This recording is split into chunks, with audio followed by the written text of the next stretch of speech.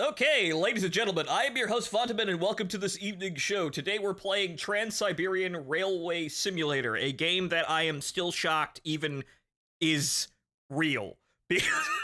Because as we watched the trailer in the pre-show, the trailer was released 5 years ago, and it just looked like someone was just making shit up. Like, this couldn't possibly be real, but it is.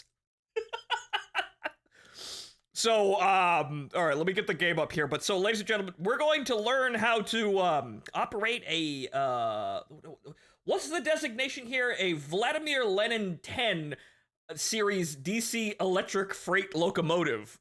And also hunt and survive in the harsh Siberian wilderness and trade with the mob.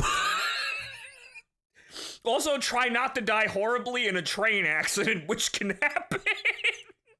Because according to Martin, he completed the tutorial only to make a wrong turn, attempt to reverse, and then get hit by an oncoming train and instantly die. That was Martin's experience. What we're going to see, I have no idea, but something tells me we're gonna see some magical, possibly alien things in Siberia. Let me get the game up though. This is some sort of roguelike. This game is, to put it, to describe it, it's Derail Valley, but it's jalopy, but it's I don't really understand. Like, I can't really articulate the gun part, but there are guns. It's a survival game. It's Stalker, somewhat, I suppose, is the like closest Slavic equivalent, or the jankiest Slavic survival game you've ever played. But okay, so let's see here. Okay, so right, Railway Simulator. Okay, we should be good now. Yes, we are. Okay, right. All right. Okay, so ladies and gentlemen, welcome to the show. But so, this game is set in the late 1980s, and the depicted world may contain stereotypical elements and is not intended to offend anyone. Okay, first rule of Slavicness, or rather, first rule of, anything Slav jank in general. You don't need to apologize for it, but these have become the norm, and no one fucking likes these, because people like to create movements that they're offended for people that don't exist. The imaginary people. The imaginary drunken Slavs that will not be entertained by this. Yes, of course.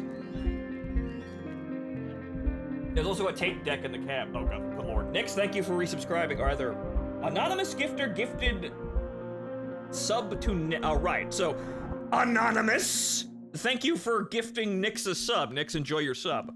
But anyway, so yeah, it's an early access game, but this was, as I said during the pre-show, a shitpost someone made 5 years ago that couldn't possibly exist, but it does.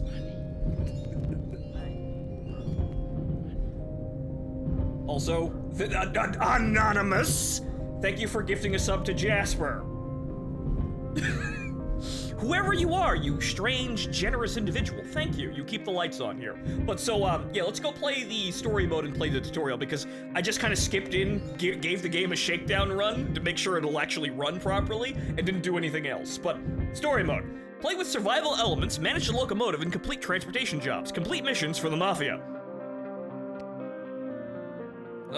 Anonymous gifter gave Sonya another sub. Okay. All right, well, if I keep thanking you, will you keep spending money? Because, Dancing Fool wouldn't hide that.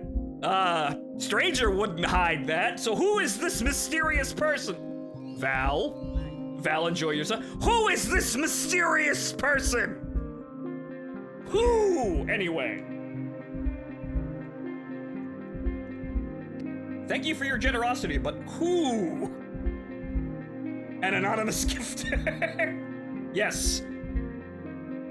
No, I don't want to skip the tutorial.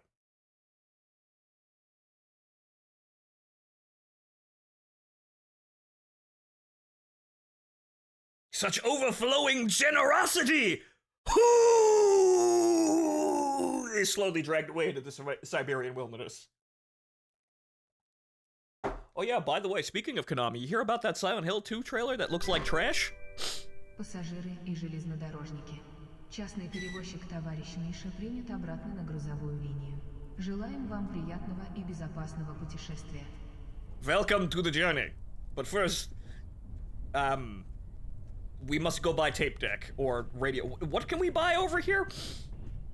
Рад тебя видеть, старый товарищ. Пора вернуться на железнодорожные рельсы и доказать, что ты в своем деле. Выполняя свои обязанности на железной дороге, ты одновременно будешь работать на сибирскую братву. Ты знаешь, что это непросто, но я обещаю, что тебе будут щедро платить за каждое выполненное задание. Вспомни, сколько времени у нас ушла на то, чтобы убедить директора заново оформить для тебя лицензию. Он сказал, что у него много заказов на перевозку по маршруту до Красноярска, и его нельзя подвести, иначе снова попадешь в ГУЛАГ. Прежде чем приступить к работе, вспомни, как управлять локомотивом. Yes, learn how to use locomotive, but yes, you'll go back to Gulag, or, well, as current events tells us, you won't be going to the Gulag. I know where we're going, it's not the Gulag. We're still in prison, but it's not a Gulag! But enough political nonsense today, we're just gonna be a Slav who drives a train. Давно тебя не видел. Я думал, что ты бросил пить. I did! We'll see how long that lasts. Okay, so... Okay, oh, right now, so... The Novosibirsk Zapadny railway station. In the lower left corner, you can see the status of your money. Yes, 1,000 ruble. So you... Okay. You suffer the risk of the collective hangover killing you. So you must medicate as required by drinking more. Sensible. Good lord, the creeping death of the hangover bar is rising. As is the hypothermia because it's negative 20 degrees outside.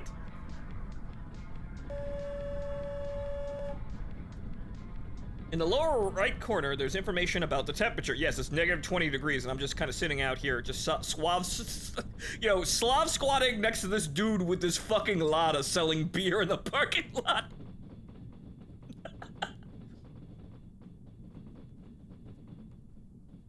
In the top left corner, your character stats can be found. Make sure that they are at the right level, which is 0, mostly, hopefully. For example, you can enter buildings to keep warm. If any stats reach their maximum level, it will result in death. Okay, I can... hunger, I can be killed by starving to death. Thirst, I can be dehydrated to death. Alcohol, I can succumb to alcohol poisoning. However, contest to that, if I don't drink enough, the hangover will in fact kill me. Illness, I may die of sickness, or if you get shot, being shot is an illness, by the way. That's how they label it. Apparently, this is how they label it in the old country, where bullet wounds are illnesses that must be treated accordingly. Wounds, no, you are sick. You have lead poisoning. And also, if I am too cold, I will die. Bullet is sick. Yeah.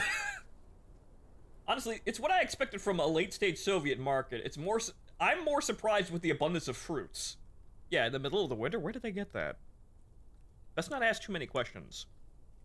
You have an empty alcohol meter, you need to fill it up. No, you can't. Well, you fill the alcohol meter to fight the hangover meter, because if the alcohol meter goes too high, you'll die of alcohol poisoning. However, if the hangover... If the hangover meter goes too high, you'll realize what a horrifying screeching nightmare your life has become, and you'll probably go nuts. So, there's a bit of counterplay between... Interesting. Anyway, yeah, so no bars go max. Pay special attention to the appropriate level of alcohol, as its abundance leads to a constant... As its absence, sorry.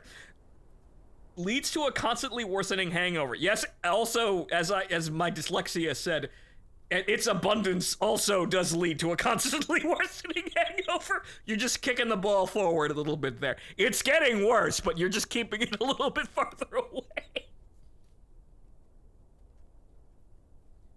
The illness stat increases after sustaining injuries. Eating and drinking helps reduce... Yes, we eat... Good lord, sounds like a dying animal, but there'd probably be plenty of those on the stream. But, so eating and drinking heals bullet wounds. I shit you not.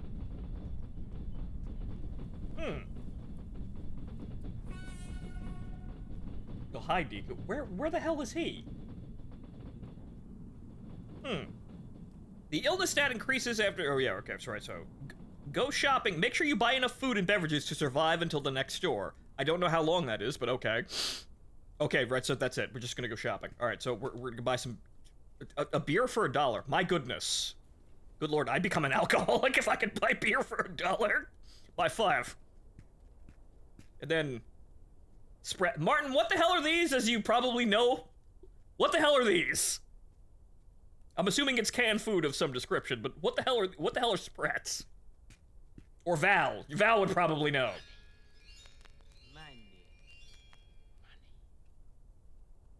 Okay, and that mysterious man out there, or woman, can't tell yet, is gifting subs.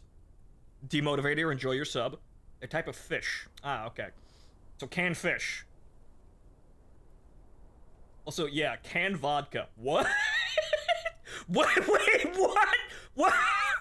Okay, Martin, I've seen Bocchi the Rock. I know about the fucking sake and, juice cartons. What, canned alcohol? I mean, not in, like, soda cans, but, like, fucking, like, what, fish can alcohol? Good lord! No wonder the Soviet Union collapsed. But okay, so a flashlight, that might come in handy. Also a chainsaw for $100. I mean, you never know. We may have to clear the way, and also, ladies and gentlemen, to break the facade here a little bit. Also, if you go on the Steam page right now, the second trailer for the game showcases the developer stabbing everyone on the train platform dead with a knife, and then pulling out a chainsaw and killing everyone else, and then going and shooting the Russian mob, stealing all of their guns, and then leaving on a train. This is official marketing material for this game. I can't express how much this game knows what it is. It's impossible. It shouldn't exist, but it does. And it knows what it is. The most horrifying thing of all is that it knows what it is. It knows it shouldn't exist. Вы хотите что-нибудь купить? Okay, so... Apple, well, these are only $1 each, so...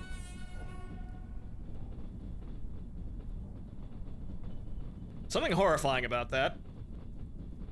Yeah. I have no idea how many supplies I'm going to need, so I'm just gonna buy all of them. Where did you get these bananas, though? Wall hasn't come down yet. Where did you get these bananas?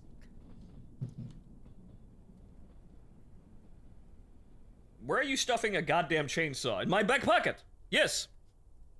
Cuba, clearly. I mean, possibly. Okay, we're just gonna buy everything, because God knows... I don't know what I'm going to need. Also, the inventory is quite large. Four-wheel to manage your... Okay, Q to open... Okay, I to... Okay, so you got a hotbar, and then you've got this inventory. So we're just gonna put this over here, and this over here, until we actually need some... So the flashlight we're actually probably going to need, and the chainsaw will probably go over there as well. I mean, we'll keep the beer on the hotbar, and then something to eat. Good. Pro strats. Okay, in some places, you can buy weapons for hunting and self-defense. Go to your locomotive. I'm not done yet. I'm going to make a stew inside the boat. But the boat, it might as well be a ship at this point. A magical ship that sails upon the Russian wilderness. The train. Okay, some fresh broccoli, some onion. Yes, onion.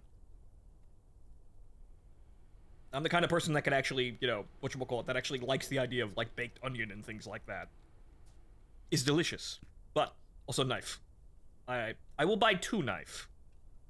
Okay, and actually, that's what I'll do here. What we'll do is we'll have the beer on the last part here. We'll have the knife, and then we'll have, well, the nuclear option. Ideas for a tabletop game at some point. The party has to keep a train running while dodging some sort of dangerous shit while while running supplies between fortified towns. I mean, I had that same idea too, except it was basically an adventure between some fucking dork, some dork who keeps the train running and an unhinged Russian woman who goes out hunting bears to keep them, like, afloat. Doesn't that sound like a great anime? I think it does. Also, bread. Also, because I walked over here, I bought them, well, nearly completely out. As I walked over here, you can come over here and meet this drunk man.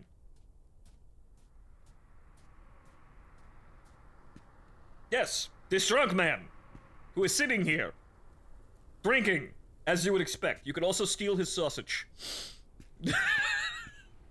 My sausage. Mine. Lock the door the next time. We've committed our first crime, theft. A large sausage, or honestly, I don't think it is sausage. It looks like it looks like bologna, but I don't know what's going on there. Anyway, there's the mafia shop over there, which we can buy an AK. I already went over there. I just kind of walked around the area to make sure it wouldn't crash horribly. Apparently there were some day one crashes at some point, but the developers seem to have fixed those, relating to animals falling through the map and causing crashes.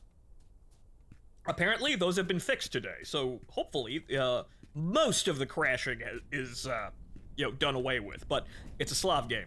We expected this. No, Phontomen, that's a legitimate tube of fat and pork scraps. Dr. Sussig. Oh, okay. Running supplies between massive hive cities into sub-zero temps of hover trains? With random daemons running about, with the occasional daemon swarms assaulting the hive. Yeah, there's something about a train that makes all of this worthwhile, doesn't it? Oh, also over there. Sorry, reading the chat. But it's like a boat, but it's not, on the ocean. The ocean can carry the mystique and, the allure of adventure, but any kind of machine that can carry you, even just a car, has about the same thing. If you think, and then of course if you throw sci-fi and, otherworldly nonsense into it, it becomes even more, interesting. Doctors would prescribe that for malnutrition. Oh, so that's his crash food. I just stole a man's crash food. Dear God, how horrifying. I have a question, Phontomen. How does one do Necronica campaign? Is it like how one writes a book? Depends on your group, because you can basically just play it as, a board game, where it is somewhat book writing for you to rationalize what's going on and just explain it and then, go on to point A to point B. And then there's people who actually want to role play, and then, well, you can do that about the same similar way, but the way I learned to do it is basically like everyone writes a paragraph of a book. So the GM writes something that establishes the situation, a character reacts, another character reacts, the GM continues the situation, the characters react, and then we get to a resolution or the next scene. That's how I do it. That's not how everyone does it, but that's how I do it. It is, in a sense, everyone at the table is writing a book, a paragraph at a time. Results may vary, as I have seen many, many times, but sometimes when you get it right, it's fucking magical. You're writing a screenplay for an anime, and sometimes they're so... in the moment, they're so amazing, you'll never forget them. But anyway, quite like this game. Тем не менее, у нас все по-прежнему. Здесь строгие правила. И самое главное, преданность начальству. Ты не можешь нас подвести, потому что второго шанса не будет.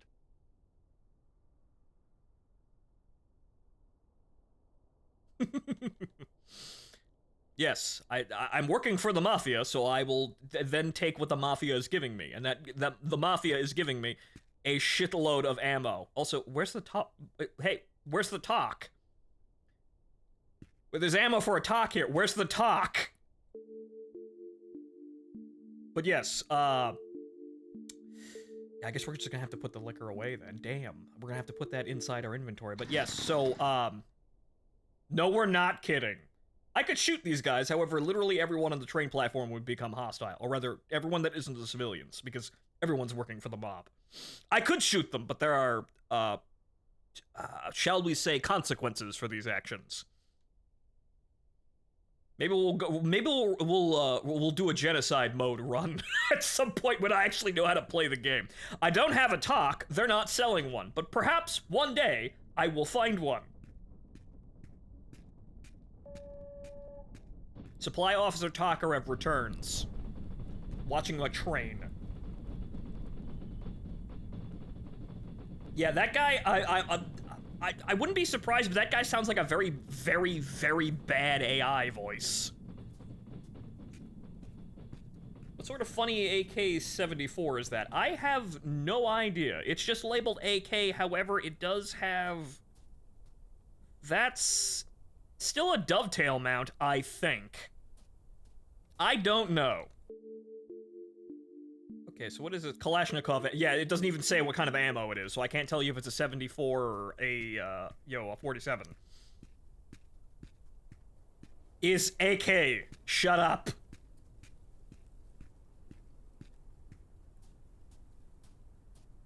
Killing them is like burning down your local supermarket. Yes, it's a short-term gain, but a long-term hit.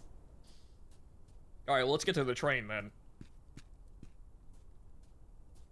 But so, again, to this anonymous gifter in the audience, thank you for your generosity. And everyone else, enjoy your subs. Unfortunately, it's getting kind of pressing and I had to turn the ads on. However, as we can see most times on my streams, the vast majority of people who view my streams have a sub. And if you don't have one, someone usually throws one at you periodically because I have very generous viewers and investors keeping me afloat. So that means that basically nobody who watches my streams gets ads anyway. And at that point, it's free fucking money. It does hurt a little bit when I'm trying to attract new people to my stream because they won't have subs, but generally speaking, yeah, the ad money is becoming necessary. Molotovs are needed for bears. Nonsense! We will simply shoot them.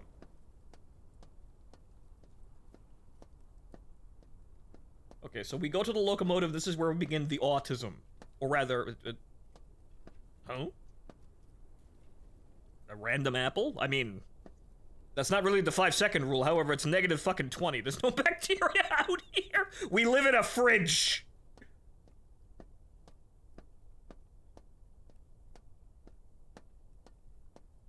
We do battle with the bear with a chainsaw. I swear to God, the more I think about that whole situation where you just have some somewhat normal, like, self-insert male protagonist of whatever you can come up with, whatever's pleasing to you, and then some crazy woman, you know, who does all the dirty work, like hunting animals and, you know, killing things. More and more it just sounds like something Hetza would draw. He probably has.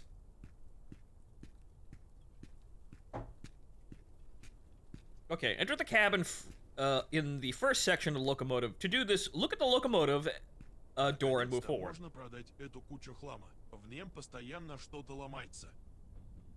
We don't have a choice. Okay, so enter cabin.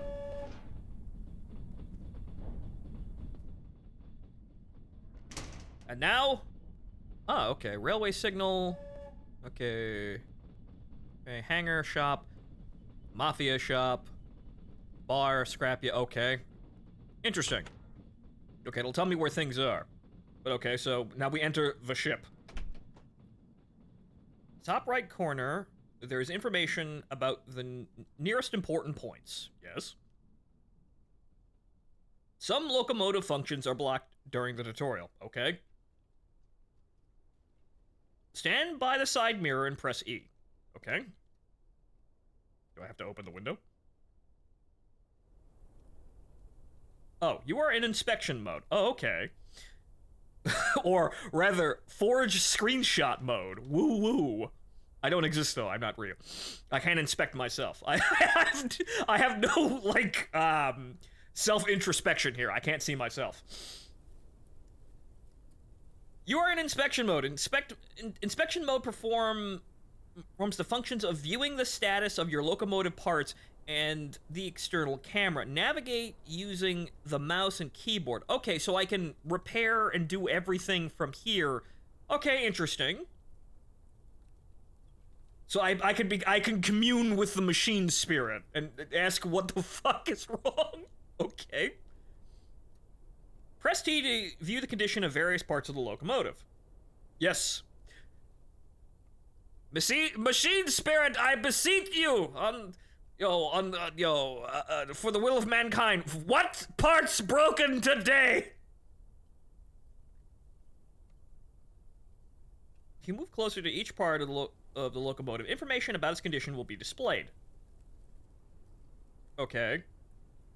Okay, so this is where we get to, like, so this is still, like, jalopy-esque, but it's so complicated, it's damn near tank, mechanic simulator in a way.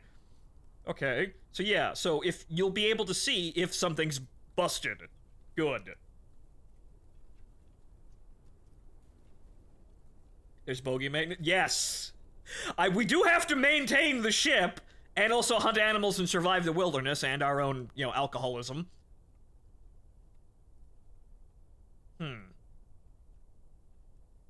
Locate the broken part and replace it with a new one. To do this, exit inspection mode and add the adjustable wrench to your inventory. The speedometer is broken. Okay, so the adjustable wrench. Where is the adjustable wrench? Oh, okay, it's out there. To be honest, this is a well-made shitpost. This is a shitpost that I never expected to be real, but it is. But the thing that gets me is that, there's this GIF going around, or this video going around on Twitter, that's, that is labeled the Hell Yeah Simulator, and it has the same UI as this. And also the same amount of drinking. It's kind of terrifying. Like, this shouldn't be real. This should not be a real video game I can play right now, but it is.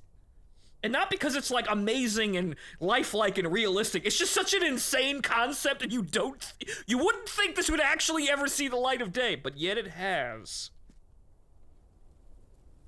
Okay, so the adjustable wrench. I'm gonna have to put some of my weapons away, sadly.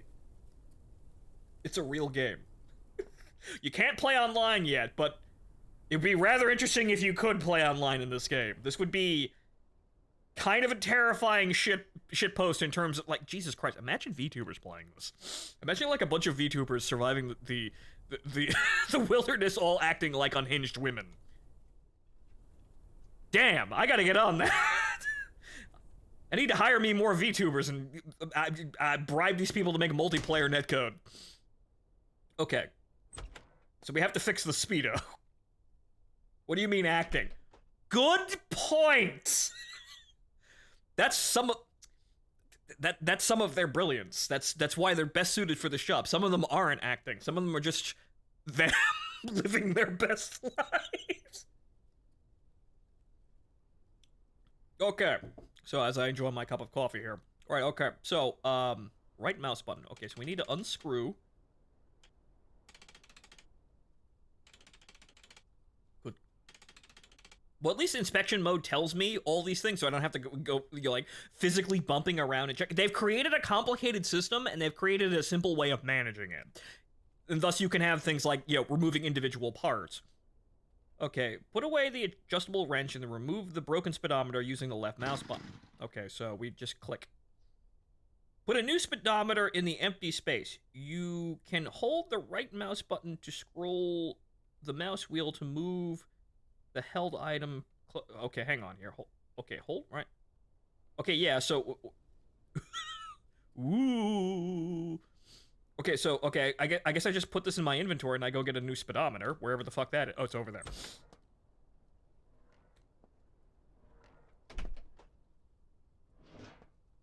Okay.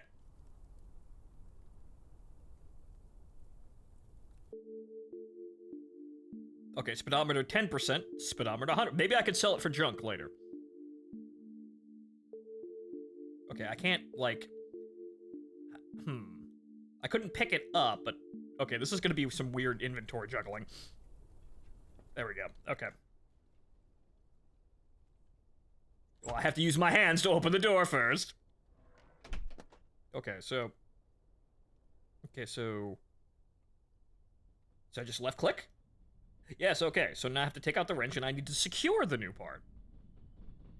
Left mouse button. Okay.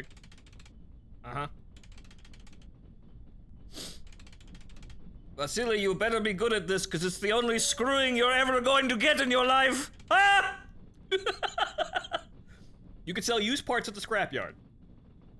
Remember to inspect the condition of the parts and replace them on time to avoid damage. They wear out constantly. Yes, okay.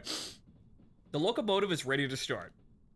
Turn on the small compressor switch in the engine room in the second section of the locomotive. The small compressor must be started first.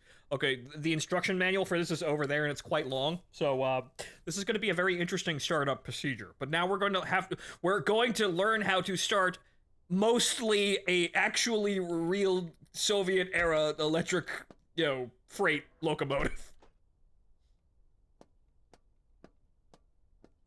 Yeah, this is giving me My Summer Car vibe. Yeah, no, this is basically that kind of game. Like I said, it's Derail Valley, but it's Jalopy or My Summer Car, and there's survival and combat. I don't know what's a we'll figure it out, I guess, but I don't quite know what's a good way to liken the combat because I haven't really gotten into it yet. But this is a thing. This is DCS Trains. Yeah, no, you could do that. DCS Trains with except you have to DCS Trains, but every time you land the F-14 on the runway, you can get out of the cockpit and punch the LSO in the face. Okay, that's an incredibly small switch. Presses and locomotives provide compressed air for crucial functions such as braking, pneumatic systems, sanding for traction, cooling, traction motors, supporting suspension systems, emergency operations, and powering the locomotive's horn. It's all run by compressed air. Compressed air is essential for safety, braking efficiency, and overall locomotive performance. The small compressor provides pressure to pantographs when there is no pressure in the main reservoir. A pantograph is an apparatus mounted to the roof of an electric locomotive to collect power through contact with an overhead line. Electric locomotive. Safety in my Soviet Russia? Basic safety, because we actually have to do something, right? We can't have no safety whatsoever, because then we don't get anything done. We have to have just the right amount of safety. However, just the immense lack of it, because that would be expensive if we went too far. Turn on the pantograph's power switch on the control panel in the cabin in the first section. Okay, so pantographs. Okay, the switch. Okay. Yeah, so now Jesus Christ, here we go. Now we get to learn what every single gauge. This is DCS Trains. This is Drunken Slavic DCS Trains. Okay. Red light shows that electricity is supplied to the battery, but we want to make it green light, yes? Or is it just red? Are there only one color for each lamp? Do I have to switch them out? Turn on Pantograph 1 and Pantograph 2 switches on the panel to raise them. Wait for the pantographs to reach the electric line. Okay, so 1 and 2. Light went out. Main current. Okay, so that's the current. All right, so red light has gone out. The main current on the panel shows 3,300 volts. It means that electricity is supplied from the pantographs now. Can anyone else somewhat hear in the back of their mind just Jester from DCS with a terrible Slavic accent, terrible fake Slavic accent reading this off like it's the startup procedure? Okay, so there is a horn. It's over here. It doesn't work yet, probably because there's not enough compressed air in the system. Again, if only this had co-op, holy shit. Well, there's a second fucking station over there with a radio. So, yeah, no, you want this to have co-op. This would be an extremely fun co-op game. Like, 4 people running this? It'd be great. 2 would be, like, minimum, obviously, because that would just be, 2 people running the same train. 4, and you'd have a hunting party. You just start building, like, a role-playing game, party here where one guy's the engineer that drives the train. The other guy, is the mob connection that has, that starts with higher connections to negotiating with the mob for better deals or whatnot. the third person's just the psychotic woman that kills everything. She's the murder hobo.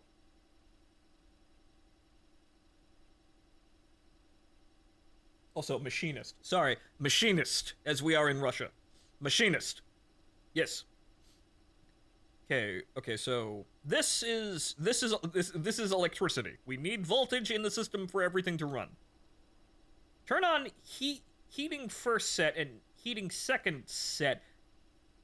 Switch to maintain the right temperature in the cabin. Don't want to freeze to death, even though it's very cold in here. Okay, we have to go over here to turn on that shit. Okay, so the temperature cannot fall below -41? I mean, that's still fucking cold, but is there a specific reason? Will shit seize up? Keep the doors and windows closed, right? Yes, so we have to close the, yes, we have to do this, and we have to make sure all of the doors are closed in every section. It's more efficient for the heaters. Okay. Everything closed over here? Yes. Door closed, good.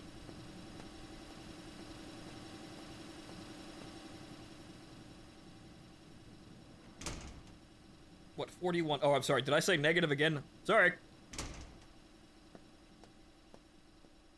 So Takao, she was made by the Russians. I mean, she would carry a sharp object. I couldn't tell you what type of sharp object. But yes, it would be nice here to have a homicidal but well-kept woman, walking around the premises. It would brighten up the place. We wheel her out to kill things when we're in trouble, and we do everything else that, we do all of the negotiations with the authorities and the merchant guilds and keeping the machine running. Yes, we just wheel her out of a box to have her kill things. Wonderful campaign. Alright, okay. Sorry. Need to blow my nose, but okay, so windows and doors closed. What's the current the current temperature is 47 degrees. Okay. Still kind of shit, but it's going up there. We might actually break like 50. Turn on the radio. Вагоны с углем для станции Новосибирск главный готовы к перевозке. Они стоят на 8-м пути у 3-й платформы. Track 8. This is where we get into Derail Valley. This was information from the dispatcher about your current transport order. You can press the call button to listen to the last radio message. Ah, okay. Вагоны с углем для станции Новосибирск главный готовы к перевозке. Они стоят на 8-м пути у 3-й платформы. The wife watches with great interest. Again, an unhinged anime girl would really brighten up the place, even if we're, like, I don't know, what you'll call it. Never mind. There's too much shit to do. Okay, right. Next step is to turn on the engines. Turn on compressors from the switch panel. Okay. Contact. Main reservoir indicator on the panel shows as it is filling up. The pressure in the main reservoir indicator must be at least 4 kilograms per meters. Okay. Also, stranger, thank you for gifting. Competing with that mysterious stranger out there, I see. That other mysterious stranger. 2 strangers competing to keep my show alive. There they are. Who are these mysterious people and why do they want to keep me in business? I'm not complaining, I'm just confused. Okay, so... Okay, 4 kilograms... Okay, so I'm gonna assume that's just to the 4 gauge. So 8 okay, it tells me the exact value. So it has to be above 4 kilograms per square meter, I think. Right? That's probably what that is. Turn on KVC, switch that starts the controller for the supporting engine. KVC, tune to 103.5 KVC radio. Red light shows the first row, and in the first row and second column means that the KVC is on but not yet working. It needs to be reset. Press the KVC release switch to reset the supporting engine. Okay. Lights! The KVC has been reset. The red light has gone out, which means KVC is working. Turn on BV1 switch that starts the controller for the main engine. So that's this. Okay. Red light in the first row of the third column means BV1 is on, but not yet working. It needs to be reset. Okay, so you have to turn them on, and then you have to reset them in order to get them to work. Okay.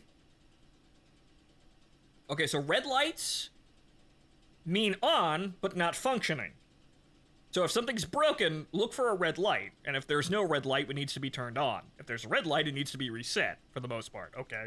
This is going to be a bunch of very slow learning here, but I like these sorts of things. You are joking, but there is an anime about a bunch of girls just driving an antique Japanese train, though.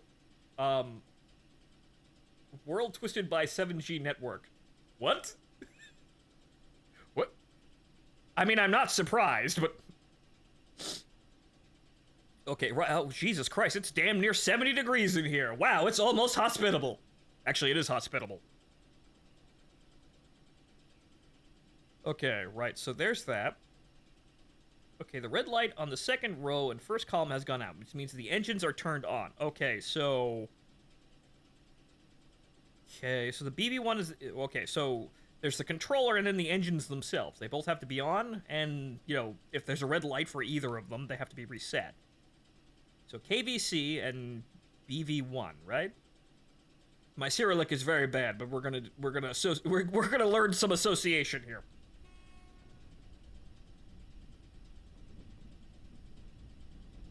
When you lower the pantographs and then raise them up again, remember to reset the engines. Again, that still sounds like a dying animal. It's kind of like ominous. Good lord. Turn on engine cooling low speed switch that starts the engine cooling during normal movement. Okay, turn on the VU switch to activate the locomotive control system. It's located above the entrance door to the cabin. Okay, that's an interesting way to put it. Or, an interesting place to put it. The VU switch is designed to connect the control circuits of the electric locomotive to a low voltage power source, control generator, or battery. This component plays a crucial role in managing the electrical systems and controls of the locomotive. Without turning the VU switch, operating a locomotive is not possible. So basically, this just connects my controls to the entire system. So without that switch turned, I don't actually have any control over the rest of the, the locomotive, I'm assuming. That's the switch that connects the cabin controls to the actual locomotive. Okay. The next step is to turn on the signalization system. Go to the engine room in the first section and set the signalization direction handle to forward. It will determine the working direction of the signalization system. I mean, I suppose that's which way we're going. There's a manual in the cab, and there's one in the pause menu. Yeah. Yeah, this is a thing. So, yeah, it's right here. So this has literally everything that it's showing me right now. It's like word-for-word copy. I kind of glanced at it and realized it was like fucking 8 paragraphs of information. I knew this was going to be a thing. Good lord, I might die of thirst just learning how to turn the locomotive on. Okay, so, I'd like to... Do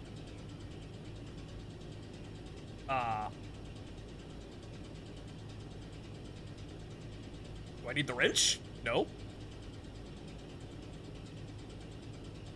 Do I need to crap? Oh. Is that it? No. Okay, so, how do I... Huh.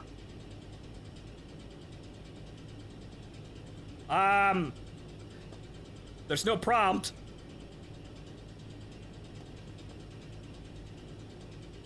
That is, Oh,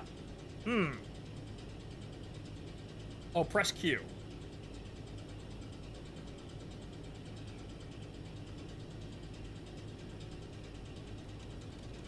No dice.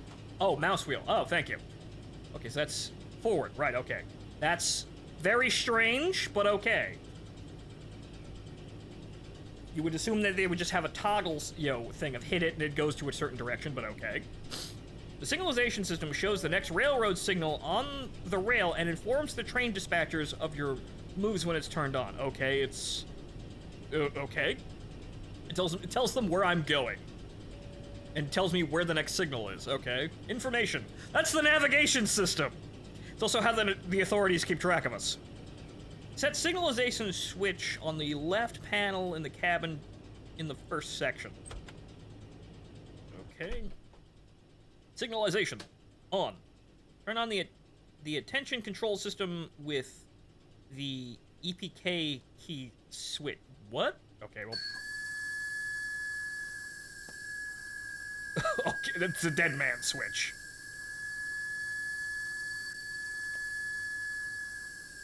Press the attention control button to reset the attention control. You have to reset it every 10 minutes for the signaling to work properly. It's the dead man switch. That's the "Are you awake, moron? If not, the train is coming to a halt." Signalization system is turned on. Okay, the green light means that movement is allowed up to 60 kilometers an hour. Okay? Less a dead man switch and just, hey, listen. Oh, right. Okay. No, a dead man switch would actually be proper safety. Right? A dead man switch would make sure that the train operator is awake and, conscious, or, the whole train comes to a screeching halt for safety. No, this is just is anyone out there?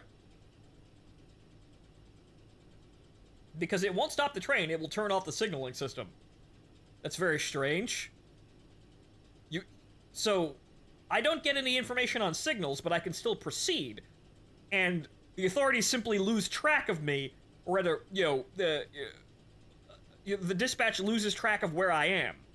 But I can still operate. But why? For illegal activities, obviously, but why?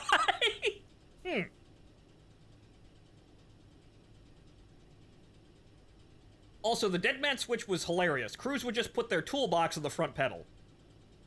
Okay,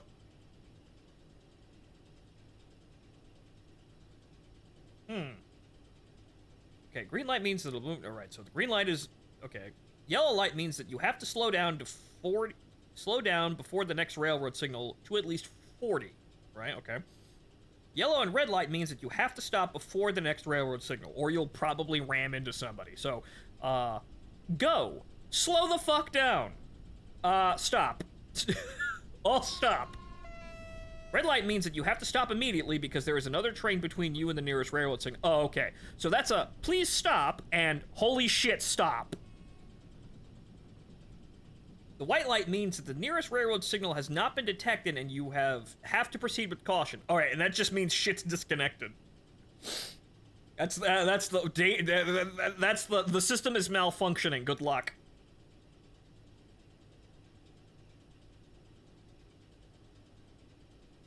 The next step is to prepare the brake, which is used to brake the train with connected wagons. Okay. You need to fill the air brake system of a locomotive, ensuring that the system is properly pressurized with compressed air and ready for braking operations. This system utilizes compressed air, to actuate the brake elements against the wheels, slowing down or stopping a locomotive and its train. Right, so we have to fill the brake with compressed air for it to work. To brake the locomotive without connected wagons, a different brake is used. It will be discussed later. All right, so the brake and the collective brake. I remember this from Derail. Somewhat. Okay, prepare to brake. Set the brake blocking handle to brakes released position to unlock the brake system. Okay, right, so brakes released. Okay, fill the leveling reservoir and the brake line with pressure above 5.5 kilograms per square meter. Okay, so above 5. Okay. Set the main brake handle to release and charge position. release and charge. Okay. Levering reservoir and the brake line indicators on the panel show how the equalization reservoir and brake line are filling up. The pressure is used for braking. If you maintain more pressure in the brakes, you can brake longer and harder. Right, okay, so yeah, obviously, we need compressed air in order to force the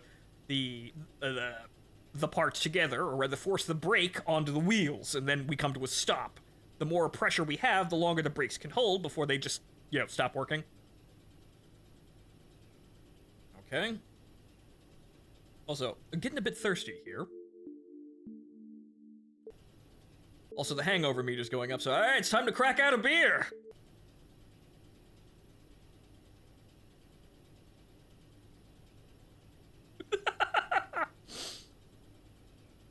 Fantastic! Alright, now we're ready for more education.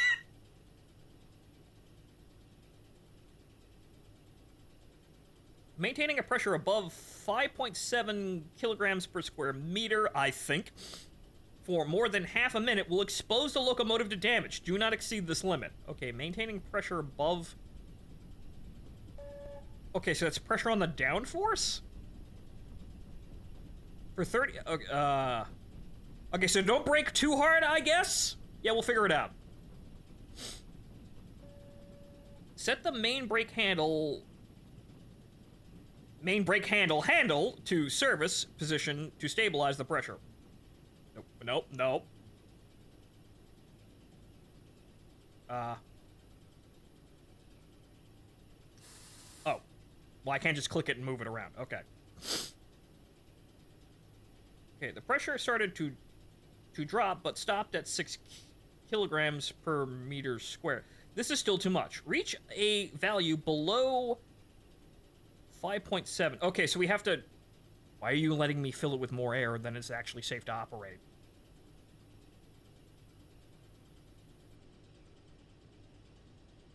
Okay, set the main brake handle to shut off without supply position to release the pressure.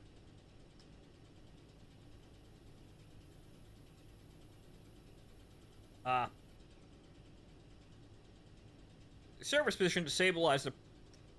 Okay, shut off without supply. Service. Okay. Okay, so yeah. Okay, so it has to be below 5. Or 5.5 in order for safe operation.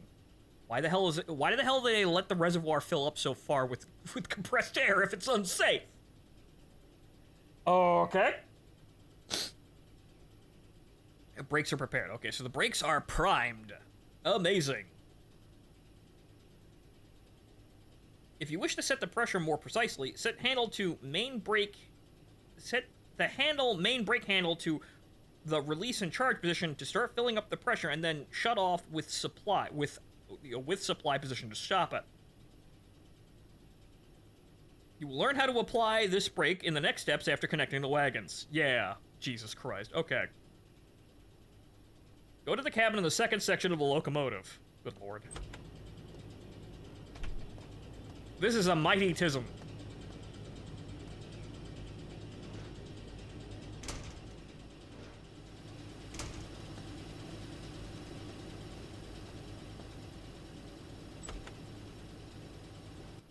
If you want to drive this section, you have to turn off the locomotive and pull out the panel lock key from...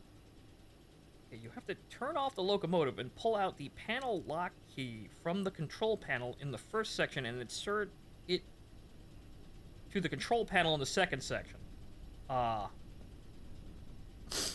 Okay. Set the blocking handle to handbrake's release position to deactivate the handbrake. Where?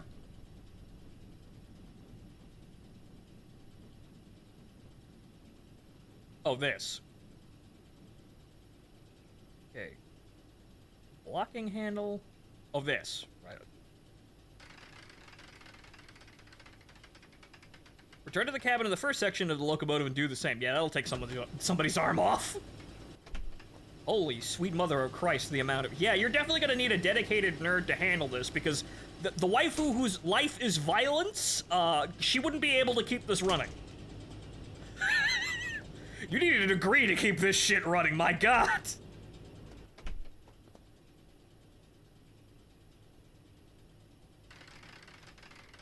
Handbrakes are used to prevent unintended movement when the locomotive is parked. Set the selector handle to the M position for driving forward. M. Locomotive is ready to drive. Set the main handle to the first position. Okay, so main handle. 1. Set the main handle to the next position to speed up. Do it slowly. Oh, okay, we're moving. Holy shit. Put it in H. Put it in M. M, you fool. Okay.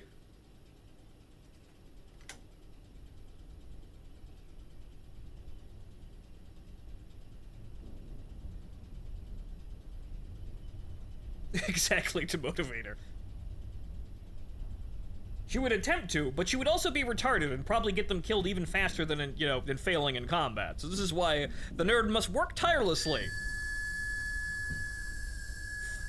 Ah. Yes. I'm awake. If you apply too much pressure, the white light on the right panel will appear and the locomotive will not be able to speed up. You have to reduce power. Okay. The next step is to connect the marked railway wagons. Right, so we have to get onto that track and link up with it. Drive forward until you pass the correct railroad switch. Don't drive too fast. You will have to brake soon. Okay, right. So we're just going to coast forward, get to the switch, and then back up onto the track and link the trains. Put it in W for one blow. Something tells me there's going to be enough time for horrible accidents soon, so we'll just be safe about this. We'll enjoy the ride. We started a locomotive.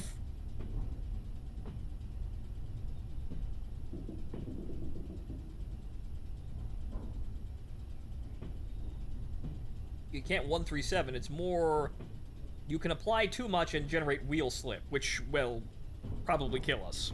Okay, so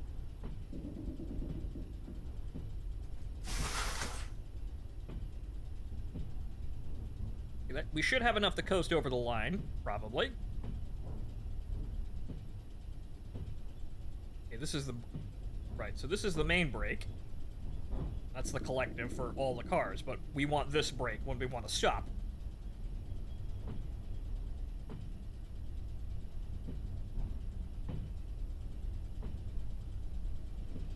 And, okay, we pass.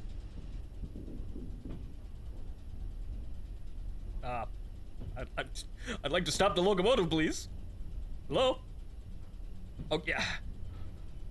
Brake applied.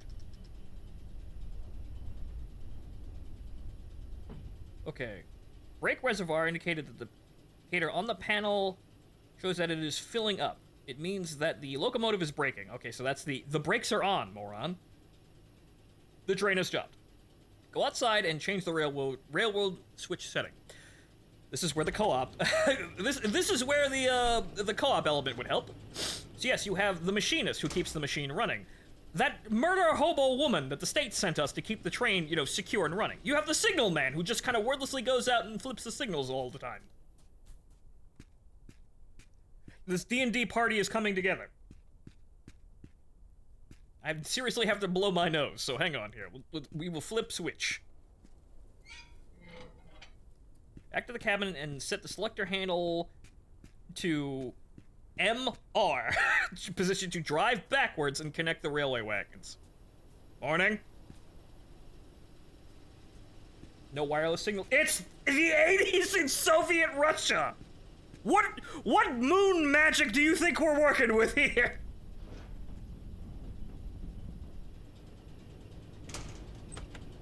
Alright, but hold on, folks.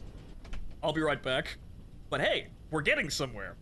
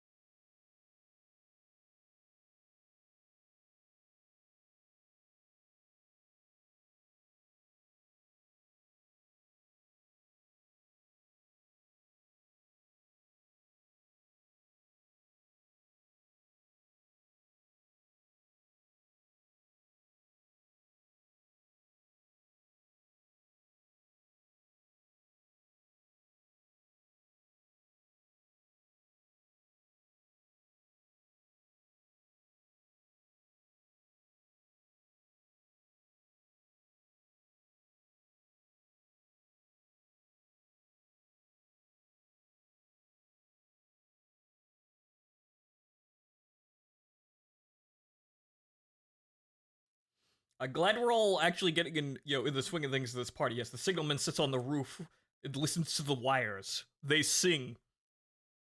The flow of current, it sings. It tells me things. Like there's a fucking accident up ahead. But okay, right. So, ladies and gentlemen, back to where we were as we are now actually in command of a functioning locomotive. God help us. We're also armed and slightly sauced. Just a single beer. What could possibly go wrong? Okay, so now we put it in MR. No, that's the alcohol. M. Okay, there's only M, 0, and MR. Okay. Okay. Brake released, and then gain speed. Now we will very slowly begin to back up. What's our speed indicator? Where's the speedo on this bitch? What? Right there! I replaced it! That was my first fucking thing! No, and it's not there. It's there! It's the first fucking... Sorry, information overload. And that was a solid hour of just tutorial. They're teaching you how to legit operate a fucking locomotive. And this is the expedient way of doing things. So... I like this. There's depth here, but it's not, you're gonna be here for days and days like it's, DCS learning proper protocols.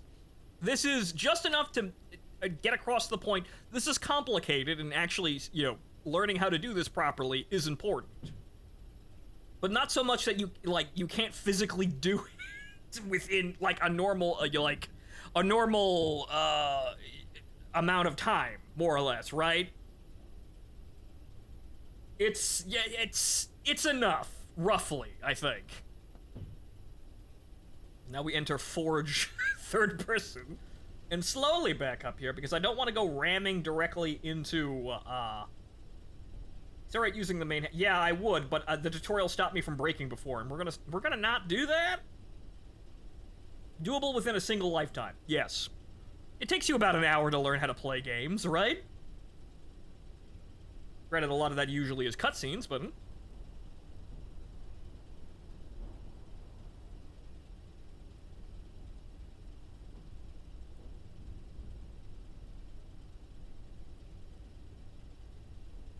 Wait till you start going through neutral sections, like, holy fuck, we worried about these people?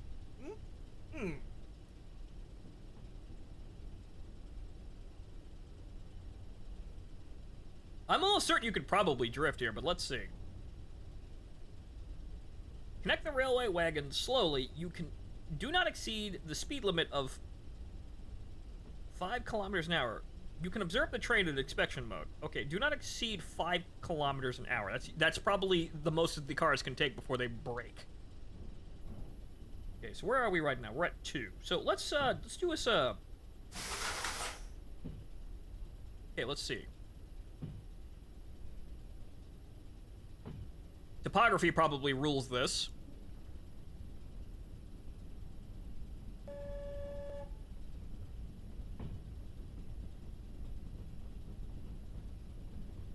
Right, so we can drift slowly.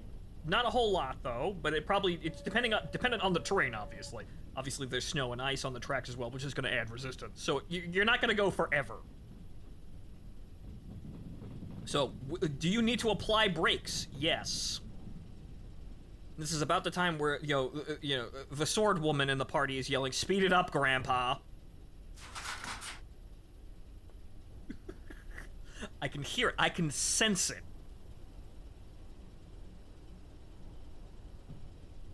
Okay, so we can do this at 5 kilometers. So that would be...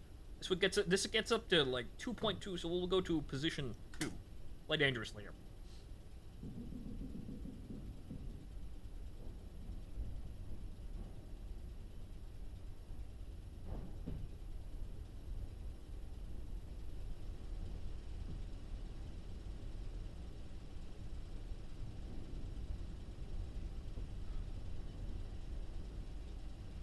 What does it look like if you press T in outside mode? Press T. Inspect the locomotive parts. Oh, this. It just shows you what's going on with all the parts. It just shows you what is broke.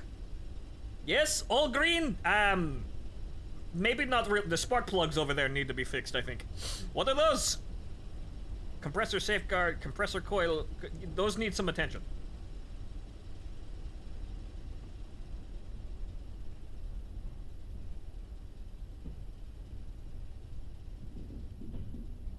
Where are we right now? 4.3.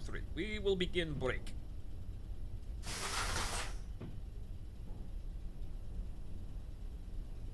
Yeah, yes, shit's already breaking. What did you expect?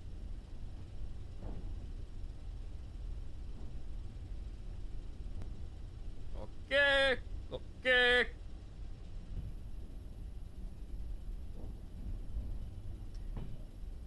A little bit of break here, slow us down a teeny bit.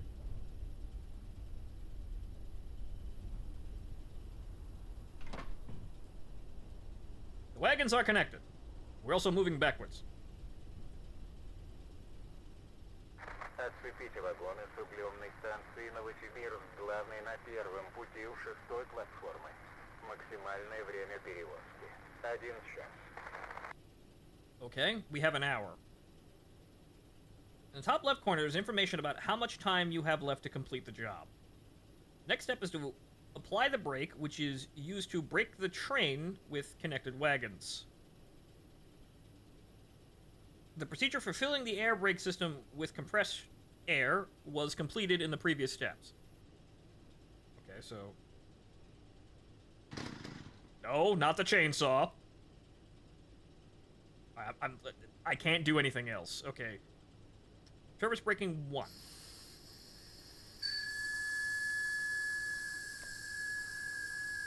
Yes, I'm here.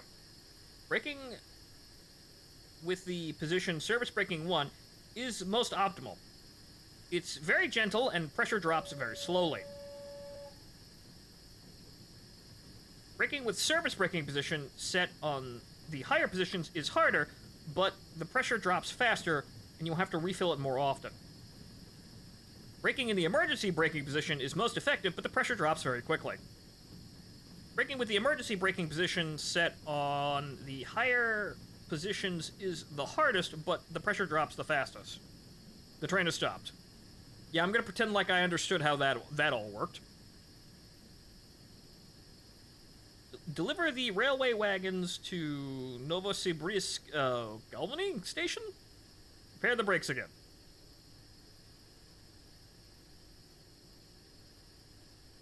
Okay. Set main brake handle to service position to stabilize pressure.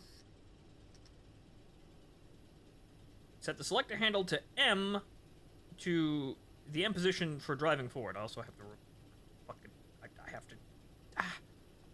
Okay, fine. We're running with we're running with everything, you know, with the brakes on. Morons. Set the main handle to the 1 position. You see, this is why I didn't want to fuck with this, because it's retarded. It locks me out of doing things that are important that I may have done outside the tutorial. You apply too much power, the white light on the right panel will appear here, and the locomotive will not be able to speed up. You have to reduce power. Obey the railroad signs and signals to prevent your locomotive from getting damaged. For the locomotive operating manual, go to the menu, refer to the manual if any problems arise. You can also use a book for this purpose. It's located on the left control panel in the cabin. Yeah, that thing. Yeah, some of the translation's somewhat a little bit rough, and some of the instructions are basic, I guess, but it's a lot. Oh boy. You can press X to sit down. Why? After hiding the small inventory, you can use the mouse wheel to operate the locomotive control elements. You can open the window and press E to enter lean out mode. Lean out mode.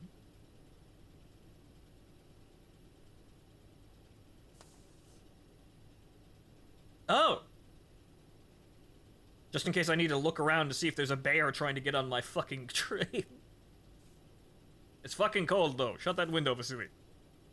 Okay, so can I go forward now? Okay, brakes released. Okay, we're at, he's on M. I'm assuming that the cars are actually connected here. We're gonna have to put a little bit more ass behind it because we've got an entire, you know, train behind us. There's a bear on the side of the trains. Why doesn't anyone believe me? Okay, it's set to M. Okay, there we go.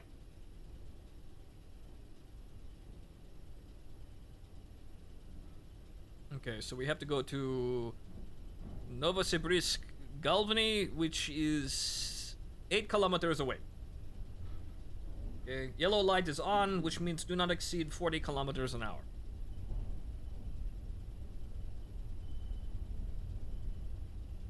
We will accelerate to 20 kilometers an hour until we are out of the station. Don't forget to recharge the brakes from time to time. Right. Well, actually, no, they're at, they should be good. See, they have to, the reservoirs can't go above 5.5, and they're at 4.5. That's acceptable.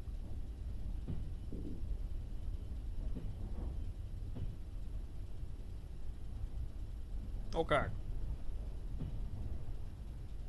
It would be unfortunate not to be able to stop. Yes, that would be an absolute tragedy.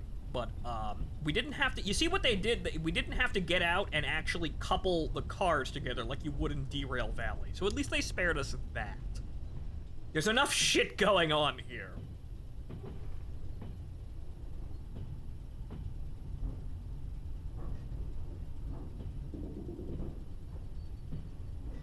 Okay, we are accelerating to 14 kilometers an hour, and we will go maximum 20 until we leave this station area, just for general safety purposes. Half the speed limit until we get out of the school zone, yes? Well, Derail Valley uses the old style of European coupling. Right. I'm not exactly a train expert, so I wouldn't be able to spot these things, but I believe we have automatic coupling by now, but this is 1980s, so I'm not an expert, I couldn't tell you. Okay.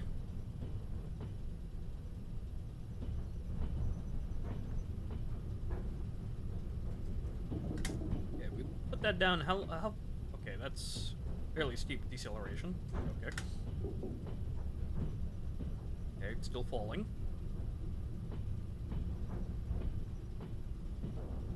I'm going to assume the signals are set correctly. We can only go one way anyway. Okay, 18, still falling, but position 6. Still falling, however, we're going downhill slightly now. Can you toot the horn? I believe I can.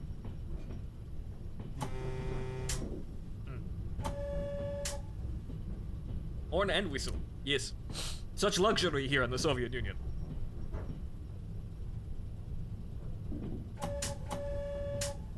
Toot toot. Well, hang on. Is it louder if I open the window? Yes, it is. Wow, detail! Technology!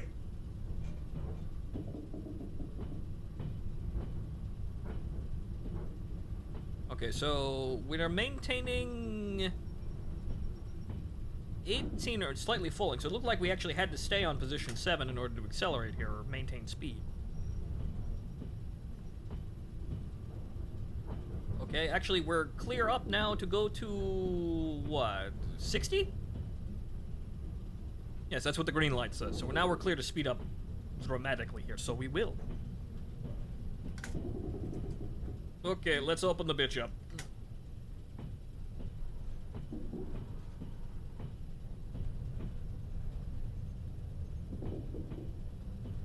For reference in terms of durability, it's night 1 and my bogies are all orange, as is the speedometer on the right. And the right-hand light is out. Good lord. Durability. What is that? We don't know. Okay, so yeah, we actually have to okay, we've gone about 1 kilometer. So yeah, we have to speed this bitch up. So we're gonna go up to about 50 kilometers.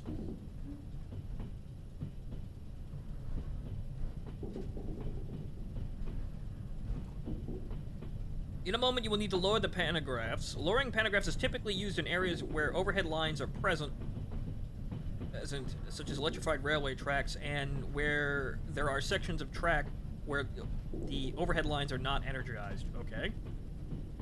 Okay, so when we're... Okay, so when we have electrified rail, and when the overhead rails aren't actually working, is there something that tells me, or will I just have to know? Okay. Let's back off the throttle here to about 10. You get a warning. Okay, right. Load the pantographs. Right, okay, so... Pantographs.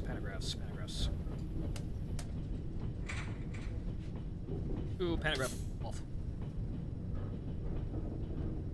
Sign will indicate to the train operator when to lower the pantograph so that it does not come into contact with overhead lines that are not. Okay, right, so... Yes, I've already done it. Okay, so it'll just tell me. Alright, so there's a warning to do that.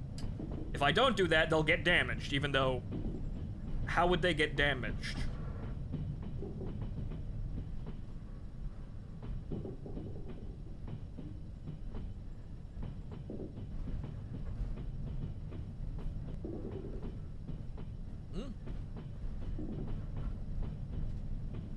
Where's the battery reserve? It is... Okay, armature current? Field current? That's... that? I think? Remember to reset the engines. I suppose I turn them back on now? Raise? Raise. Okay, so pantograph power. Okay, so KBC release, EV release. Yes, I'm still paying attention. Okay, so when the signal goes out, they immediately go back up. And you're good. Okay. Слушай внимательно. Настало время выполнить свое первое задание. Нашему положению угрожают враждебные группировки. Мы должны показать им, что ради защиты наших интересов мы пойдем на все и прибегнем к самым решительным мерам. Ближайший железнодорожный мост – ключевой пункт для логистики Дзержинской группировки. Через него идет контрабанда оружия, наркотиков, денег. Все идет через этот пункт. Если мы его разрушим, это нанесет им сильнейший удар. Мы парализуем их действия и лишим возможности влиять на ситуацию. Я верю, что ты сделаешь все необходимое, чтобы достичь наших целей. Жди дальнейших указаний. They want me to knock over the railway bridge. I don't know if I can knock over I probably just have to get out and shoot literally everyone, which is going to be an interesting time. Also, red light.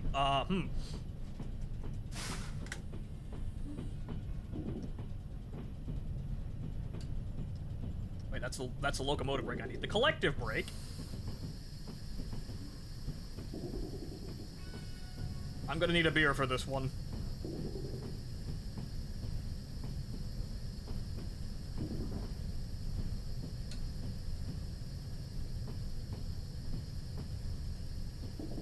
Okay, we are slowing down.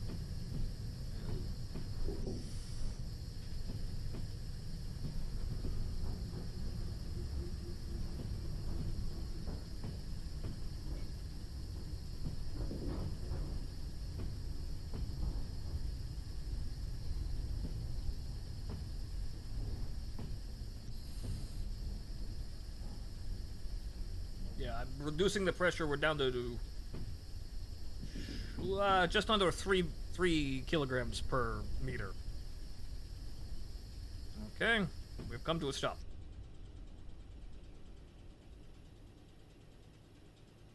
Okay. General safety. Let's see here. Now, how do I... Okay, KVC, pantograph spires, engine cooling, fuel generator, compressor on... How do I... Hang on. How do I charge the engines again? This is why we're gonna have to look at the book. Or rather, charge the compressor again? Hang on here. And power. Okay, heating... You see, this is what I looked at, and it's like, Jesus Christ, the amount of instructions. Okay. Reservoir indication. Okay. Turn on compressor switch on the panel. Main reservoir indicator shows it's filling up pressure. The main reservoir. Turn on KVC to start the control for the supporting engine. Compressor is automatic. Oh, okay. So, how do I... On... Yeah, the job is extremely complicated, but hang on here. So, how do I... Is it already on? Okay, but it's not... The reservoir isn't filling, so... Oh, release and charge. Right, okay. Okay, this doesn't go anywhere else. So release and charge is how we fill the system up. Okay, little bit of air out of there. Service, right, okay, so bring that down to 5. Well, a little bit less. Okay. Are we clear yet? Okay. Stop before the next railroad signal. Oh, we have to go... Huh. Okay. So we have to go to the signal and wait. Okay. So, now I just had a refresher on how to do that, right? So, it's all through the brake handle. Okay, so I guess, How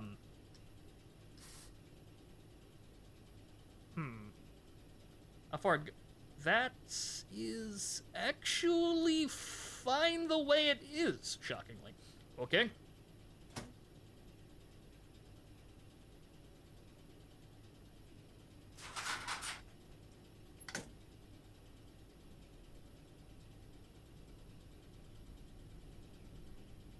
Service with supply.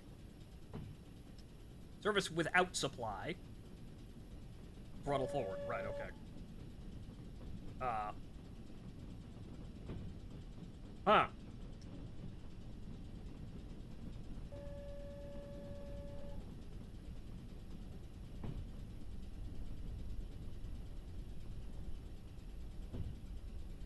I'm not quite sure how that, why those levels were dropping so heavily, but we're learning. Interesting. Okay, so how far are we, fast are we accelerating? That's 5. That gets us off the line here. Okay, so what if we have to... We have to be careful about this, otherwise if we go too fast, we'll generate wheel slip and then just fuck the train up. Okay, actually... I guess we were waiting for that train over there. Line's clean. Okay, we can go forward. We were... Okay, so we have to stop at a signal when that happens. Right, okay. Right, so I guess that train that passed us was the one that was, on the track, blocking us. So that was the one we were waiting for. Okay, how is train doing? What is this? Oh, the heaters. The heaters are nearing 75 durability. That's 95 durability, but orange, so that's a little deceptive. The braking handle needs to be replaced. Good lord. I mean, it looks very, man, it looks very pretty. You have to get the crosshair out of there. Or wheel to manage the camera speed. Oh, okay, so you can go,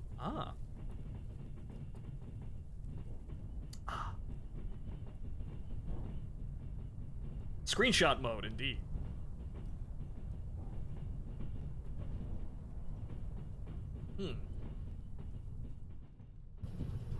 Okay, so we're still good. We are traveling at 20 and accelerating. That was in position 8. We'll go up to position 10.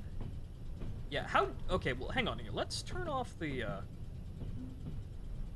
Yeah, how fast does the heating drop if we, nuke everything?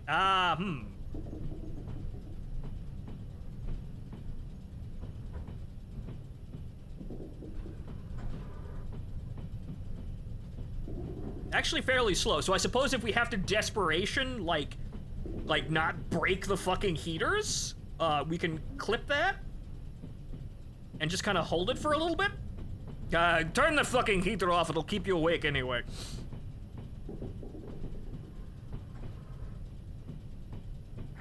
Никита ждет тебя на другой стороне моста. Возьми у него пакет и взрывчатку. It is time. Okay, so we will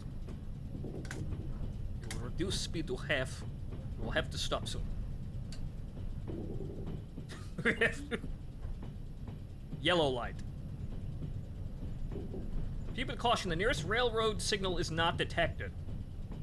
There's no railroad signal on this train. That's interesting. That, Okay, well, we have to get across the bridge. And hopefully, the NPC trains will obey the fact that we are on bridge. We have to go to Nikita, and we have to get the explosives.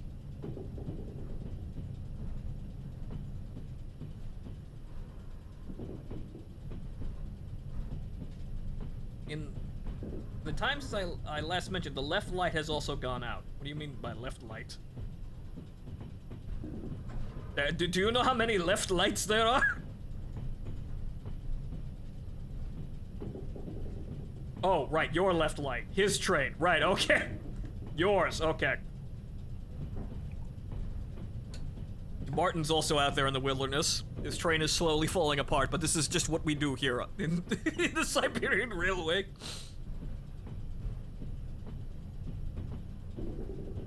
Okay, we'll have to come to a stop here.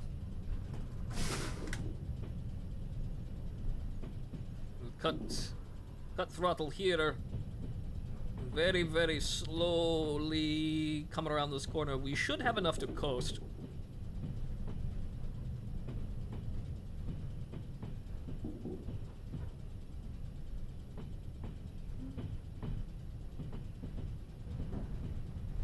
Yeah, more than enough. We're still gonna have to apply the brake, but more than enough.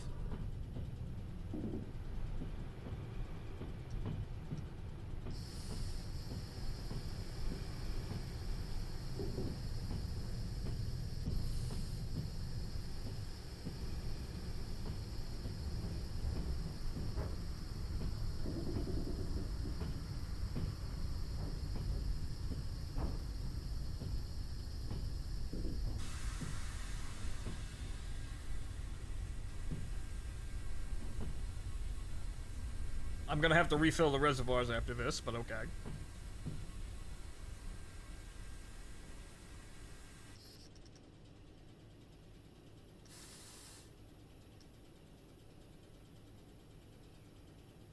That's actually good. Okay, good. Fantastic.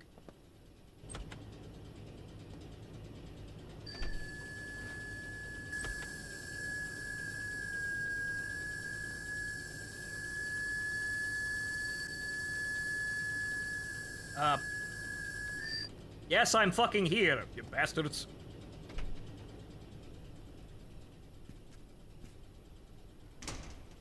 Keep the heat in.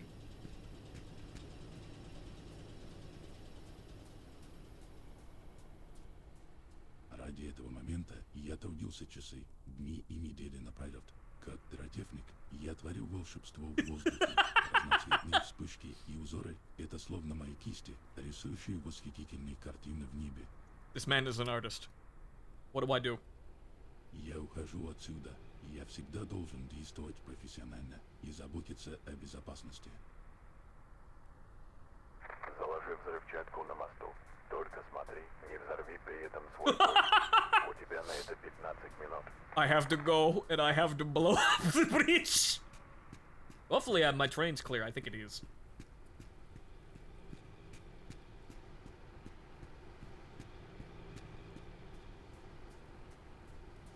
Strange temptation to fire my Takrav out the window at high speed at the Siberian wilderness.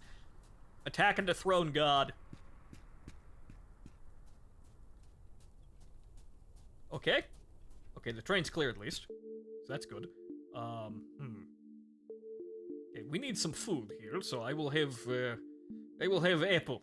That will be. Unfortunately, we may have to leave this behind as evidence, but I don't think. Nope. Shit. Shit. That actually really is. It's gonna have a ton of apples. Yeah.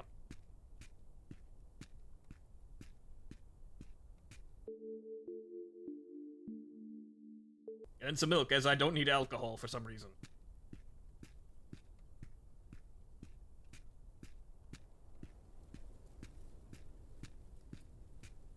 Okay, we're good.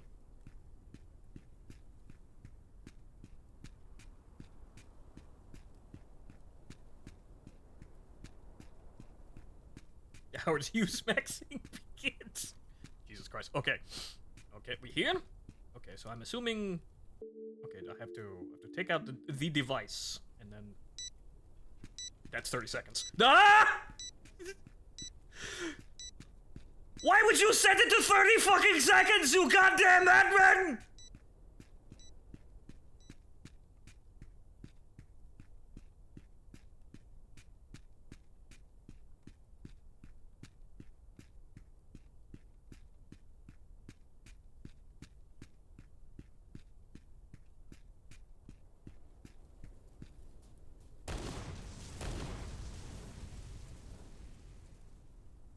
Well,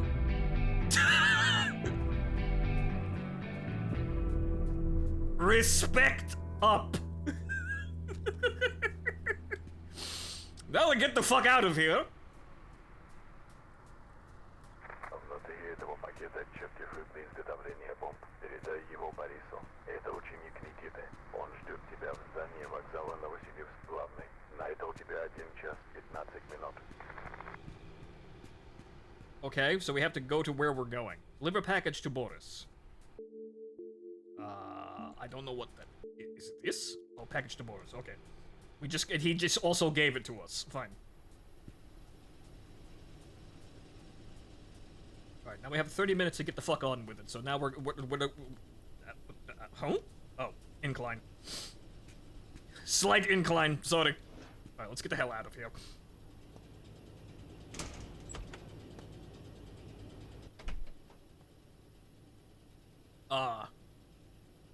Where the hell are they? Okay, there's that. Where the hell are the lights?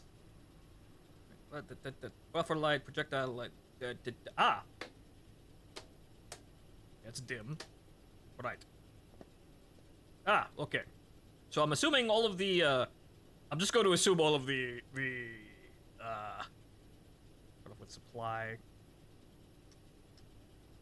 I'm going to assume all of the signals are correct, so. Flight hill here. Get this bitch going. We need to get out of here. We need to make our escape.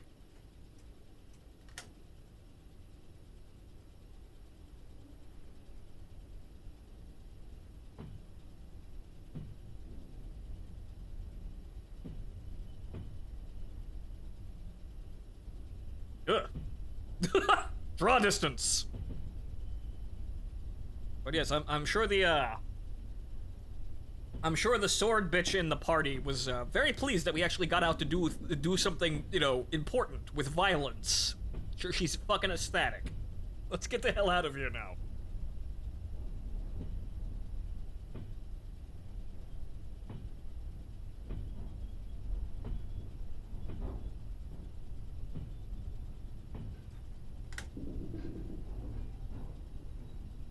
I'm cautious of the groaning back there. Okay, so we proceed with caution because we don't know what's going on with the signals, but we just bring her up to about 25 and then just go. I blew up. I actually blew up. How did you blow up?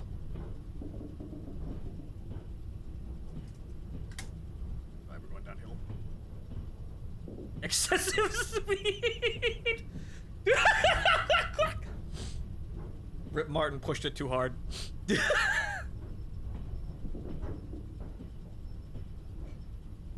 The man was pulling Slavic Red Line. Pushed it too hard. Actually, we're dropping speed now. Okay. We'll get more efficient at this. I'm just being careful about how to, you know, control the speed here.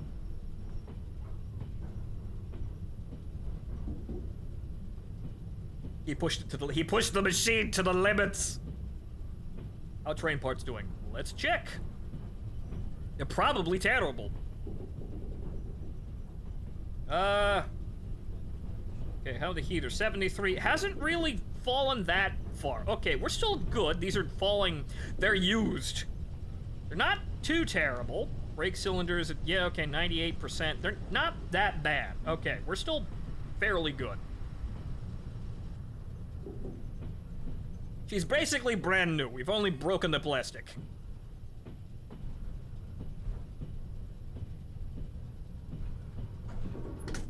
Yeah, bring that up a bit here. It's about where we want to be, but let's get on with it, because I only have half an hour to get this shit done. And I have no idea how... Actually, no, we know exactly how far we are. It's 2.5 kilometers. It's right up there!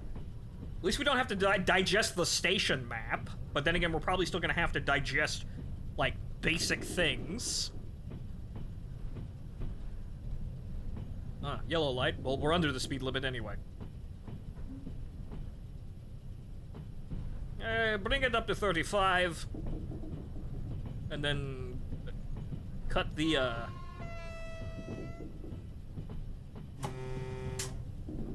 cut the engines there. That still sounds like a dying animal. It's kind of horrifying. But maybe it'll be a happy sound afterwards. It sounds horrifying, but you know what? Once we get accustomed to the wonders of the railroad here, yes, we will. These sounds, they will be familiar.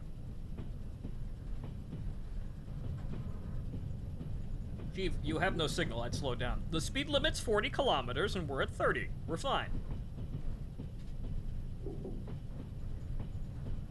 I want to say that you are, in fact, my favorite Twitch streamer. You shall forever be the best, the best, the best, the best, the best, the best. Thank you.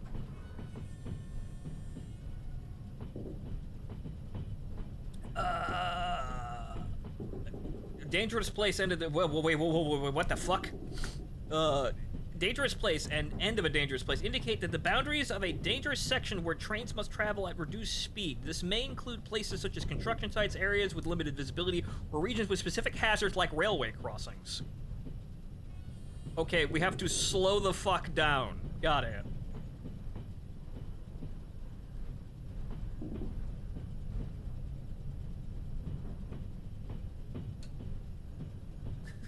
There's no signal. You must slow down. There is no signal. You must slow down.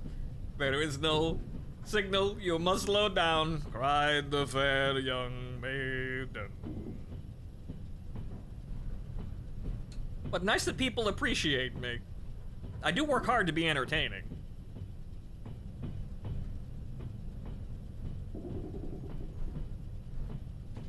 You're gonna turn on your lights? Where are my lights?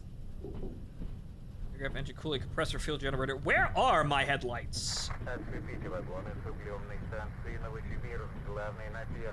Track 1, platform C.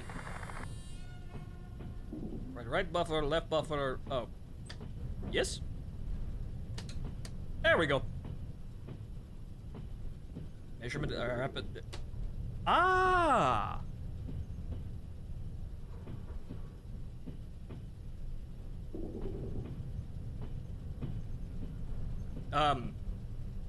Which railroad? What?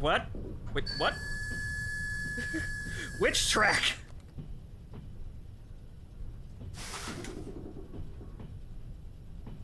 Oh, that railroad switch. Okay. Jesus H fucking Christ almighty. But then again, I suppose it'll tell us where we need to go via these markers. Again, it sounds like a dying animal. It's kind of disturbing. But you know what? Maybe one day it'll become a happy sound. Yes, life on the railroads.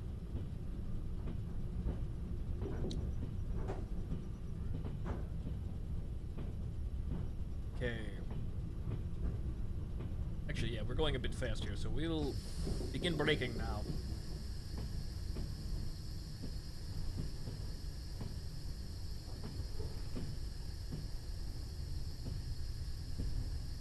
Yeah, so far as I've experienced, you're lined up on the tracks you need to be. That's a little bit too much braking.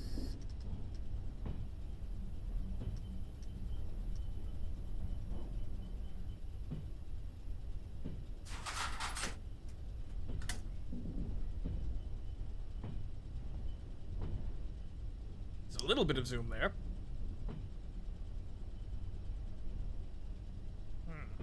Alright, I heard there was another update for Olympus Company, so we're at chapter 6.5 now. I still have to finish the end of chapter 5, chapter 6 before I get into any of that. We'll do that probably on Sunday because we have Arma tomorrow. But for now, train.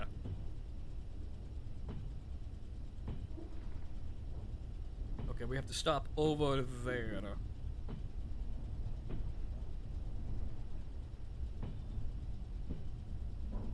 Okay, so let's see here. That's 10 kilometers. We're gonna cut the power and see how far we can coast. Yeah, that's gonna be way too much. Okay.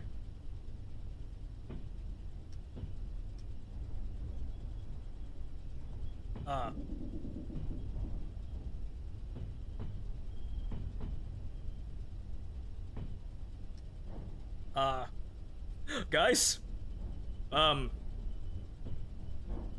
Guys, the brake reservoir is empty. Oh no. Oh no! Oh no! Oh no!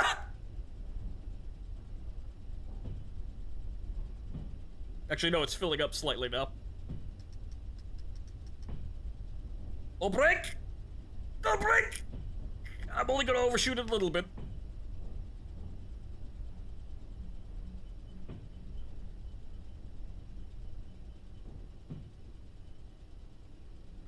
Just a little bit. Charge them and reapply. Right, okay, so... Cut that.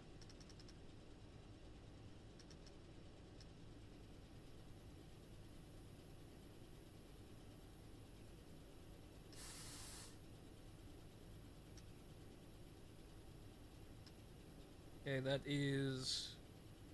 Good. Yes, okay, so we have to throw it in reverse now. Okay. Service, cut, okay. Back up just a little bit.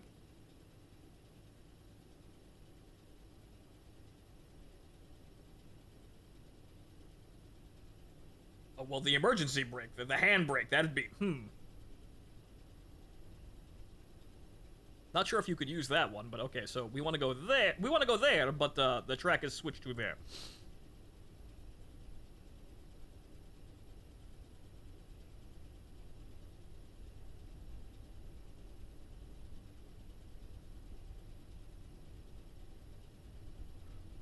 Right, we got to back it up before the signal in order to get in there, and then we have to go see Boris. We've got 24 minutes to get this right here, so we better hurry this shit up here, but okay.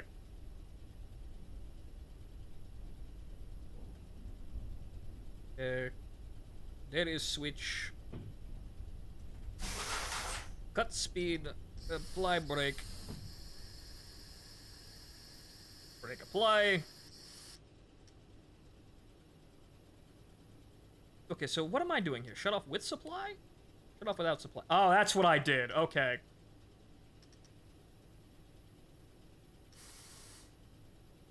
Right, shut off without supply, or rather, shut off with supply is actually draining it. Right, okay, so that's...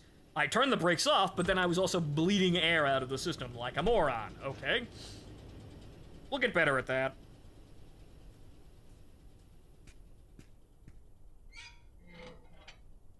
Okay, then.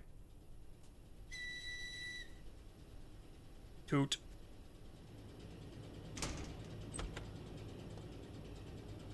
Okay, shut off with supply maintains air pressure in the chamber. Shut off without supply will bleed. Got it. Okay, so that's release. Good. Throw it into forward. And then... bring it up to 5. I think that's a good for getting off the line, right?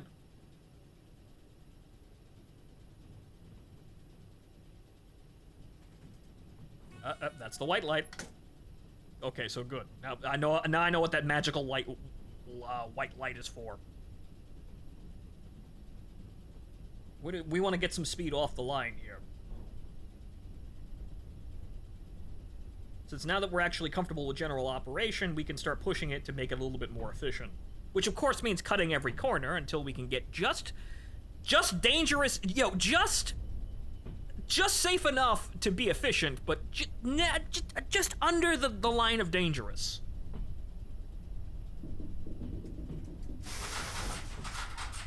Okay, so that's 10 kilometers or 8 kilometers an hour. What do we need to maintain speed there off the line? 5? Yes, 5. Or about 4.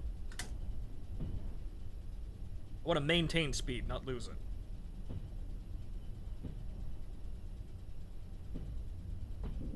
Yeah, okay, so 4. Go get food, so I'll be back later. Or if Good absolutely racks the loco into a bear and dies. Thank you, Jasper. I'll be here. there's a lot of game here to digest, so we're in it to figure out exactly how much shit is here. Because I want to see how insane this game gets. We just blew up a bridge outside of the fucking tutorial.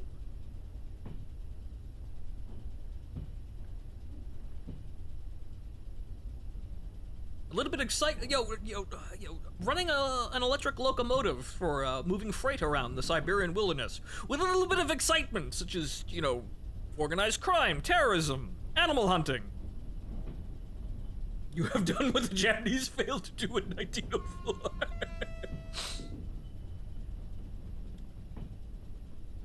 Okay, so go to position 5 here, and I suppose what we'll do is we'll go to inspection mode to see exactly how long it will take. We have to see, where we are.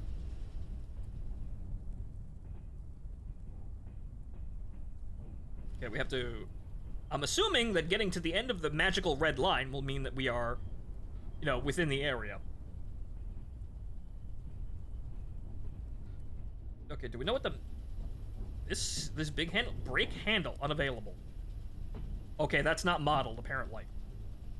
So we have these. Main brake handle. What is this? Is this like a manual brake or something?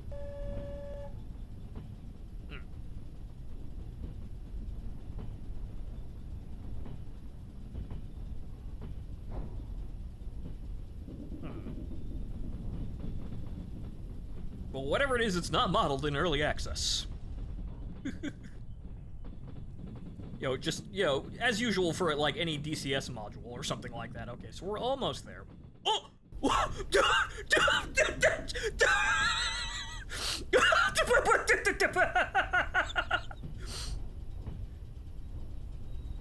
Holy shit, the other train just exploded! Okay, hang on, before I break, I cause my train to explode here.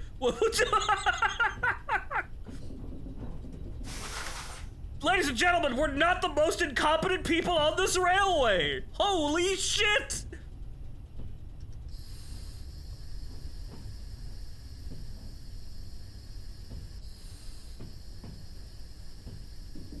Okay, I think we're on. I'm pretty sure we're on. So we'll stop the bitch here, and then we have to disconnect the cars.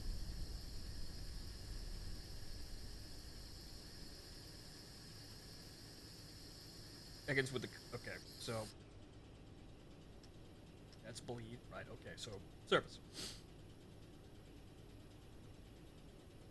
Okay,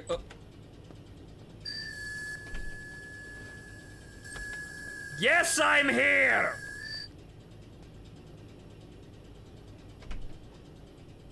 Okay, so, what happened back there? Ship direct for parts. Yes! Salvage! Okay, so... Respect.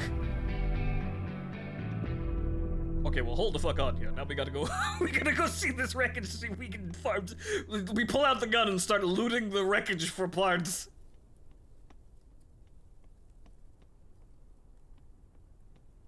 We also got to go see Boris over there, but, well, we're walking this way anyway. So, first job completed. Well, first 0.5 job completed.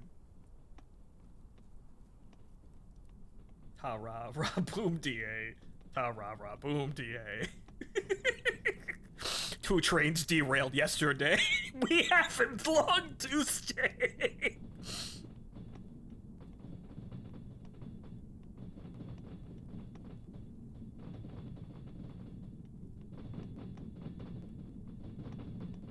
Apparently I can sprint forever, which is nice. But, okay, so... Yeah, they got fucked. Can I do anything here? Can I, like, steal their cars? Can I salvage their... Can I salvage their cargo and bring it to a new station to sell for money? I mean, well, those are fucking derailed. These are still mostly on the track here? Obviously, we will go shopping to refill our supplies here. But, so... What fucking exploded over here? What's it? I saw the whole thing, go up here. Is anyone alive? Okay, no, yeah, that's all. Okay, so. Yep, they're derailed. Looks like they had a gear collapse. Unfortunately, damn, I can't just loot everything out of the train. Damn. The authorities are here. I can't go near the... I can't go near it. Wait. Wrench. What if I take everything out with a wrench? No? Nothing? Shit. Damn. Car breaks down in the middle of the night. By the morning, it's just stripped clean and up on blocks.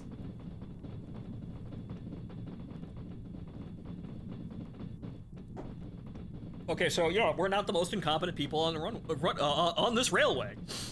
Runway. Yeah, there we go, likening it to ships, to planes. It's a vehicle. Yes, vehicle. Oh. I didn't actually see that. I didn't see those once. Whoops.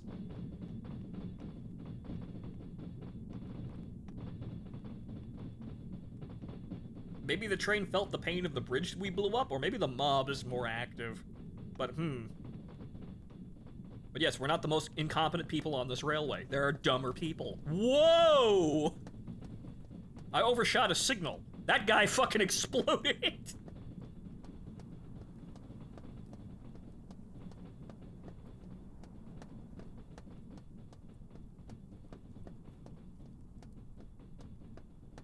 Okay. So now we go see Boris, and then we get our next job.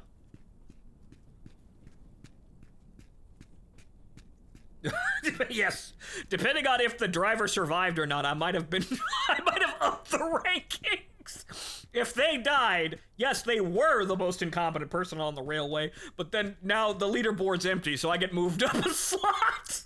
Fuck!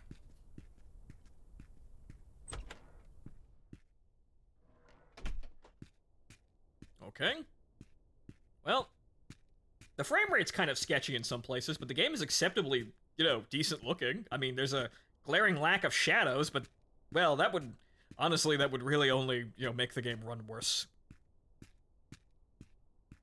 Интересно, что же в этой чертеже? Дайте мне пакет.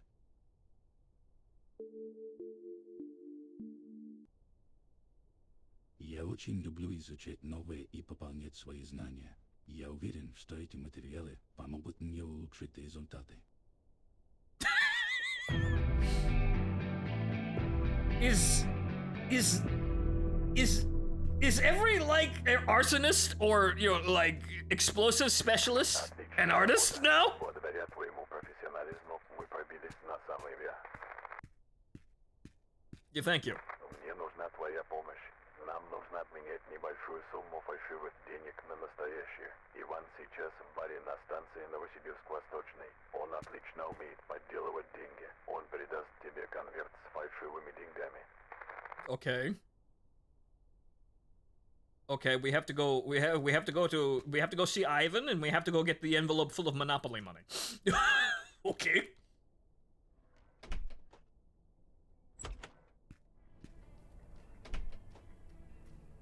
And they are the greatest humanity has to offer, and the worst. How dare you! I'm an artist! Jesus Christ. Ah, yes, brutalism architecture.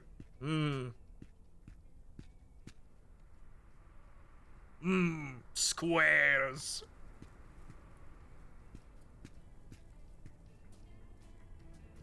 Okay, so, Dr. Sausig, yes. The milk. Хотите что-то купить? Okay, what do we got here? Parsley? Parsley? I mean, sure, why not? We'll stock up on that. 1, 2, 3, 4, 5, just for that. To have a varied inventory, I guess. Cauliflower? Wait, what else do we have for sale? Because apparently we've got some new things. I've got a chainsaw, obviously. Aha! All of it. All of it.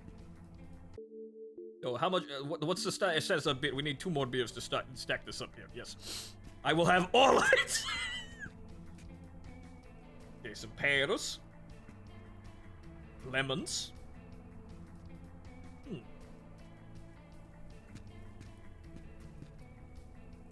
Okay, wrench. I've got wrench. I've got flashlight, which I should probably be using right about now, honestly.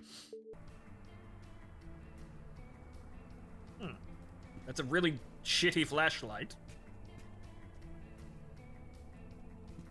Okay, so is there a mob? I think there's a hangout over there. Not quite sure what that means, but... Okay, we got some bread. We got plenty of food, so I don't think we need to go too ham with that one. Buy some pears, I guess, and then we'll call it a day here. I don't think we need anything too drastic here, aside from the vodka. We clearly needed that. That was non-negotiable.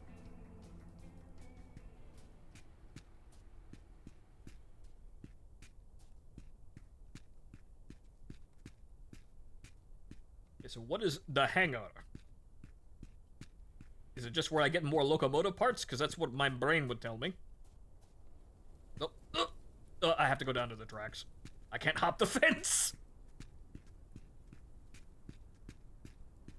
The next town has a bar. Well, I'm loading up, in preparation anyway.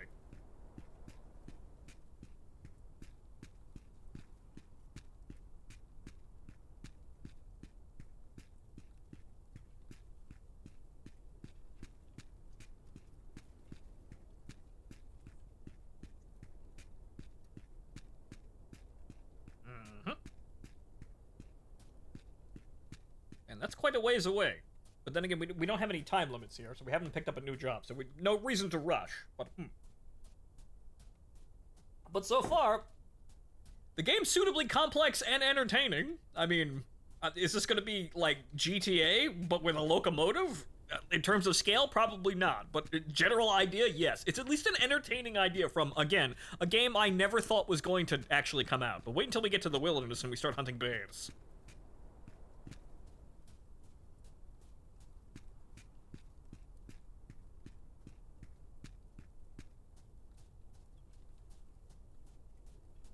I probably should have turned the heater off before we left, though. Yeah, that was probably a bad idea, but, we have to, we're looking around here, though. You probably should have gotten something before we left, or rather, gotten a job and gotten in the train before we left, but I want to see. GTA but trains is a concept I'm surprised no one's tried before. Tried before. It takes a special sort of dedication. But you see, this is kind of what, you can see the idea behind this and how it has some merit to it. We have a machine, and this machine allows us to do our job. But we have to maintain and take care of the machine in order for it to, in order for us to, survive and, further our illegal activity. So it's not necessarily, like, saying a train is a little bit too detailed and may cause people to get the wrong idea. It's like Grand Theft Auto, but you're a ship captain. But then it's more like a pirate game in a sense.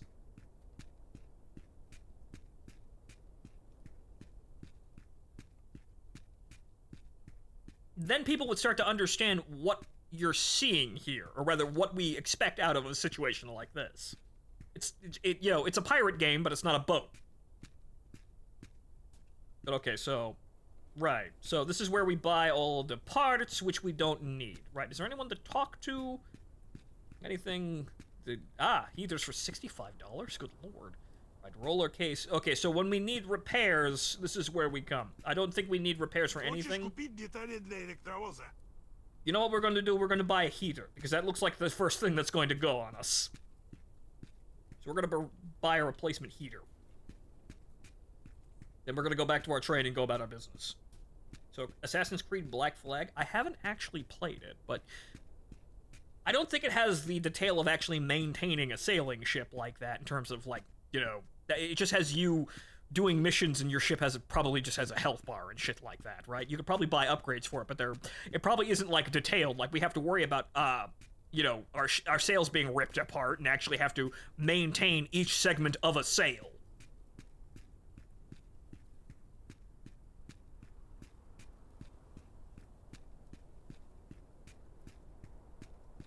Some people have probably unintentionally gotten close to what you'd expect out of GTA but trains, but that's kind of what, if I was gonna find this concept entertaining, and I do, that's kind of what I would be expecting.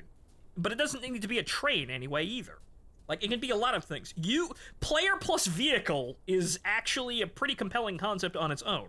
Like, hell, you could do this with a giant fucking robot.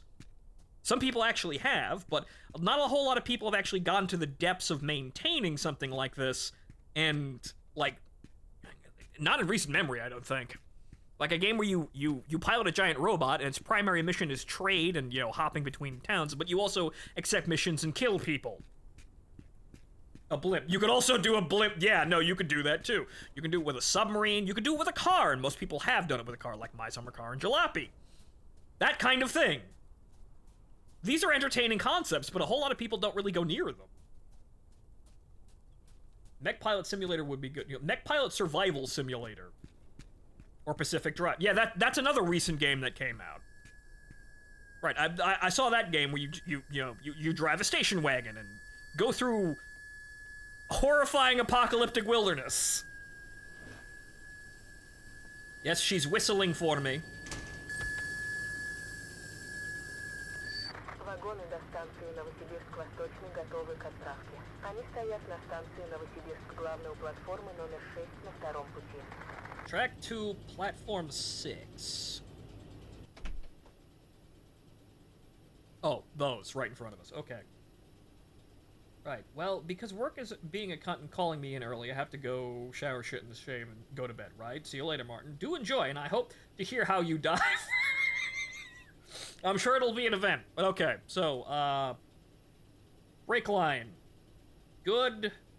Good, okay, we've got pressure. Let's see here. Position forward. I didn't use the emergency brake, but, you know, professionalism, what? Alright, let's give a general overlook of the situation. Yeah, the heater... Oh, I'm gonna need 2. Shit. Yeah, the heaters are going to go. They'll probably survive until the next station, but those have got to be replaced the next time we go out there. Okay, what about the other... Well, these heaters aren't on. Actually, what we probably could do... we could just swap out the heaters in the back and then, you know, replace them in the front. Ah, yes, good. We're not using those ones. Okay. All right, so good. We've got an emergency plan here. I probably should have bought 2 heaters, so buy them in sets. Right. Okay, so selector handle forward. The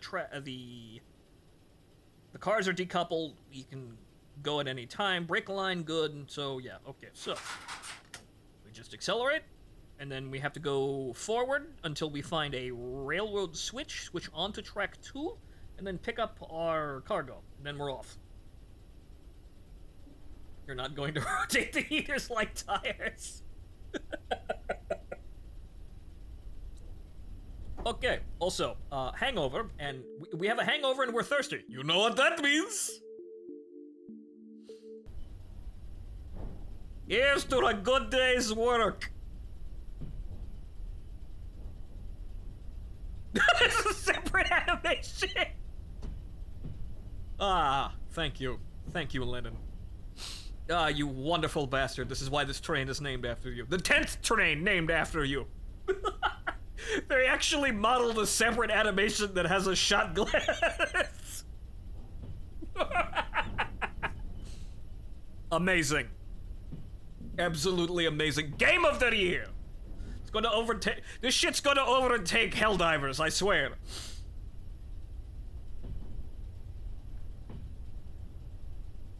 Oh, right, no. Right, no, we're still not done yet. Here's to a steady hand is the first one, and here's to a good day's work. And the third one, no one knows. But, so that's the alcohol. Oh, right, that was increasing the alcohol meter, not decreasing it. My bad. Let's get some more. No, vision's getting blurry. Hold on. Where is my water? Or my milk? I've got plenty of milk, so good. Things are getting pretty colorful and interesting now. Oh dear God, look at the light smooth back and forth. Wow. Wow, man. No, it's fine. No, I had a little bit. Just a teeny bit. It just made the world more interesting. It really helps a man sit still for hours at a time. Yep. Mm-hmm.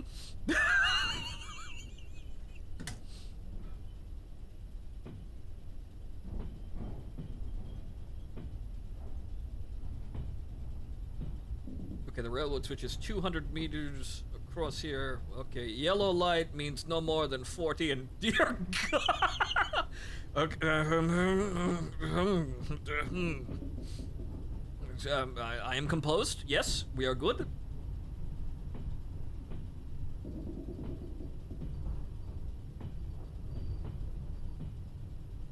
Okay, we should be able to cut the power here. We know she can coast way longer at above 10 kilometers an hour before stopping at like 130 meters. So she can coast way more. Well, actually, let's check here. So that was 130 meters. Let's see how long it takes to stop. So we'll obviously go right over the fucking thing. But so how long does it take to stop with no brakes? Probably way too fucking long.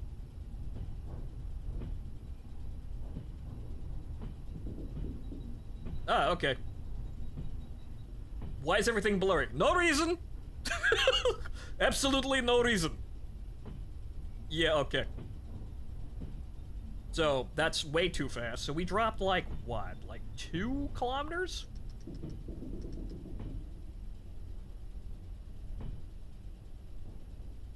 Well, at least that one's responsive. Right, so we dropped, like, 2 kilometers and 130 meters with no power. So, that's shit. That is, stop, like, we have to cut, in order to stop without brakes, we have to cut power at, like, 500 meters from the target.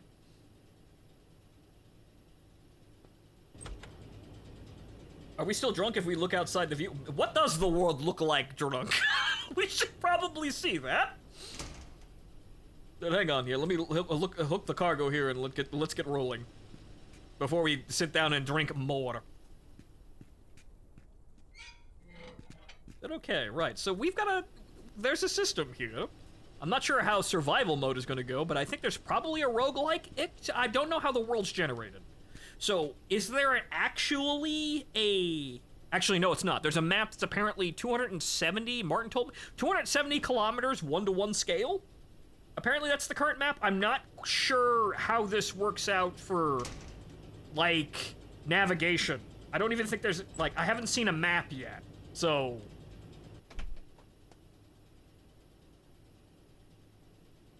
Fallen trees and bandits are a thing. Yes, that I know. The fallen trees thing, the bandits I don't know about, but they'll clearly shoot at us. But okay, so reverse, release, and then backwards.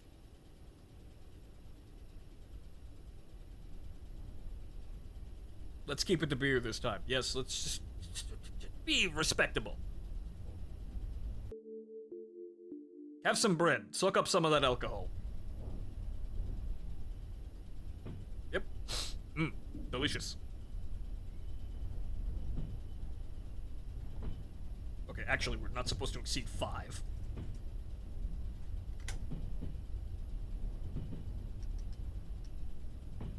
Slow up. Slow that bitch up. Let's go.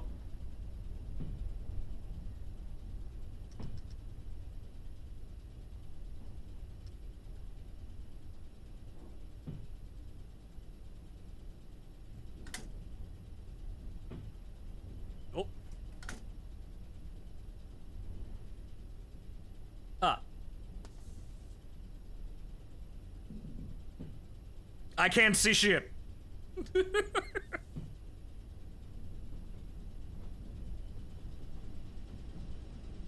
Lean out mode. Cannot see shit.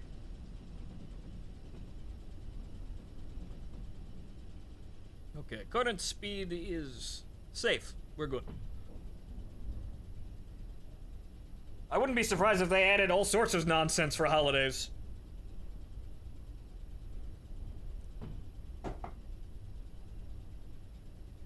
Like, hey, you spend 3 billion rubles and you get Santa's sleigh as a special edition train on fucking Christmas. Or you may be just drinking and hallucinating. Or maybe Santa passes you on the train tracks.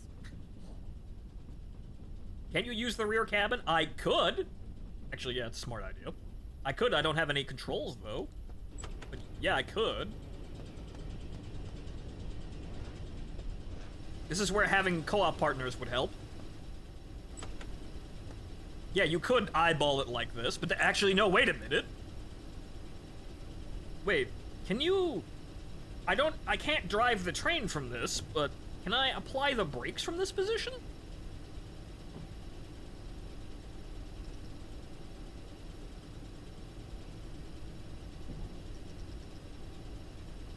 No. I'd have to do the whole, the driving thing. You can't do it both at once. So yeah, I cannot make any alterations from this position. Well, we don't want that. But yeah, so these are inactive until we actually bring the key over and drive this. But yeah, 4-player co-op with this would actually be interesting. 2, obviously, would be, you know, the optimal level, but you'd want 4, as you'd have all positions covered, and you have you have 2 machinists running running what needs to be run to be efficient. Oh, that guy talking. But you have 2 machinists running the train to be efficient about it, and you have 2 people with guns. All right, good. Docking procedure is A-okay as long as we contact the cars at less than 5 kilometers an hour, which we were at 2.7. Totally safe. Yeah, egg roll. Connection is automatic.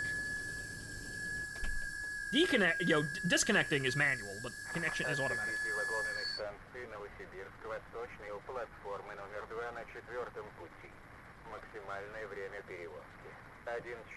Okay, 1 hour. All right, let's get rolling. I'd like to use the handle. I'd like to use the handle. Yes, handle. What the hell is this?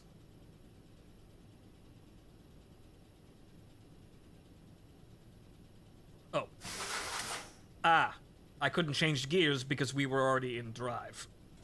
There we go. We had power underneath it, right? So we were in first fucking gear, and I have to zero it in order to actually get some, you know, actually change which direction we're going. So we'll bring this up to. Okay, where's the magical white light appear? Where's too much? 10. So 9. 9 to get some, you know, some oomph off the line, but lower it obviously. One guy on the roof with the rifle. Yes, listening to the wires.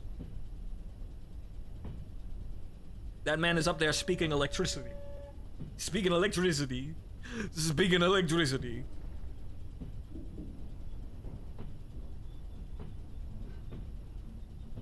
Okay, so we're up. Good. We will bring this down to 6. So 9 is basically our kickoff speed. So yellow light under 40 kilometers. Bring it up to slowly, because I don't think we're gonna have any problems getting out of town. Doesn't look like, but bring it up to. Bring it up to about 30. We'll keep going. Because there's nothing that seems to stop us, so we could just fucking motor immediately. A little bit more comfortable now, so now we can do things that are a little bit more expedient, with a little bit more decisiveness. See, the sword bitch likes it when we're decisive about things. She doesn't understand all of this nerd shit. She just looks at us and is incredibly annoyed at how long we're fucking taking to do it. She gets even more annoyed when you say you're being safe about it.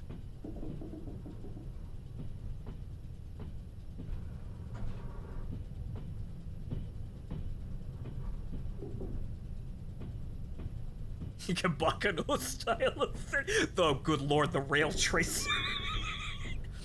Good lord, you didn't make that event. You didn't. Destroyer, say that when Martin's around for the real full experience of Martin and Phonto watching Bakano. That was a thing. We got really drunk that night.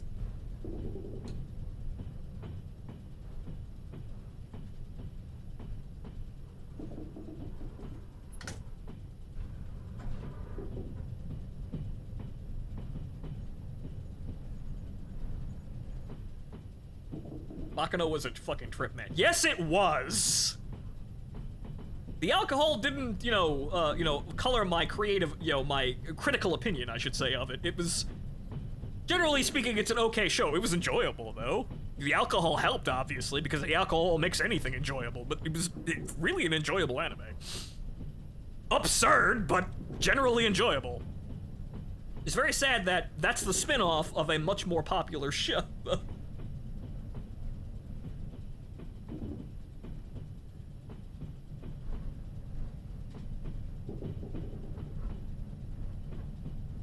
Okay, so... Okay, we're good up to 60. Okay, fantastic.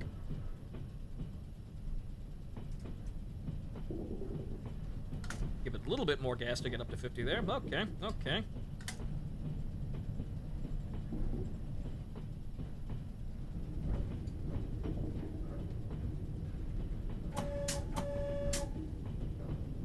Toot toot. Okay, that we're gonna slow down a little bit here. 'Cause going downhill, we're gonna pick up speed. 40? Actually, yeah, shit. Okay. Neutral section of railway track segment. There is no electrical voltage. The moment you... Oh, in a moment you will need to lower the pantographs. Okay, right. Okay, that's actually maintaining speed? No, it's still falling speed. Alright, so 10. Alright, so we have to lower the pantographs. 1, 2, 2, 1, and then pantograph power off. Is there any fucking indication of when we're gonna hit it, aside from the indicator? There. Nope. No, that's engine cooling. Nope, wrong one.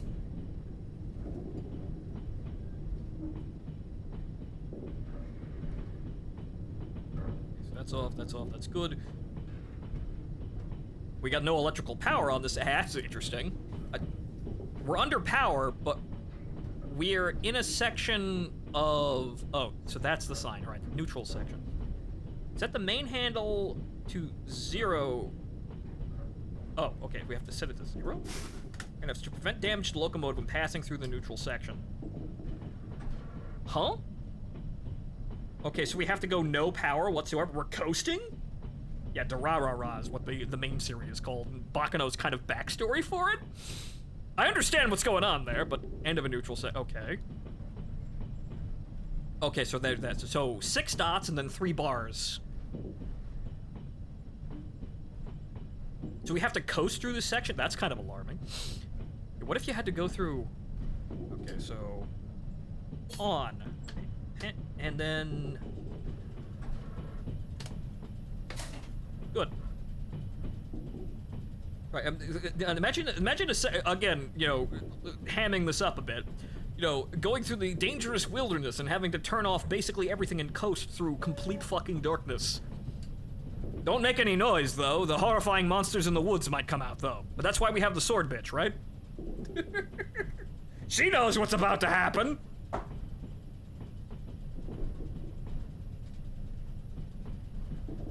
Okay, so I suppose we are good on everything. Yellow light is actually... Well, shit. We're at 30. Let me put a little bit more ass behind this in order to maintain speed.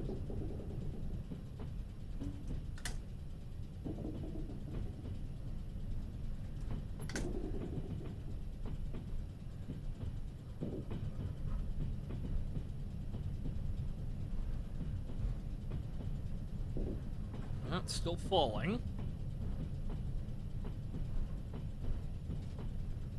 Yeah, it's still falling. We want to maintain speed, not lose it. Even though we're more or less... honk. At the speed limit. Whoa, whoa, whoa, whoa, whoa.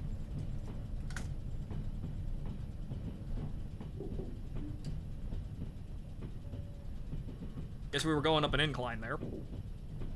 Yeah, we want to maintain speed. So can we stay at 36.2? Falling slowly. What about position 10? Nope, still falling. How badly, though?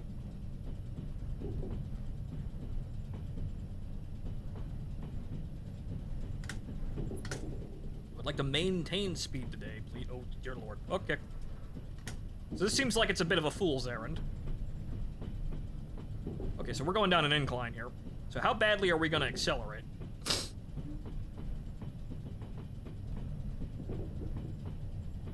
Oh, danger. Great. Okay, we're under speed limit here. How much are we accelerating here? Actually, that's... With a full set of track... With a full load there, and we're at, what, position 7? We're losing speed. Okay, that's good. But hi, Tanya. But yes, Trans-Siberian Railway Simulator came out, and it's an insane game. How insane? Use your imagination! I'm just sitting here, you know, having a nice ride through the wilderness here. And, well, not really the wilderness currently. We're still in, you know, populated Russian cities, I suppose. But having a nice ride upon the rails. And then, doing some jobs for the Mafia. We blew up a bridge after the tutorial. It was nice. Very exciting. Okay, so speed is still falling slowly, but it looks like we're doing okay. Seems like decent progress. We have to stay under 40 here. Speed up. Ah, yes, green. Oh, okay. Right, so there's the indicator for it. So now we're in a...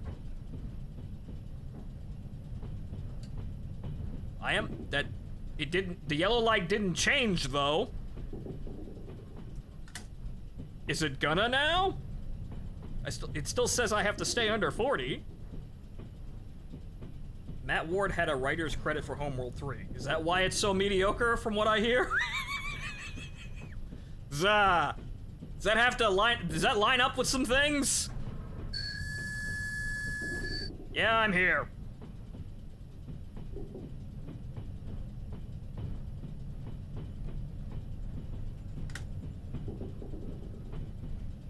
Wow, actually, that shit starts to really take off at 11. Okay, we're still gaining speed slightly at 10.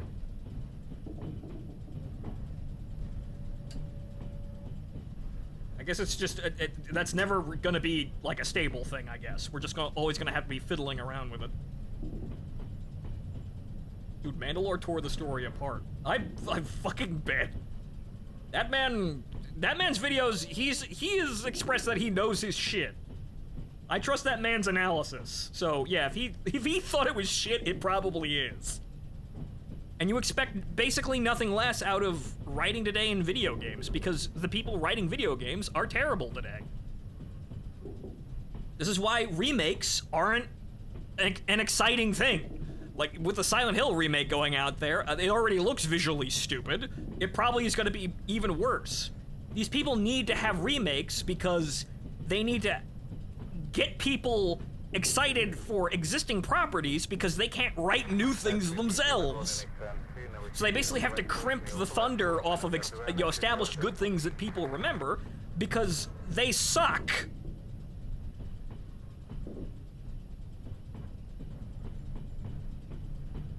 This proves to me Remy has poor taste in writing. Oh, Remy thought it was good, but Mandalore thought it was bad? Interesting. I haven't looked at either. I haven't really looked at the story other than people are criticizing Homeworld 3 in general for being bonehead and incredibly simplified. There's apparently no complexity in anything that it does, which is kind of damning. Like, for example, formations don't actually matter. And there's a lot of other bonehead stupid things that just are like, why did you even do this? Railroad switch is 400 meters. We'll start slowing down now. Granted, Remy was sponsored. Yeah, and unfortunately, yeah, anybody who's actually sponsored, you know it's gonna be doctored. Or at least they're gonna have to try to say nice things and try to be even-handed. Like all those people making KSP2 videos right now who are just, you know, they've about had it. But they're still trying to pretend that they're being nice about it, but you can tell that every negative thing is, oh boy. That is not slowing down anywhere near fast enough. We're gonna have to go in reverse.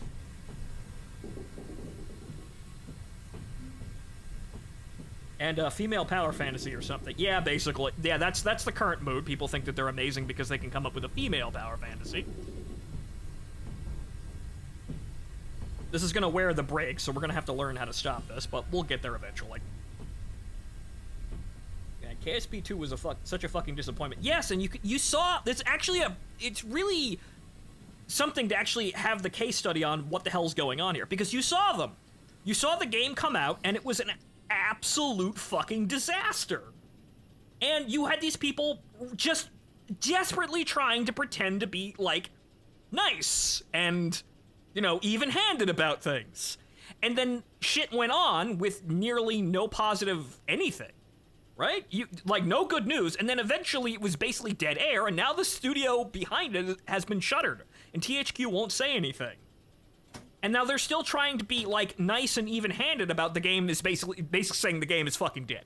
Which is amazing to me, because these people are...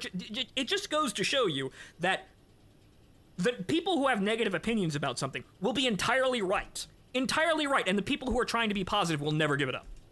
Even when everything shutters around them and everything has to close, they will still basically sit there bullshitting, trying to sound positive about something. And it's really fucking amazing and incredibly annoying.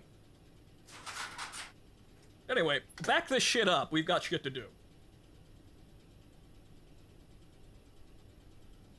Mandalore hit the nail on the head. Homeworld 3's story got rewritten multiple times.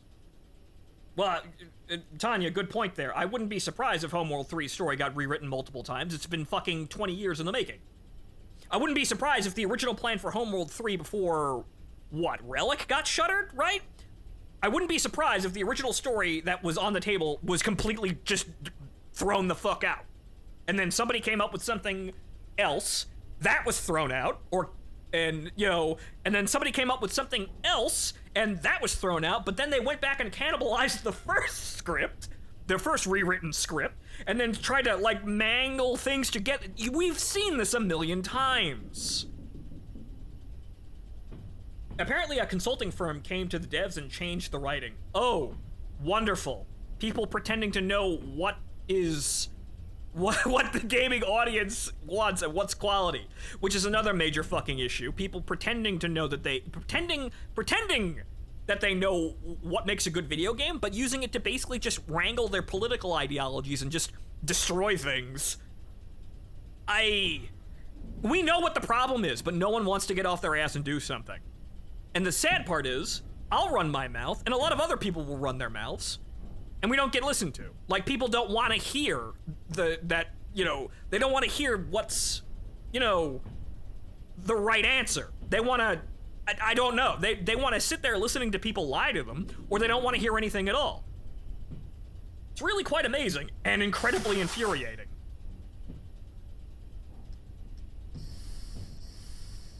Because we have out there people are saying the right answers. It's not like it's hidden or something, like they don't hear us or something like that. No, they just don't pay the fuck attention.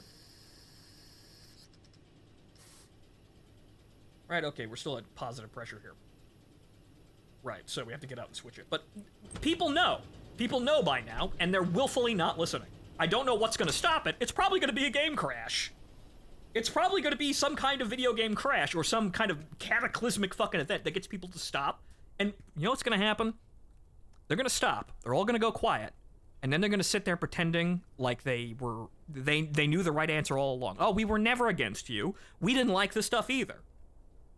That's what's going to happen. Nobody's going to own up to this shit. It's too much to walk back from. They're just going to pretend like they never supported it to begin with. That's what's going to happen.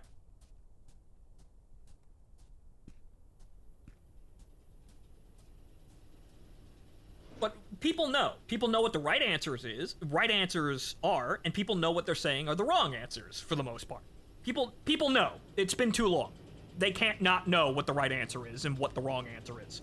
They can't not know that what they're doing is just wrong, and they're willfully not listening to the people who are saying the right things. Everyone knows. The question is, when are we gonna start fucking changing? I don't know. But you know what? I will take games like this that are absolutely insane over any of that schlock that Western developers are putting out any day now. I will take the Slavic nonsense and the quality Japanese games over whatever the fuck nonsense we're putting out today. Because quite honestly, I'm A, gonna have fun, and B, not gonna have to listen to really anything aside from make-believe, pretend worlds in politics. Not real escapism. Right?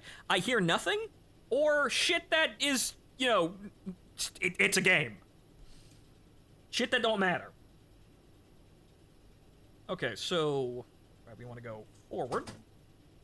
Now that the cars are switched, brakes are, right, disengaged. This is what the 9. Well, no, not now. 8 from off the line is apparently as fast as we can go.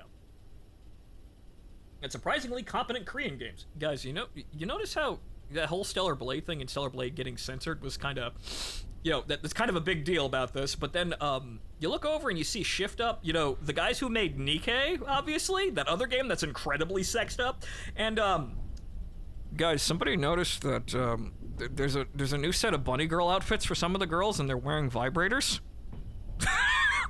I think some people know what's going on, and when they have the room to, they're just going even further because they know, no, it's not anywhere near that direction. People want this direction, and they want to go even further. So, it's just the stupid people running the PR departments that are saying one thing while everyone else is trying to desperately get out from under them. I'll vote with my wallet, dear God, I will, but, yeah, we just have a bunch of stupid people, and they're gonna, it seems like they're just gonna do lots of damage now. We're just gonna have to sit there and go, you done yet? No? Okay. We all know they're stupid, and they're producing garbage, but we just have to sit there and put up with this for now, for some reason. I don't know why. I don't know what's keeping this all afloat. I don't know why any of this is allowed to go on, aside from probably corruption. It's probably corruption. Sex sells. This is my point entirely. Sex sells, and it always will. And people who are trying to, like, fight that have no idea how to fight it other than making characters that are ugly. Also, we're going a little bit too fast here. That's, yeah, we're coming up on the end here.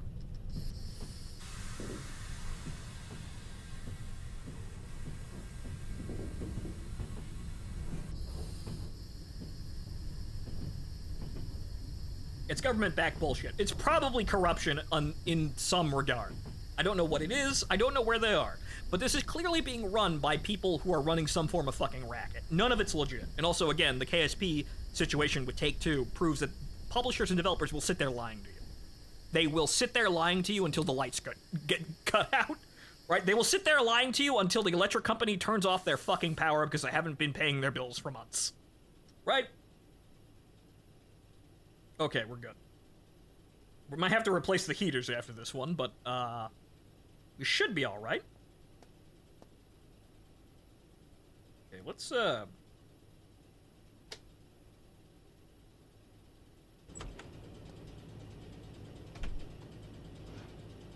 so we have to... Someone gonna help that drunk man out there? Or this just normal shit here? That man's drunk and it's like -20 outside. That man's gonna, well, I'm sure he feels warm, but I don't think his body temperature seems really healthy. Foreign government back. I don't know what's going on other than I know I have standards, and all the standards that I can see are showing me that this is producing shit entertainment, but no one seems to want to stop.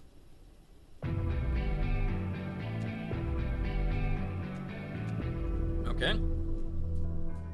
We're progressing, though. We have to go talk to Ivan over here and get this monopoly money. Yes. Speaking of corruption.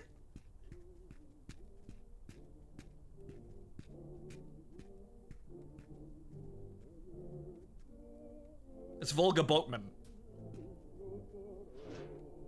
Хотите что-нибудь выпить? Always, but not now. Жизнь такая странная штука. Живешь себе, пытаешься все принять, а в итоге оказывается, что тебе всего не хватает. Это как с деньгами. Кто-то их заработал, кто-то им радовался, а теперь кто-то другой их потратит. Пришло время покинуть этот бар и пустить в оборот эти фальшивые деньги. Это рискованная затея, но именно это меня и заводит. Бороться с системой, манипулировать и соблазнять людей новенькими хрустящими купюрами. Quality people we have here. Он торгует в этом районе. Купи у него кассетные магнитофоны. Заплати фальшивыми деньгами из конверта. Radio cassette. Oh, so now we actually get to buy the radio cassette. Fantastic. Хочешь купить оружие? It's unironically a tactic to establish communism. I don't know what these people are doing other than it's badly put together and probably gonna fail even if they get their way. Ah, the talk. 200. I do have ammo for that. Yes. I wonder if I could pay with, like, counterfeit money, but I have plenty of ammo for that anyway. I don't know what's going on out there, but I know it's absolutely garbage. And also, getting off that entirely. Yeah, whatchamacallit. So, went to playing Abiotic Factor and made to Manufacturing West. The place to get power cells is terrifying, just a fair warning, level stealth if possible. Right, no. So Kadusha got me Abiotic Factor, and we may play it on stream, someday soon, because it's funny.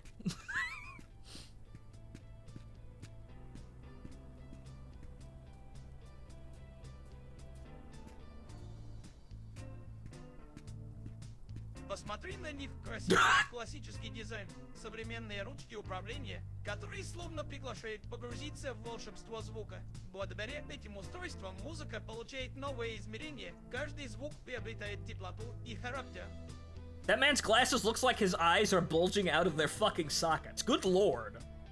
Okay, so... Buy with fake money, yes. Спасибо. Здесь редко можно встретить такого хорошего клиента, как ты. Yes! Can I buy one of these? Like, with normal money? No, I guess not. What about you? What are you selling? No wrenches? Хотите что-то купить?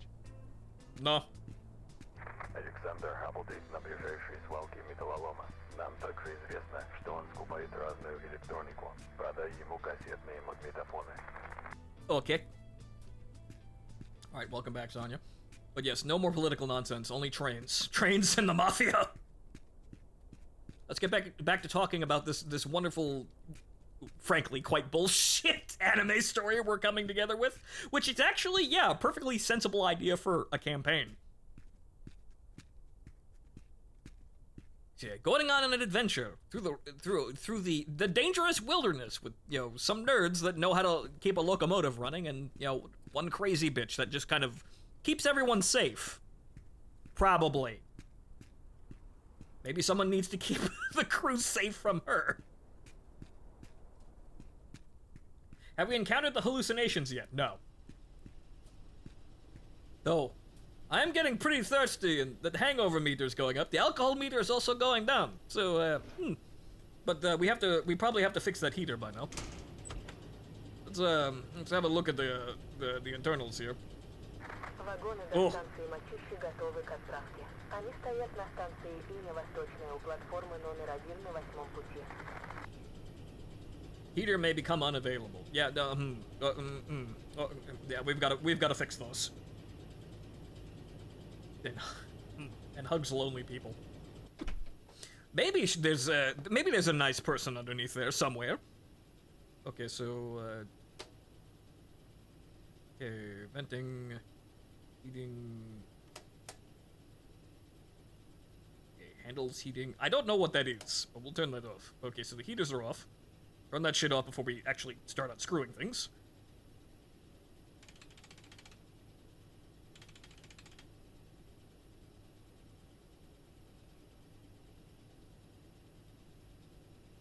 Okay, so...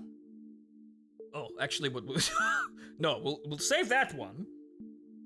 We'll put that one in the back. We actually will rotate these things like tires.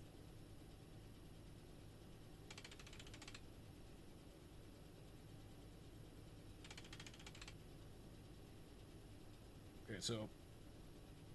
Inventory. Alright, now we need to go to the back. You play Azur Lane in your free time? I get not playing it on stream or YouTube, but you can always play for yourself. I haven't played Azur Lane in years, sadly, because the last time I tried to play it, the game ran so terribly I couldn't actually enjoy it. So I haven't seen my wife in years.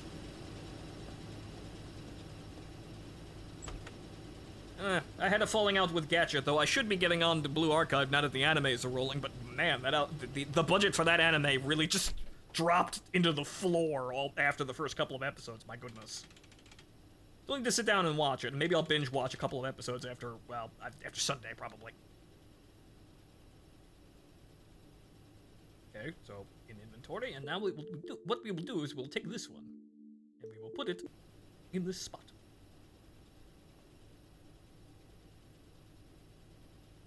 Screw this in.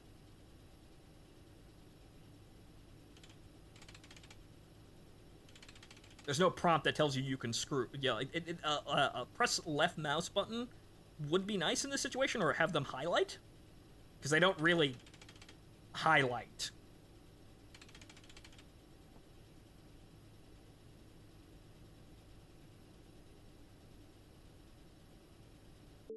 Okay, so 42. One of these back here. I guess we'll sell the extra one.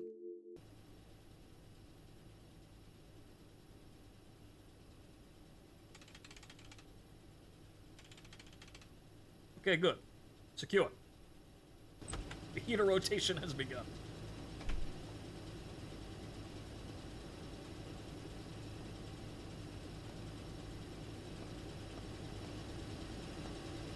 You put the good one back on the wall. No, I didn't. Did I? Wait a minute. No, I didn't.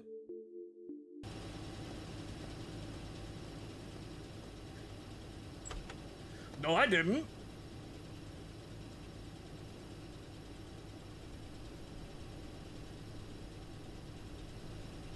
Let me double check it. Okay, so, also, they're not actually that's interesting. They're not active. Huh. I've actually got 2 at 100% now. Which, yeah, okay, so... Yeah, okay, these weren't used at all. Interesting. Okay, so they haven't been touched at all. So that means I have 2 heaters back here that aren't doing anything. So these won't degrade. So I put the new one back there. And then... Did you find political officer Tokarev yet? Yes, I did. She is right here. Back again to watch over the train. Ah, right. That's what the fourth person can be. You see, we have the engineer, we have the machinist or engineer, we have the signalman, we have the crazy bitch with the sword, and then the political officer. Now we're a Soviet ship. Yes. Okay, so hang on here. Well done. Let me have a look-see at this one, because I think I did. I think I did a stupid. Okay, so this one, no, 42, and then 40. Huh. No, that's a smarter idea. So we'll put these back here.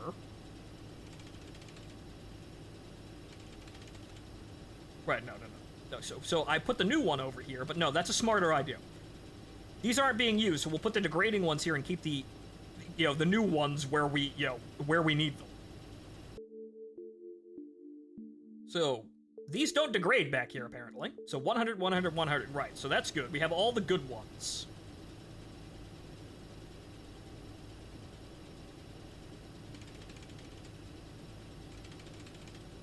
So we go, these are the bad ones, and they're being slowly rotated out. And then we'll go up to the front and put the new ones up.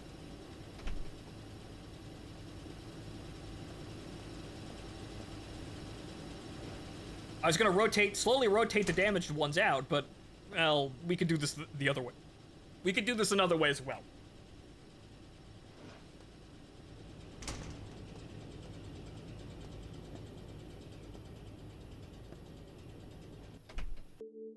Okay, so now we've got 3 good heaters.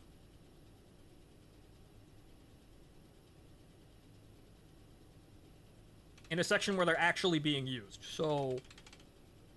These will be fine. For now, anyway. And we'll worry about replacing them later on down the line. Okay, good. Those are connected, we're fine. Okay, it's getting kind of cold in here, but so, let's see here. Heating. Good. Okay, I don't think there's a shop. Yeah, there's no hangar here. Right, okay. Okay, so... Вагоны до станции Мочищи готовы к отправке. Они стоят на станции Иня Восточная у платформы номер 1 на 8-м пути.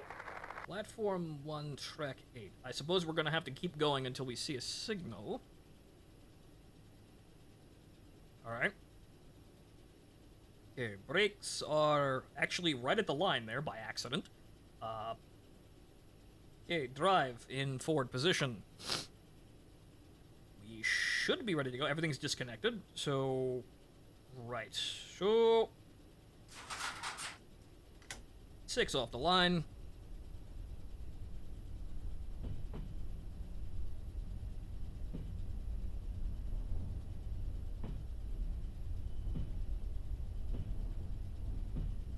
Slow that down as we get moving. Don't want to go too fast.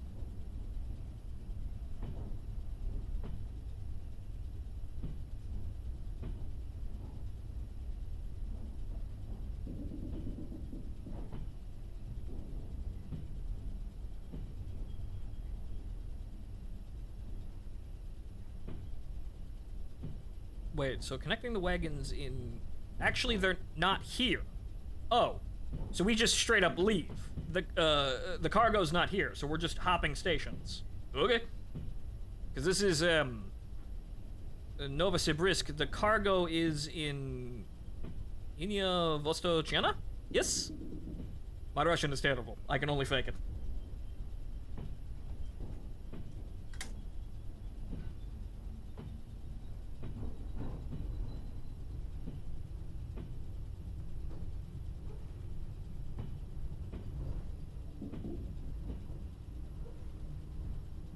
Okay, so we're moving to the next town. Yeah, 4.5 kilometers, and yeah, it's in the next station. So we're just going... Forester's Lodge? We have to stop at the scrapyard as well, which is in the next town. Though you could actually do this as, like, a... This is... I'm not sure exactly how this game will do its, like... its map. You could make this a standing situation where the entire map is as it is, right? You can just kind of, you know, you have a freestanding, you know, open world map. Or you could just make it as a roguelike, where you arrive at station to station, and then, you know, you get jobs as you go. And then, you know, the path in front of you is randomly generated depending on what the game wills you to go through. So you could actually simplify this as a roguelike, if it's not already that.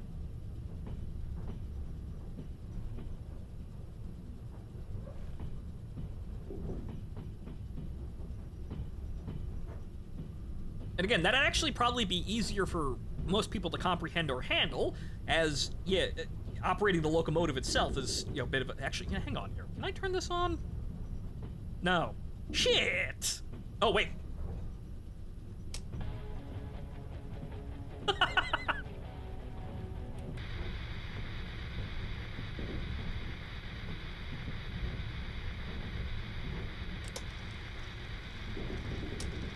Is there like a tomb? Wait. Okay, is there a... Ah, yes. Wait. Okay, having the...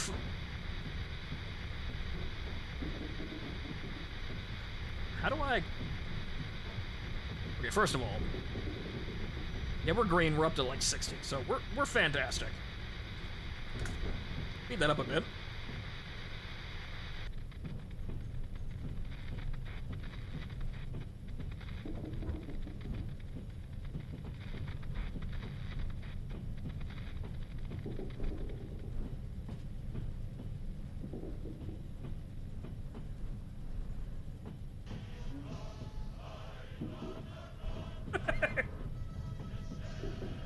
Is there a volume?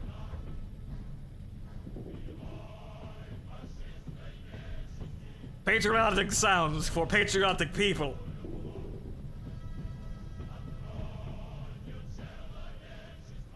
Wonderful.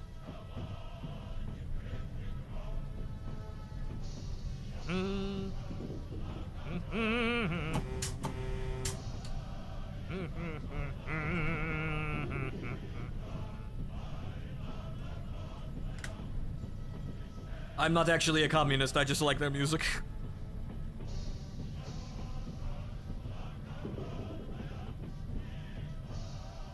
The other knob, it doesn't look like I can actually interact with the other knob. Yeah, that's not a thing. I can... Oh! There's a fucking treble knob? Why is there a treble knob? I better be able to mod in radio stations. Or tapes.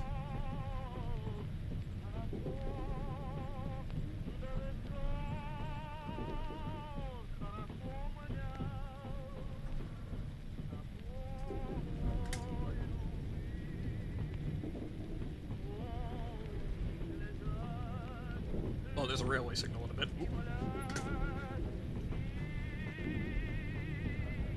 Am I gonna have to stop and actually switch it, though? Yes, the engineer just sits, the signal man just sits over there in the other chair and honks the horn at people. Whistles the train whistle. Sometimes the sword bitch wants to sit there and do it. Looks like fun. Okay, it doesn't look like I'm gonna have to switch a signal at all.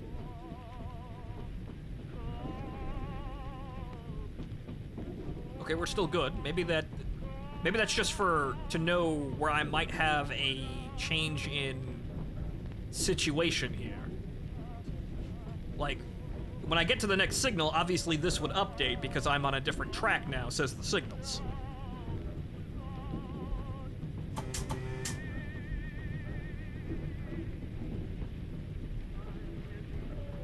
Okay, well, hang on here. Let's see what's on the tape.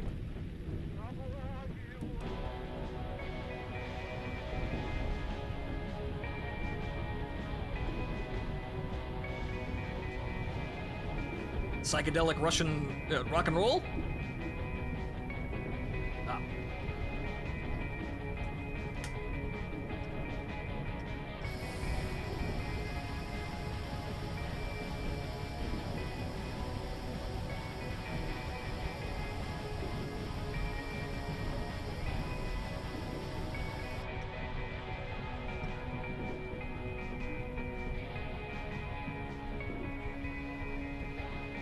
Okay, I didn't see the signal, but we were told by the video game to slow down, so there's that.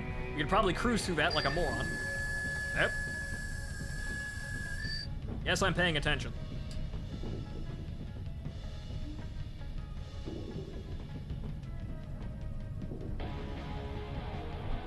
Alright, proceed with caution.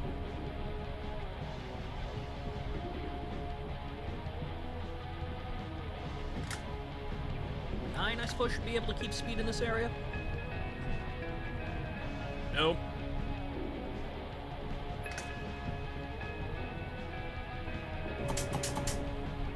Honk honk. Ah yes, the Slav squat in the chair.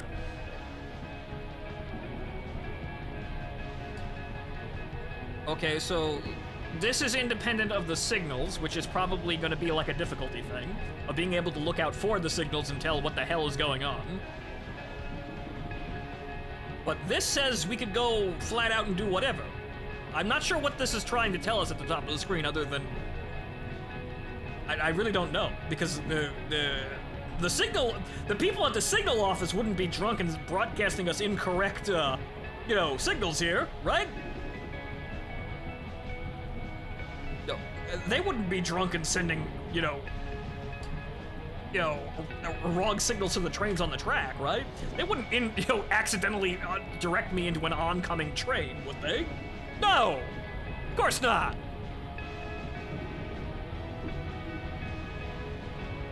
Okay, I could speed up, but it looks like, track is ending shortly. Okay, wagon. So I think I'm gonna have to pass? Doesn't look like there's a signal on my side. Right, so F5. Right, yeah, railroad switch. Okay, so we're going around. Right, okay. So I should actually have enough speed here to just kind of coast through the yard. So if I just cut off all power, if I was going like near 40?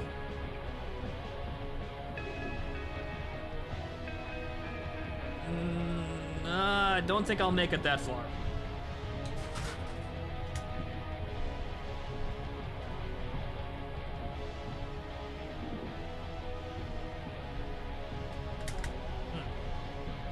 DLC idea. 007 GoldenEye train. First-person shooter train level DLC. Not just GoldenEye, but literally anything, like Medal of Honor, maybe a DLC where you actually have an armored train during World War II, and you have to like Krajina Express it. I see Martin already made a clip. Yeah, some guy passed us. You know, a train passed us early on and it exploded. We're not the most incompetent people on this railway, is what we gleaned. Also, we found the radio. Let's see here. Also, as I see, the hangover is getting to me. Time for a drink. Also, I'm very thirsty. Very thirsty. Ah, yes. Yeah, no, let's not put the gun around. Let's not wave a political officer Takarev around. She's got a very important job on this ship, but let's not you know, go off half-cocked here. Yeah, let's see here. Let's have one of these bananas before they go bad. Ah, very filling. Okay, so what about the apples? Good.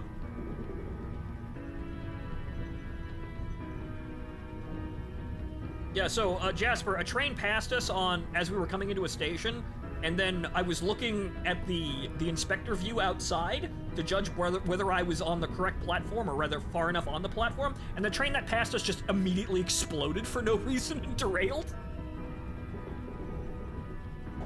Yeah, that was interesting to see. I'm sure that was just a horrible accident. It wasn't any mob activity or anything like that. This song's kind of depressing, so what's on the radio?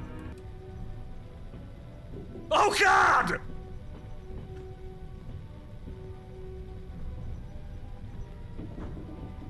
That's Swan Lake. Oh no, oh no, oh no! That's bad. Okay, yes, I know I have to do the task here, but I have to actually get past...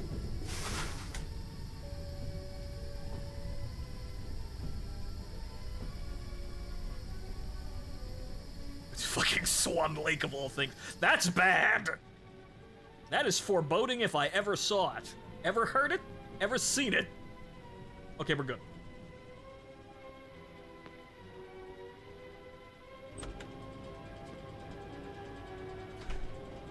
That's the sounds you never want to hear in the Soviet Union. Swan Lake. Oh dear God, I can hear it all the way out here. Alright, well, as the game is doing very well on Steam, there's their next trailer. They can play Swan Lake as they, as you see a montage of shit that happens in this game on a regular basis. Bears, mobsters, bandits, train crashes! All this and more. Trans-Siberian Railway Simulator. Okay, so now we brake, we throw the handle into reverse, and then we... Okay, the brake line might need charging, but we'll wait until we're connected for that. Okay, the brakes are disengaged, so now we go back onto the track and connect the load we're taking. No, not that fast. A little more. Position 3? Position 3 is maintaining speed and gaining. Good. Can't go more than 5 or we'll fracture the ass of the locomotive. The party is experiencing difficulties in human resources. Hold and play. Yeah, that's usually what happens when Swan Lake is playing. So, to the people who don't know, Swan Lake is what the news broadcasts were playing when the Soviet Union collapsed. That was their please wait music, and so this is why Swan Lake is very bad. You do not want to ever hear Swan Lake. If you hear Swan Lake, something bad is happening or has already happened. Where do you have to sell the cassette players? This town.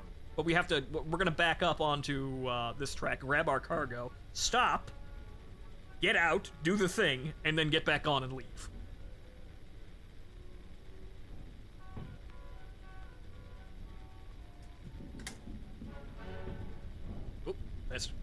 Too fast.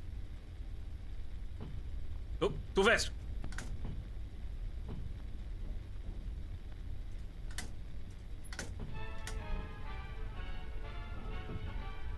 What could possibly go bad in Soviet Russia in the 80s? I know, right? It's a perfect picture of prosperity.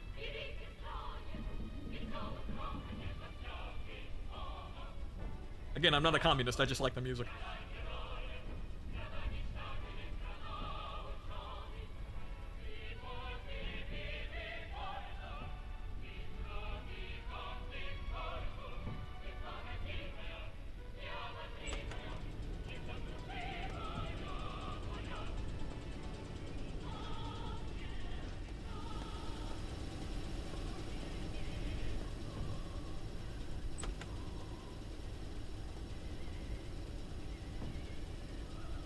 Okay.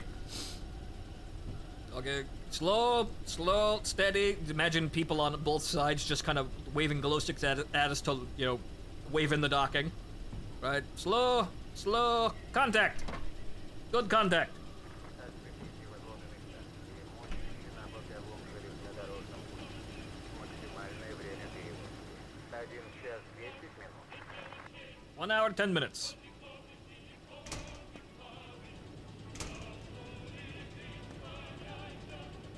We'll be fine. That's plenty of time to get where we want to go. Okay, so. Don't, GG, no! Okay, good. 0. Okay, charge these before we leave.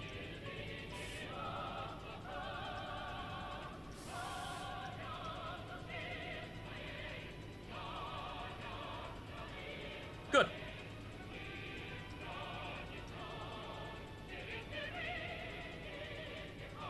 Okay. Now we go deal with our thing. Which, just for the sake of entertainment.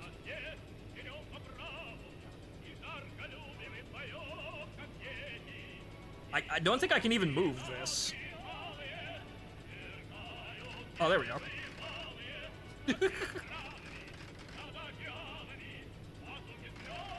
Ah, okay.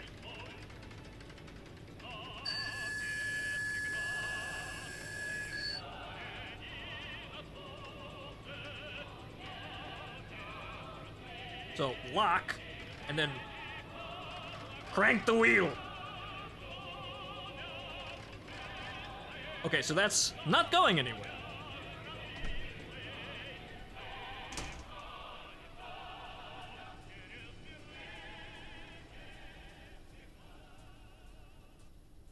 So Jasper, funny thing you mentioned, you know, Chernobyl actually having, you know, us being a random event for this game being whoops, nuclear apocalypse, and then us having to survive in nuclear apocalypse would be rather interesting. Have to manage radiation levels, and it just adds another bar.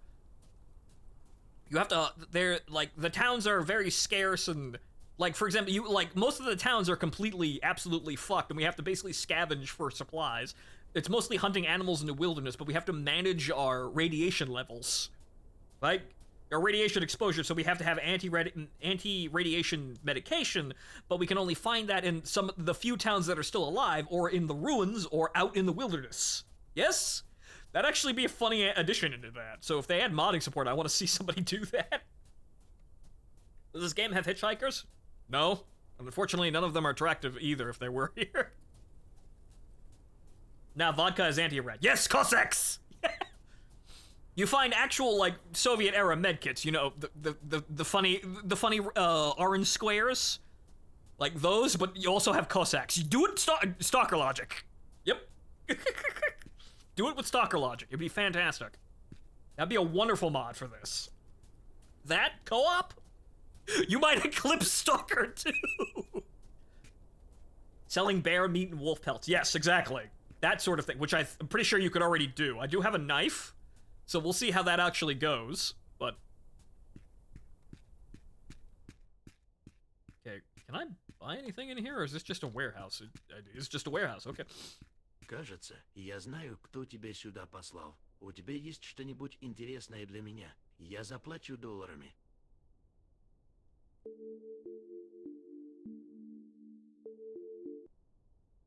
Кассетные магнитофоны – революционное решение, очень важное для многих. Несмотря на течение времени и технический прогресс, они все еще не получили широкого распространения. Прекрасная возможность немного заработать.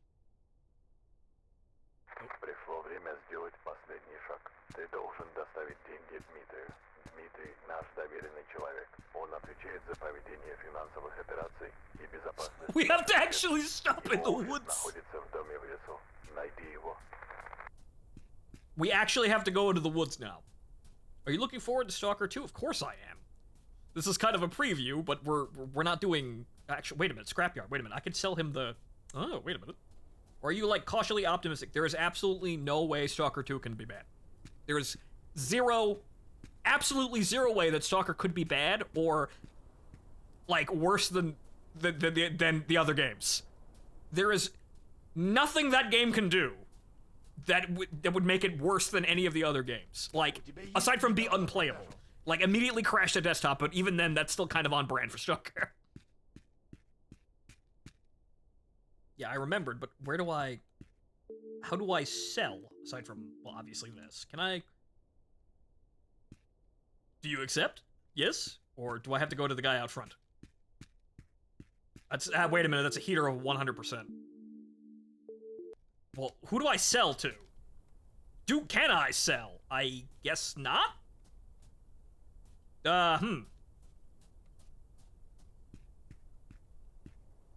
This one must be connected to a story, so I can't actually do anything yet. That's odd. Okay. There's no one to sell to.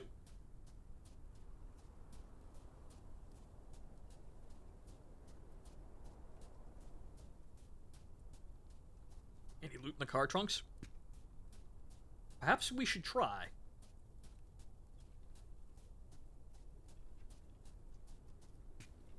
I don't know, the Slapjank in the original series was charming. However, from the previous and limited press testing, they weren't all that thrilled with it. Well, those people didn't like Stalker to begin with. Those people... Gaming press having terrible taste and opinions? Whoa! Color me shocked! Those people didn't like Stalker to begin with! The reason why Stalker isn't, like, worldwide popular is because most Western journalists fucking passed over the thing anyway. Stalker is a janky game, but it is a very, very good game for the era it came out in. It was, you know, of course, riddled with bugs, but again, the bugs are part of the experience, really. It's one of those games that can act unexpectedly and silly, and it adds to the experience. A very rare game indeed, but whoa, Western journalists having no fucking taste whatsoever? Whoa! Oh my god! I never would have fucking thought it in my life.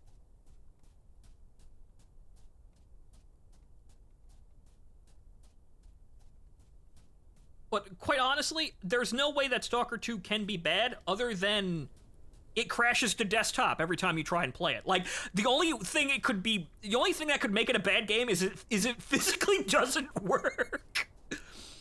Anything else is just on par for Stalker.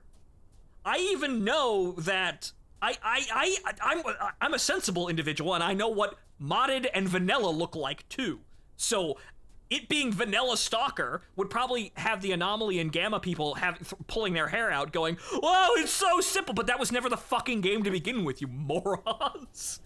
That's just some other people, you know, getting, you know, way too into it and coming up with added mechanics, some of which are good, but some of them are absolutely retarded. Like, in some cases, Misery is absolutely stupid as a mod. But that's where Anomaly and a lot of other games basically get their start points. But that's not the game. That never was the game. That always was the modded game experience. I know what Vanilla Stalker is, and so I probably, if it plays like Vanilla Stalker, you won't hear me complaining because it's Vanilla Stalker. The jank and random broken crap makes sense because you're in a very unpredictable yet incredibly beautiful and hostile environment. This is entirely true as well. It's unintentionally on brand for the zone.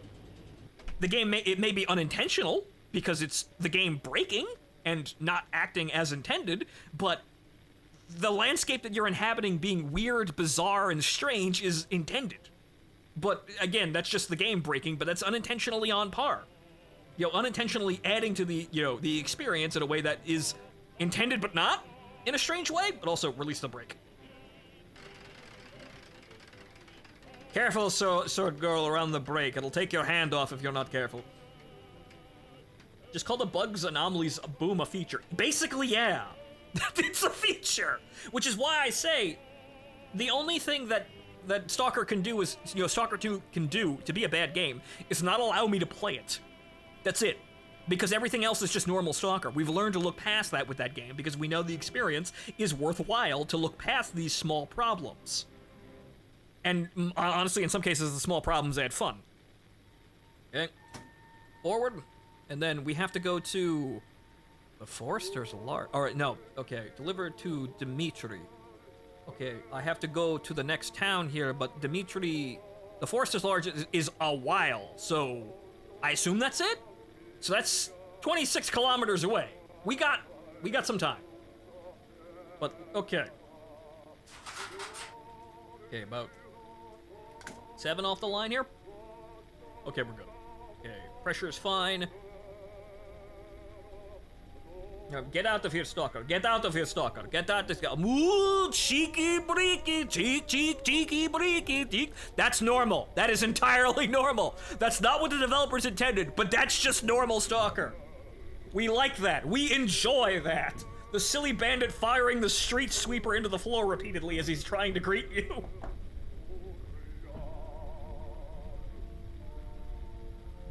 These are all normal things for Stalker. It's endearing. It's just funny. It adds a little bit of comedy to a game that, while trying to take itself dead seriously, obviously, there's just something fun about the unintentional comedy of it. But again, I'm not listening. I listen to games journalists occasionally for updates, but I don't listen to games journalists for their opinions because, my God, I have never seen a more biased and useless, like, hive of terrible opinions in my entire life. Absolutely never listen to games journalists, even though in some cases I'm doing the games journalism job for them. And unfortunately, YouTubers and streamers are not exactly always the best way to go about and seeing it if a game is fun, because a lot of other people are bought out. I'm not gonna name names and say people are certainly guilty of, you know, of being, you know, paid shills, but you know there are people who are in fact paid shills. So, it is more or less just down to you to look at a game and see if it's fun or not. However, Steam reviews are usually a good indication now of what's going on or rather major problems. Unfortunately, while you may have to hazard the collection of opinions that are like YouTubers and streamers, that's probably better than relying on games journalism at any point. At least I'm gonna be honest. This is, like, for example, this game. This game's actually great for what it is. It's a bit complex to get the you know, to understand how the locomotive works and get it going. This is fun, though. I haven't even gotten to the, you know, the ridiculous violence in the bears yet. I mean, I have a gun. I've yet to find a use for it yet, but I know it's out there. Okay, so we're clear to pick up speed here, but this is, we're learning a pseudo skill for operating a locomotive, a very basic skill. A very basic rendition, you know, the easy mode way of doing this, but I'm driving a locomotive in, you know, in the 1980s in Soviet Russia, and I'm learning how it kind of sort of operates. And I'm working for the mob to make things a little bit more interesting other than you just work for the railway. You know, I know the game is totally capable of doing insane shit, and it's gonna happen eventually. I could even hasten the insane shit if I wanted to. Like, I could go into the next town and gun down everyone in the town and then just leave. If I wanted to. I know I could do that. It would probably complicate things, but it would, you know, probably make things a little bit more entertaining. But that's my right to do things. I know I can do that. There's freedom in that. And actually, holy shit, we're actually out in the wilderness now.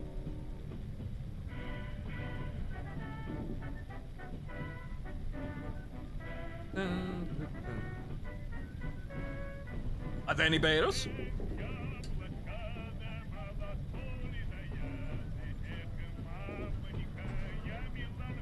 I mean, with how dumb simple some Soviet equipment is, it's probably 1-to-1. Some of it. Oh, right. Hmm.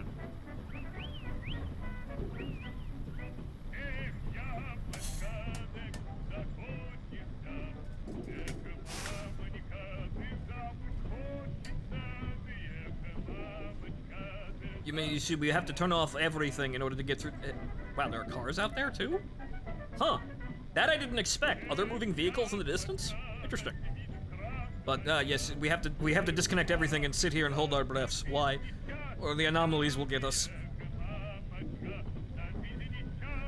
Usually they pass over, but well, don't accidentally be powered and lit in this situation. Very dangerous.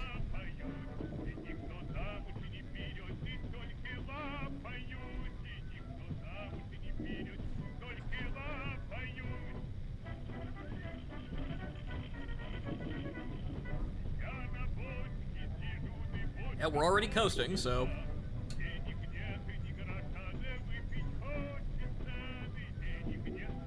Did you ever play Stalker Clear Sky on stream? I did not, but we're gonna do that as our launch party for Stalker 2. So I've never actually finished Clear Sky, mainly because at the time it released, my computer was terrible, so I couldn't run it. So I never actually sat down and finished Clear Sky, and I haven't really found a reason to actually do it, or rather time to do it recently.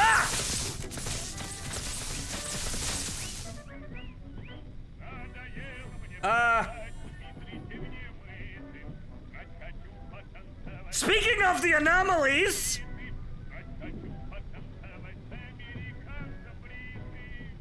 Ha!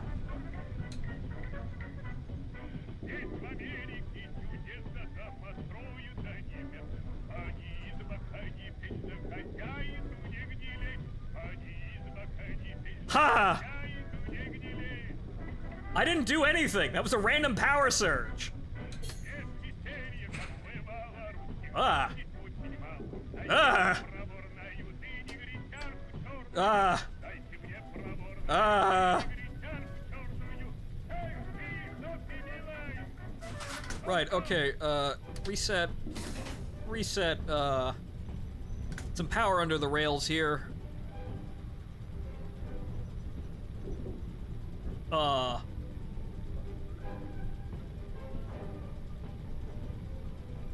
Yeah, I may want to conject, that may have just been a malfunction.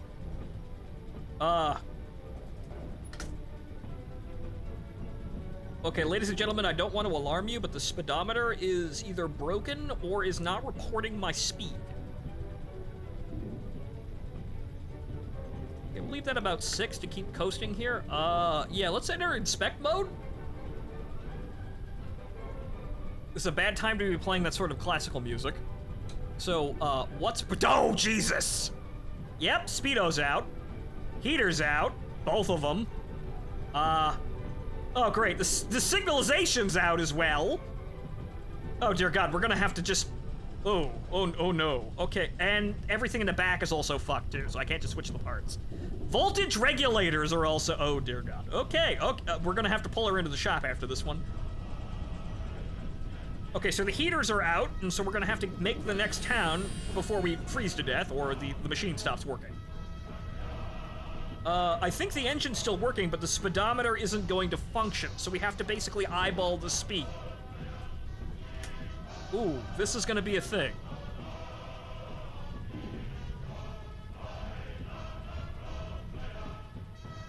Wait, what? Oh.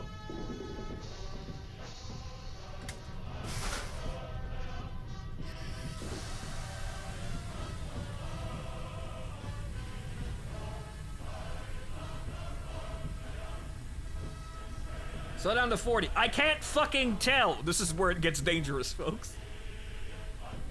So yeah, that just fucked us up here. Better have some spares for that, because that's actually really important.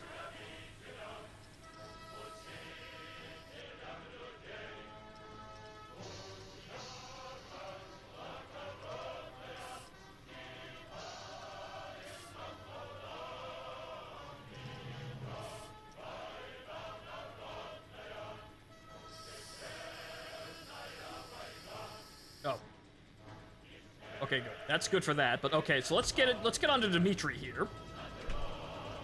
Do we not have one? Yes, we do have a spare heater. Right, no, we do have that. Okay, so we'll fix that because they're all broken now. It's not gonna fucking matter. No, we didn't actually sell that heater. We still got it. It's right here. It's literally right here. That's not 100%. So we've got one working heater. I hope no train comes this way while we're doing this. So yeah, we had a electrical malfunction, and that's why we had to stop in the middle of the woods there. That was a thing. Okay, so random events can happen that totally fuck over your train. Noted.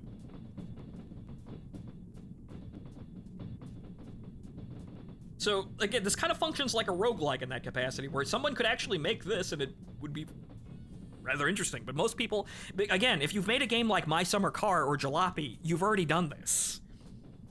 It being a co-op game would be absolutely fantastic, though. That's something I don't think I've seen yet. Nobody's done this game but co-op. Electric malfunction due to anomalies. Yes, as we were talking about Stalker of all things. Whoops, ran over a battery. Rather, no, battery is the artifact, right? No, what is it? It is, Bear! Thank you, Political Officer Tokarev. Thank you very much, Political Officer Tokarev. You're not as capable of Sword Bitch, as Sword Bitch, but thank you. Okay, can I yes! Wow. Survival mechanic.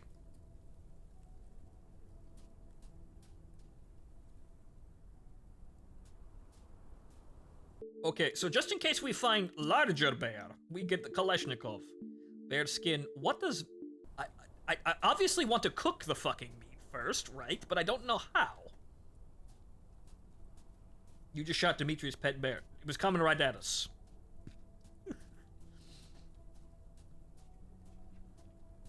But yes, electrical, what was it? It was, what was the electrical, no, sparkler? Yes, I think? I am not sure.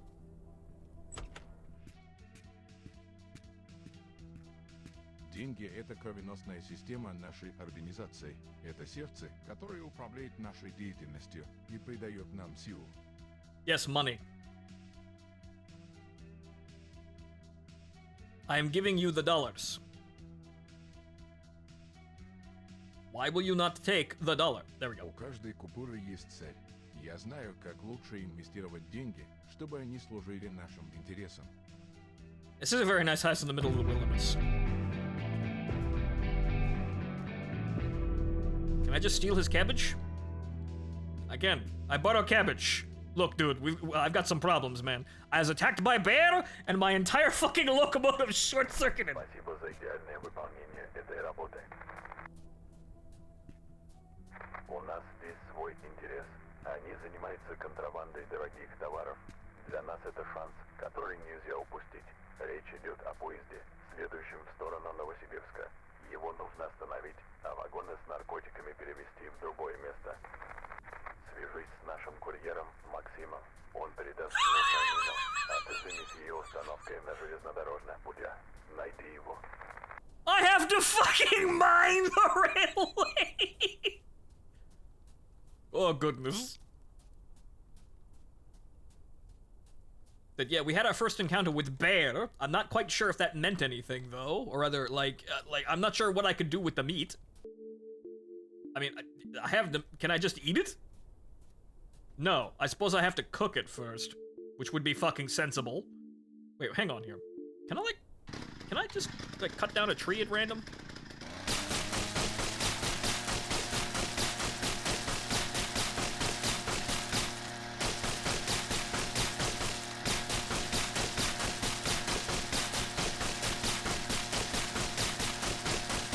It appears not. That'd be interesting, just going out here harvesting resources, but it would appear no. I cannot just randomly start chopping down trees and start a logging business. That would be interesting though if you can, if you just have a train and you go out and collect resources, because obviously in the whole nuclear apocalypse or like wild untamed wilderness thing, the options for trade might be limited, or rather transportation jobs, right? There's things that you could do with this gameplay formula.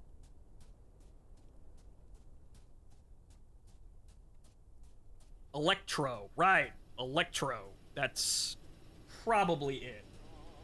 Probably.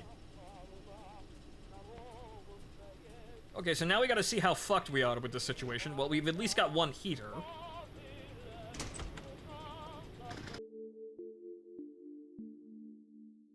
Wait, yeah, that speedometer's dead. That don't work either, or I'd replace it.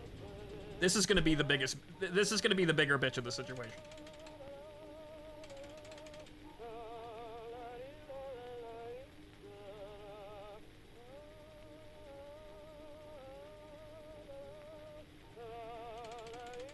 Because now we have to go with no indication of what our speed is, other than just guessing. This is where things get dangerous, because the entire thing might fall apart on us at any moment. As long as, unless we eyeball it.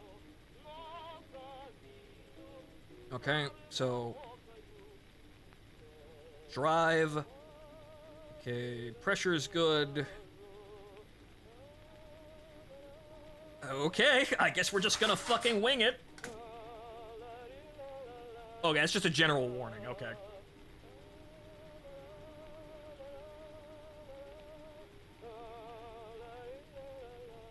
Who's making the electricity in a nuclear apocalypse? Obviously, you would need to, why are we not going? Why are we of not goings?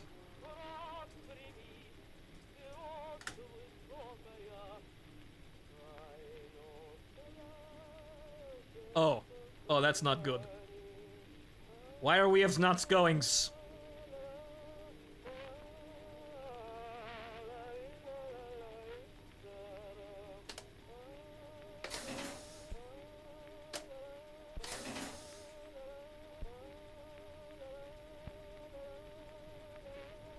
Ha! This is issue. We are of, nuts goings. Oh, there we are. I guess the Brits had themselves engaged, but that was... I was about to say Swan Lake is playing again. Ladies and gentlemen, this is why hearing Swan Lake is a bad thing. Oh, good lord. I have no way to judge my speed other than eyeball it, and we're just gonna have to figure it out. We also don't know if there's anything dangerous on the tracks, so I can't tell if we're gonna hop onto a train track with another train already on it. This is, dangerous is an understatement. But I know I guess we're just gonna have to slowly power it along here. I know she kind of maintained speed at like 7 to 6 position, so I guess we're just gonna have to go with that. Oh boy. Yeah. Yeah, now's a good time. Whew.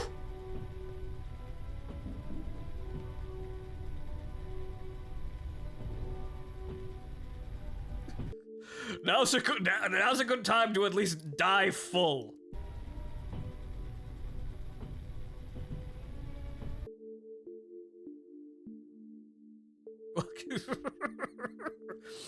Or well.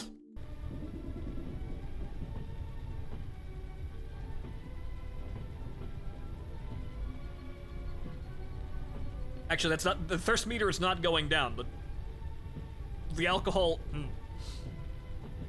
We're gonna need a lot of liquor for this.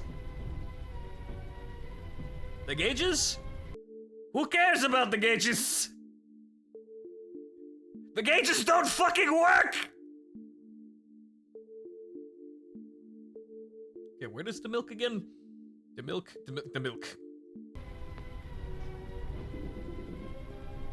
Get sauced and crash. Yeah, the Swan Lake is playing. We're either gonna die or we're gonna succeed. Oh God. Oh no, I caught that. Guys, the mouse controls got inverted for a second there. I think if you go above them, that might happen at random as you get drunker. Oh no.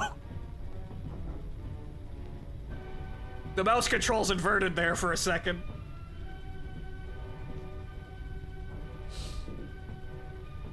Yeah, it is a dangerous place, isn't it?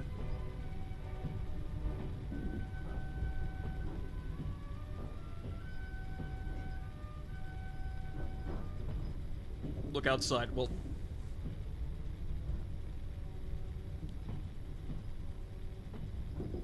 don't you fuck with me! I've got my gun.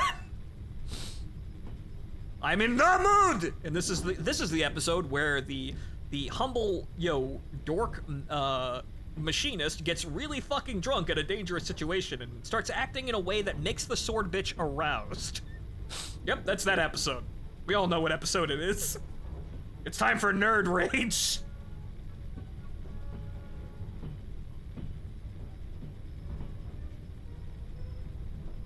Okay, I'm looking over the speedo, but the speedo doesn't work. We seem to be doing okay. I don't know what speed we're going, but it probably is like 20 miles an hour. So we're gonna speed this up a bit because we're in a situation where I don't quite know if the track ahead of us is going to be clear or not. So we're just gonna have to, okay, well at least we've got, that's not oncoming, thank God. Wait, inspection mode is also blurred? Is inspection mode also, yeah, yes! It's the drunk train! Howdy ho!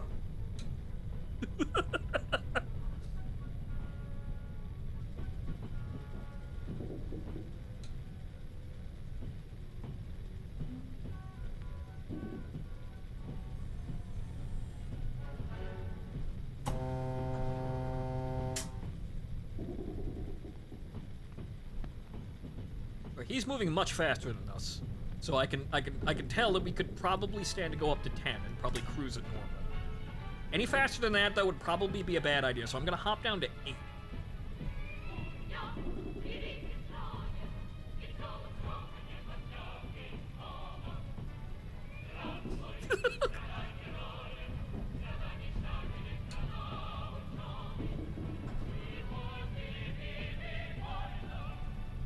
This would be a wonderful time for a bear to come out randomly in the middle of nowhere, so I can lean out the side of my train with my AK drawn and start shooting bears to this song. Bears or bad socialists? Maybe...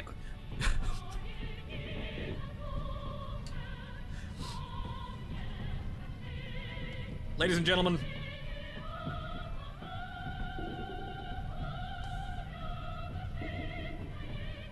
hey! You! Fucker!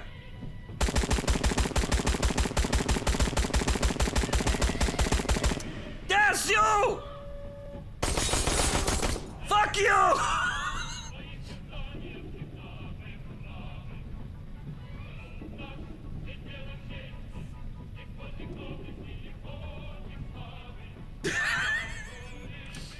As you can see, the chaos can reign at any moment. I'm probably not gonna get penalized for that either. Also, didn't hit the engineer anyway. The machinist was on the other side of the cabin. I'm too drunk to see. That's what saved him.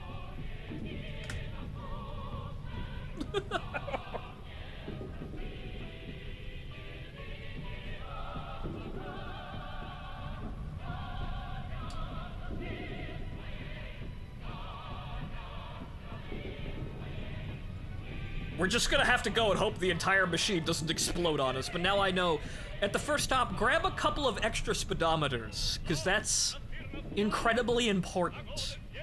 Lots of other shit may go out, but we also need to make sure that, you know, in the case of horrifying disaster, we can tell what speed we're going and what's the situation on the tracks. I think I also may want to slow down slightly, as I'm hearing the creaking and the groaning back there.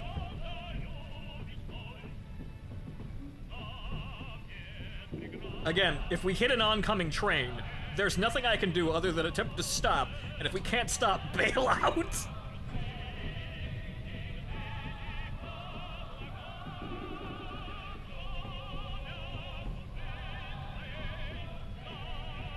Also, there's a hangar. Thank God, there's a hangar in the next town, it looks like. So good. We'll be able to actually repair the ship here. Very dangerous time, though.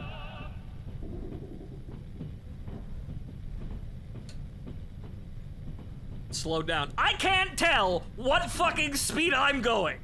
Good luck. So if you do bail out and train explode, what then? I don't know. It'll probably give me an instant game over if I derail the train like that. I'm not quite sure what'll happen. We'll see. But, so the voltage regulators apparently are the thing that went out that caused the power surge.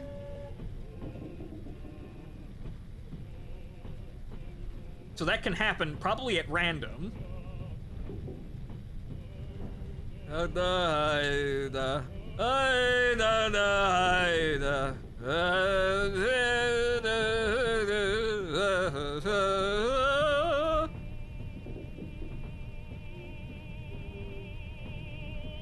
Once again, I am not a communist, I just think their music is grand.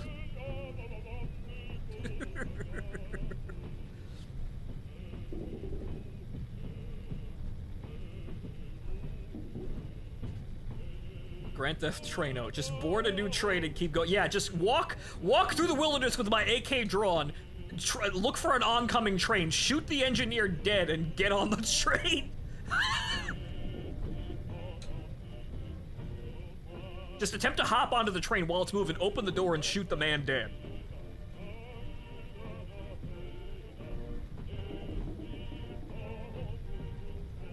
They thought I was done. They thought they thought I was over. I lost my train. A man without a train is nothing in this town, but I got a new one. I did what it takes to come back. I've got what it takes to survive. Even when God and this horrifying world don't want me to.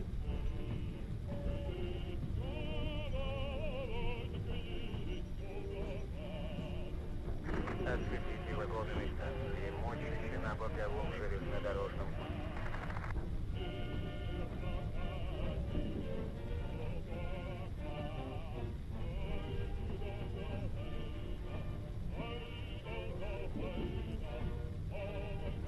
Couldn't we kind of see your speed by looking at the distance to the next location and your mission timer? I mean, probably?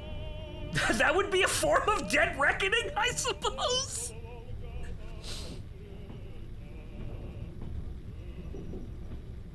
That's math, though. We don't do math here. We just operate heavy machinery and drink. Sometimes both.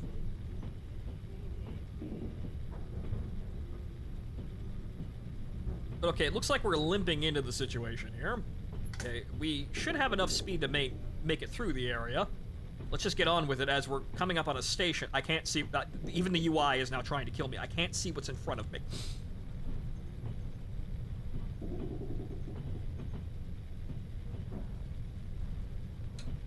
We appear to have made it, though.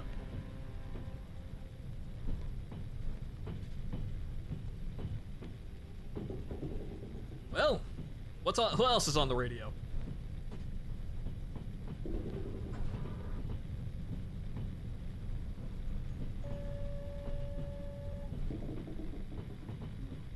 Fucking nothing, apparently.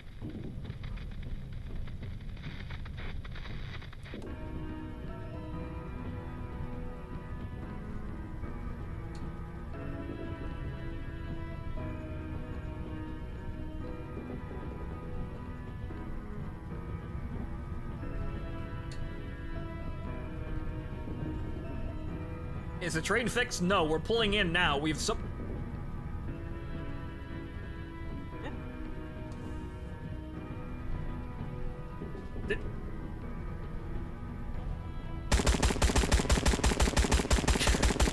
Damn it, I missed my chance because you have to have hands on to get all that. You have to wait until you're outside the window. Damn! You have to have nothing in your hands to actually interact with everything. Damn. Oh, shit.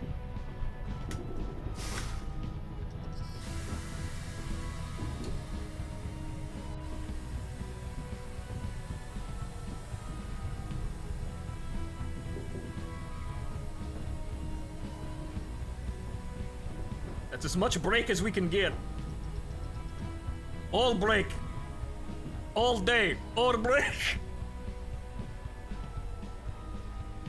Alright, we've got it.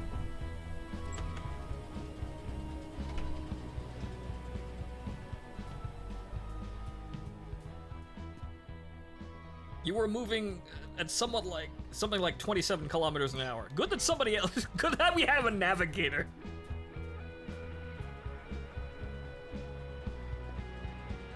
Oh, but we'll be able to repair here as soon as we get into town.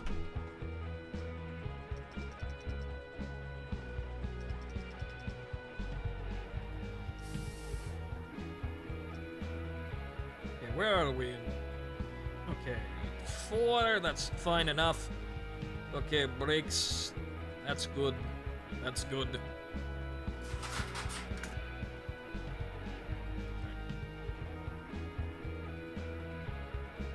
As soon as she gets up and goes, because Lord knows I can't, there we go. I can't fucking tell no more.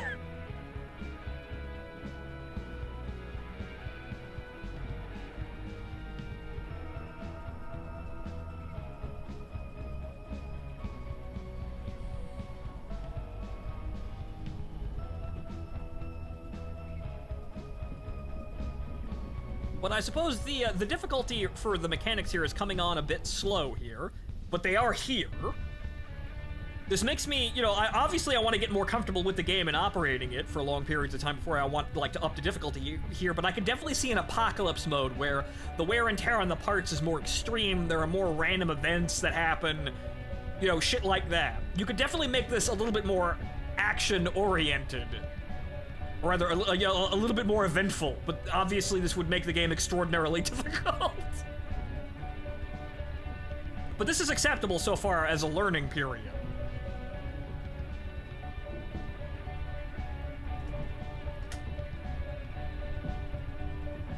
You know, all things considered, the game looks competently put together and well done. It does, which is the shocking part. I thought, 5 years ago, I thought this was a shitpost that would never come out, and now it's here, and it's actually good! So yeah, you've got 20 bucks, go buy this game. If this looks fun to you, this gets my recommendation. It's insane, but it's insane, and it knows what it's doing, and it's doing it half decently. Wait, no, not that.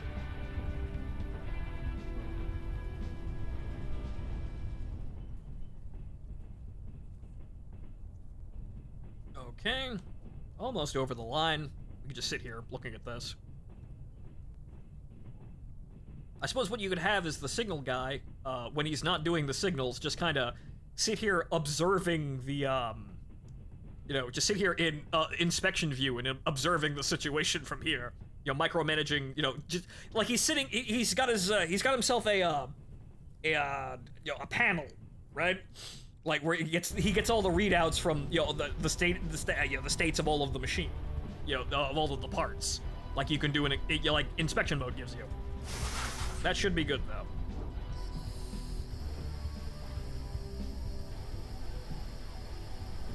Also, fuck you. We're going to emergency braking because we need to stop today because the whole fucking thing is rattling apart.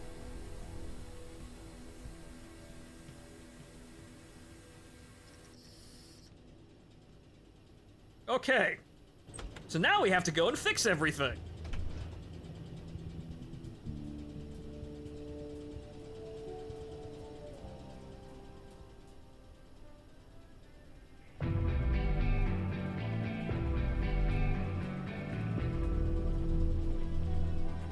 No, we're transporting, or was all just a bunch of data expunged and classified?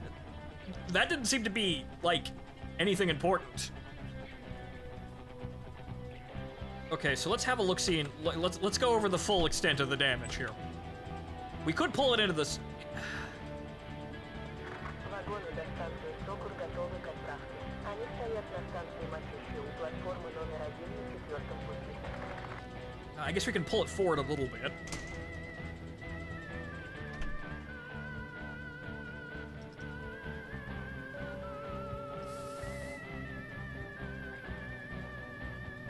Okay, that's good enough.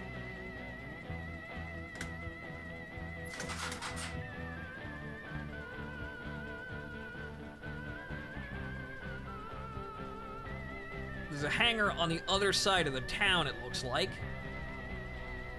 We have to get it down there, because then we have to actually do all this shit.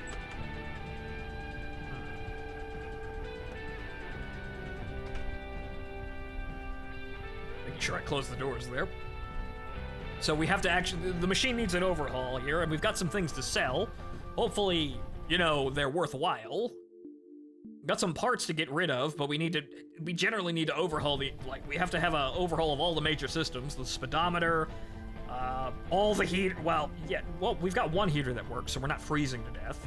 So, at least 1 to 2 heaters. Probably we can rip the ones in the back out and sell them. And just, you know, if they're worth selling. And we also have to have a look at any other parts that are broken.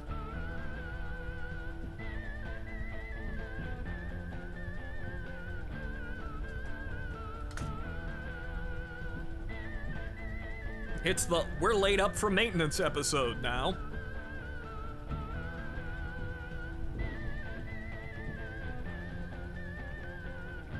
Check the air compressor. It seems to be functioning, but let's see here. That's the main yeah, okay. So that I'm not quite sure what the level that's supposed to be at, but there's still plenty in it.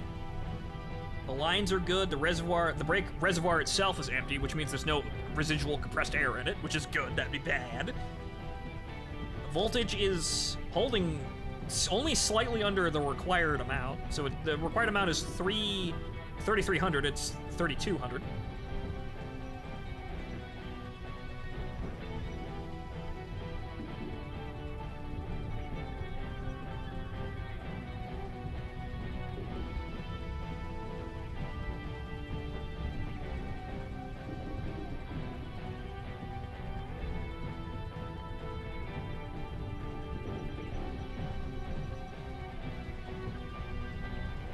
Okay, so what we know for sure is we definitely want spare speedometers, heaters, and you know, indicators here, because everything else doesn't seem that important. But then again, you know, the rest of the train might fall apart under us, you know, for all the parts in the undercarriage, right?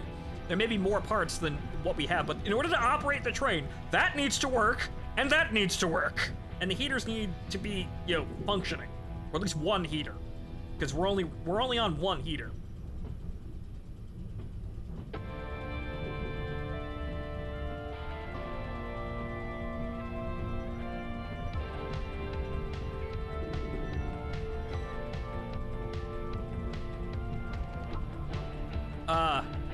Why is the okay? No, the hangar's over there. Okay, good.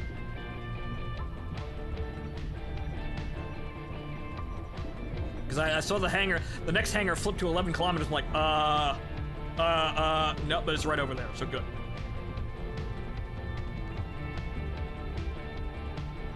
Hopefully we can just pull the bitch in there.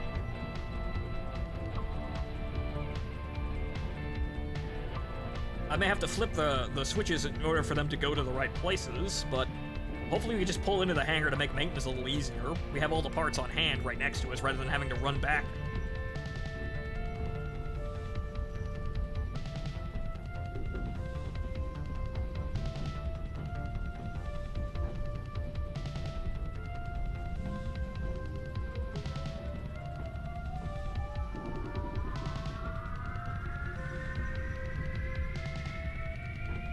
But somehow we're alive, even with, the most important things, you know, malfunctioning on us. But I guess it's good that we were cautious with the speed so we know what the speed looks like, right? To some extent?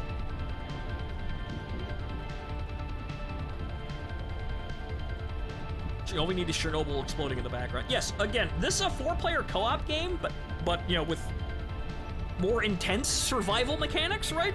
You could definitely take this game and go somewhere with it. That would be very fun as a co-op multiplayer game. Deep Rock Galactic, but you're operating a fucking train. Right, okay, so hang on here. We need to go that way.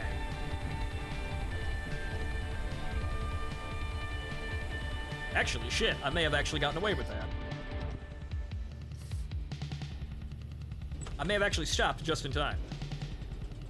Even though I didn't need to be using those. Yes. Hey, I actually caught that just in time. I was using the collective brake though, and not the locomotive brake. Oh no. Door stuck.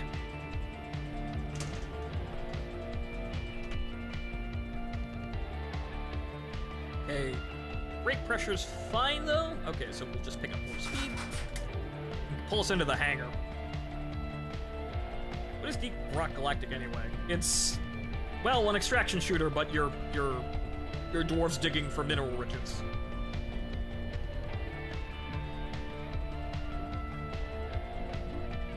The extraction shooter is somewhat not correct for it, I guess. It's a co-op game.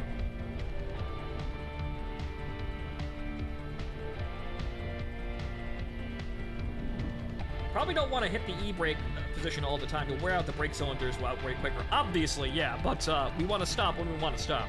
That's more, you need to be delicate with the machine there, but hell, we survived with no indicators for speed or, you know, current situation on the track, so,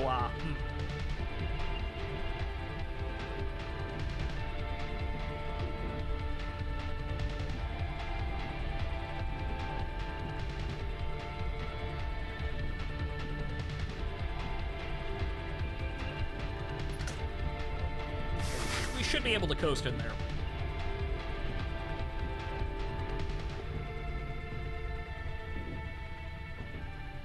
And now we need a complete overhaul of all systems here because I don't know what's damaged, but it's probably most things on the fucking ship here.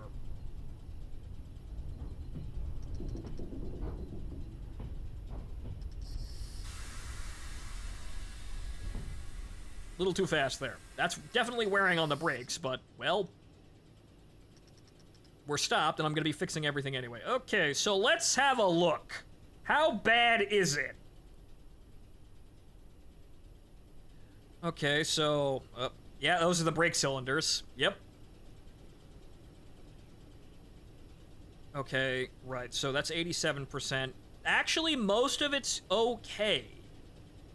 89, 81, okay, so most of the machine is still functioning fine.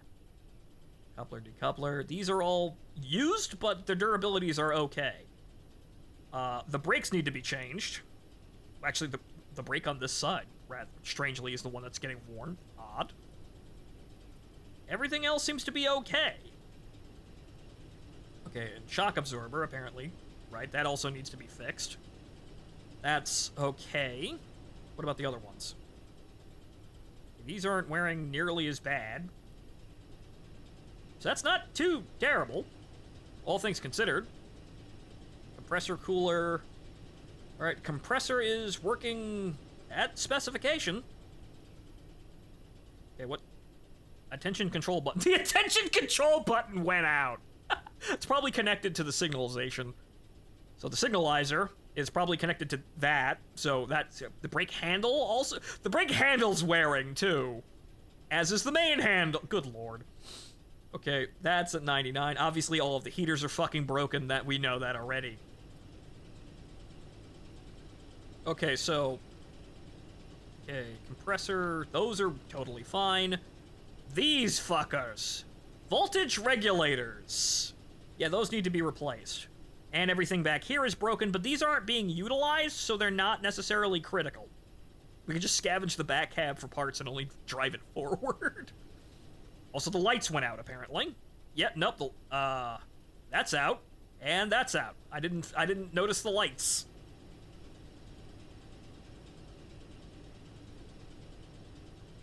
What about the lights in the front cab here? I think those are out too. Yep, those all went out too. Okay, so we need 8 light bulbs, but okay. So that's not too terrible. Before we start working on the front cab, I suppose we'll get that, okay, so we get brake cylinder. We need 1 brake cylinder and a shock absorber. Okay, that's not too terrible, aside from all the stuff in the main cab. We'll do that last, though.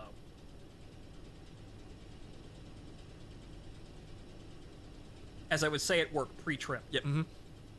Okay, so the voltage regulators are the other one. We need 3 of those. So let's go have a look, see how much those are costing us. We'll work from front to back, or back to front.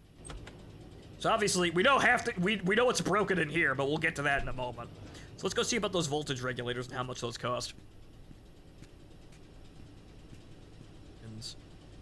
Coupler engine, box bearing, heaters, speedometer. Well, we're gonna need that. Okay, this is where all the basic equipment is, and the signalizer, right? Okay, and the control button, and the brake handle. Yeah, main brake handle that needs to go too. Okay, so there's that. We've got all those parts ready. But okay, so where are the? Okay, where's the voltage regulators and how much do those cost? Right, got two. Can I like sell you? Like, how can I sell you junk? I'd like to sell you junk. How do I sell it? Okay, voltage regulator, $40 each. Man. Okay, we need 3 of those. Okay, and then we need, I suppose, well, the spare heater isn't necessary for continued. We need 1 shock absorber, and then we need a brake. Brake cylinder, right, okay. Scrapyard, I imagine. They wouldn't buy anything, though. Okay, so railroad, is there a supply? Is there a junkyard over there? I don't think there is. I mean, I guess we'll check. So that should be everything. A heater isn't necessarily critical, but we're probably going to have to go and sell some things. Because, let's be honest here, we're pretty fucking loaded on supplies. Maybe we sell that bear skin, right? We sell that nice bear skin. Yes. Find us a buyer. Definitely gotta be on the lookout to go hunting, though, right?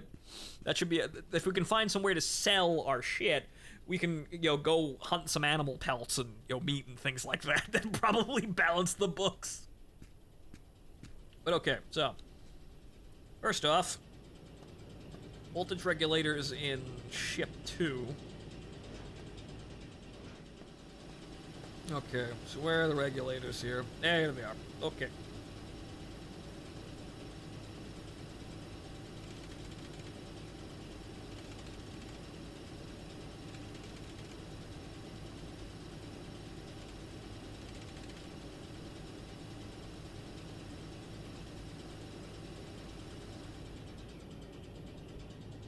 That's gonna cause the whole thing to shut off, though.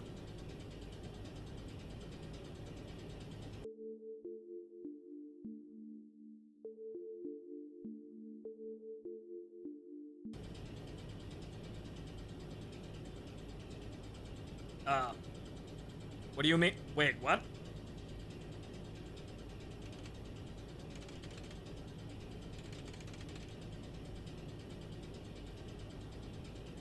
Oh. Oh no. Uh-oh. I think we've got enough, but I bought the wrong ones. There are A's and B's. Whoops, there's 2 different types.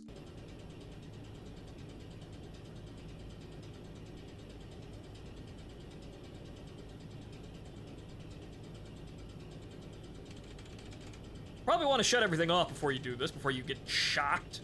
Somehow don't shock yourself, bare-handing 3,300 volts. Yeah, that'd probably be a bad idea, right?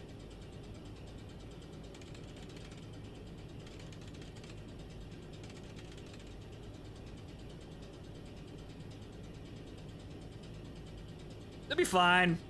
Don't worry about it, it'll be fine. Okay, no, the door's over here. Be fine, though! That's not unsafe at all.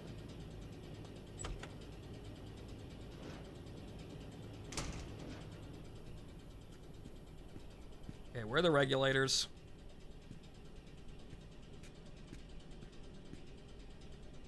Alright, they're on the other side, I think, right?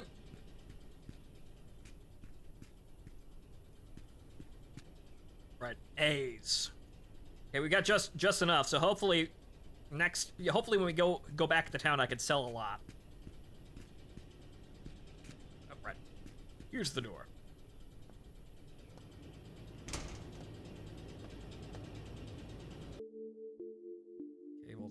B's? Well, at least we've got spare parts, right? We probably want to sell them, though. But I'm sure this is totally safe.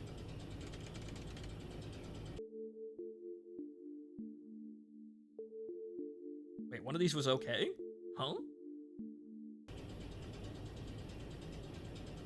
Well, hang on here.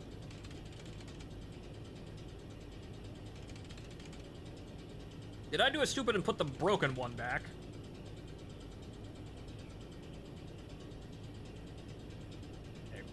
Okay, 100%, and then...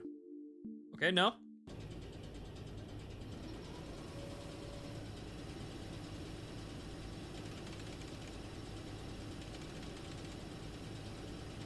This should probably kill me if I was trying to do this, but we're probably okay.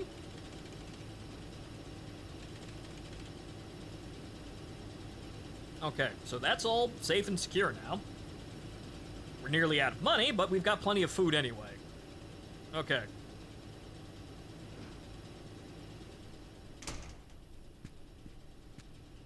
Okay, now for the brake pad on this side and the shock absorber on the other side, I think, need to come out.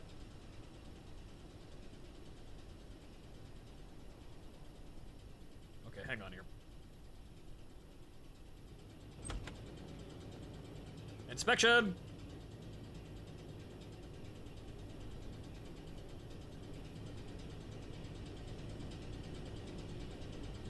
Okay, that shock absorber needs to come out, and the brake on this side needs to come out. Assuming I have no idea how to get that out, but I'll figure it out. Okay, so it's both on the right side of the ship here. So this guy.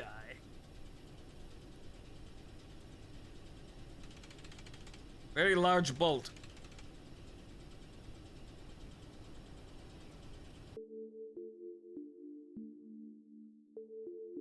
Okay, 50%.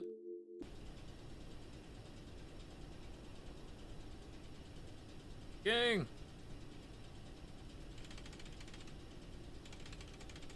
Okay, that's secure. But, okay, now for the brake. How do I get to the brake?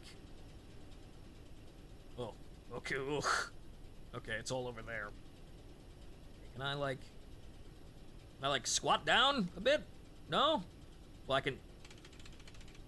I don't need to, but that's interesting. Be nice if I could get closer down there.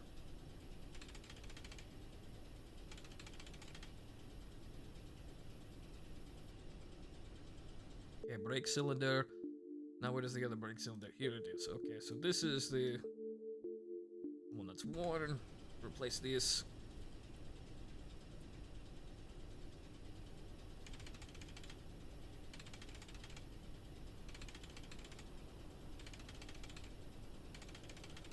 Okay, good. That's it for the external repairs. Now the cabin. The first thing I have to see. Did I close this door properly? I did. Okay, good.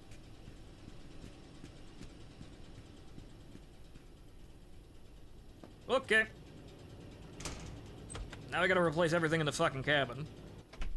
We don't have enough money for a heater now because I'm an idiot, but oh well. Okay, first and biggest thing, the speedometer, because we can't tell how fucking fast we're going. Kinda dangerous. It's the second broken speedometer we have in our inventory. Where did the third one go? Voltage, attention to control button, signalization. Ah, there it is.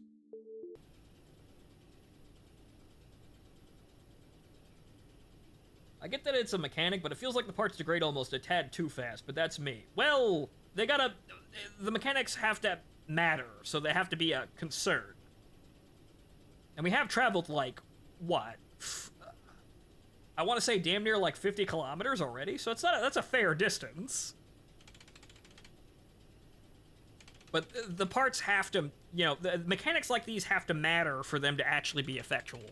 So if you have, an economy and you don't have any maintenance, you're never going to be spending money on the maintenance, and so the economy is going to be all out of whack. You can buy parts, you almost never need them, and so you'll have by the time you need them, if the wear and tear isn't fast enough, you'll have more than enough money, and thus money will never actually be a challenge to balance with, repairs and, buying new parts and whatnot. So this is a tax on your income in order to make sure things are still kind of chancy, right?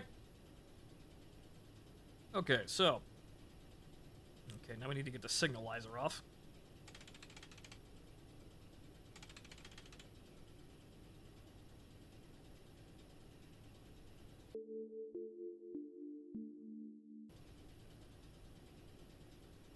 Oh, I have to go buy light bulbs too. Shit. Also, I'd love to be able to. There we go. I forgot all about the light bulbs, but I don't think I have enough money left. So maintenance has to matter, and thus, you have to buy things, and thus this keeps the player's economy under control. If maintenance doesn't matter, it's not a concern, and thus the player doesn't have anything to spend their money on aside from shit that either A, makes them overpowered, or shit that doesn't matter. Okay, so I believe, if I can find which wrench. Okay, that. Right, this needs to come off, and that's a lot of wrenches. That's a lot of screws. My goodness. Yeah, just, Dimitri, hang out the front window with a flashlight. That's a ton of screws, though. Oh, there's 2 of them right there. Shit.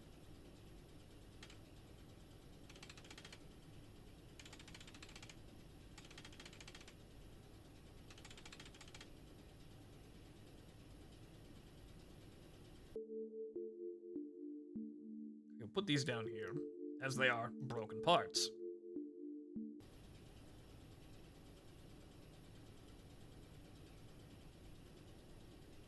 Although as I now remember, we could use the mouse wheel to, bring the parts forward, closer and farther away from us. Now that I remember, so I don't need to sit here, wiggling the view around like an idiot.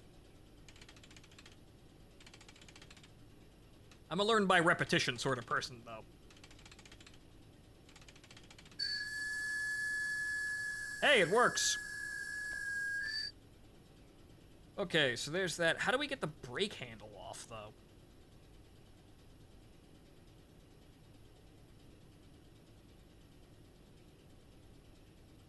That doesn't appear to work.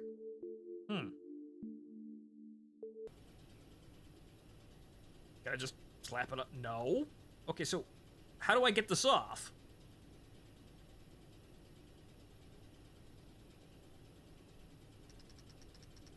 Do I have to, like, turn it all the way to the on position and... Huh. Interesting. That won't come up. Well, that works. Oh. Well, hang on. Maybe this one doesn't break, but hang on. Let's do a check here to see what we're missing here. Maybe we're trying to fix the wrong one. Yeah, we were trying to fix the wrong one. Oops. Right, okay, so that needs to be changed, but this is the main that we're not looking at. We're looking at the collective, not the you see, that's the locomotive one, and we're looking for the collective. But okay, that seems to be, well, mostly correct here, aside from, again, the heaters, but we already know that's fucked. We don't have any replacement parts. This back here doesn't fucking matter, though I could take the handle off and throw it in the front seat, but this doesn't matter because we're not using that cab, but now we know that currently the second cab is completely inoperable because we don't have the money to replace all those parts. Oops. Right, so this one.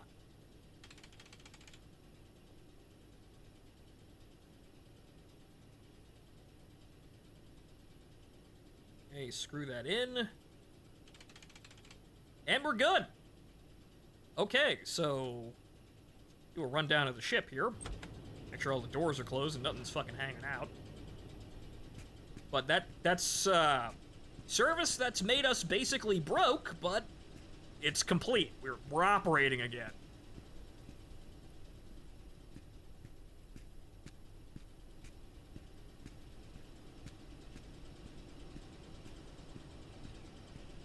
All right.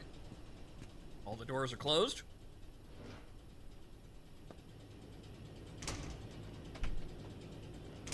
Okay, locked up. Now let's pull out of here. So we put the selector in reverse. The brakes are charged adequately. Brakes are released. Okay. Handle's good, though. Well, we should probably. Well, we could use the lookout mechanic here, but we could also use the whatchamacallit, the inspect mode to watch where we're going. So we don't actually need to be in the main cab or be looking out the windows. We should be able to actually pull onto our cargo rail as well, which is good. So we pull onto the main track, switch the railroad, pull past this this track, switch the signal back out to the outgoing track, and then pull onto the cargo. Or rather, actually, no, what we're going to have to do is we're going to have to go forward. So we're going to have to pull off of this track all the way, switch the signal, go forward again, stop, switch that signal, go backwards, and then collect the cargo. Okay. But all in all, productive maintenance. But so we're going to have to, before we set off again, I think we're going to have a look in the town and, we'll come back to the game tomorrow because it's almost midnight. Though I am having an immense amount of fun, and it's been 4 hours. It hasn't felt like 4 hours. It's felt like 2. This is a lot to digest, but it's not an inhumane amount. You'll get it. Okay, we're at the railroad switch. Power down. I'd like to... Oh, good lord. It's... The throttle's stuck. Let go, goddammit!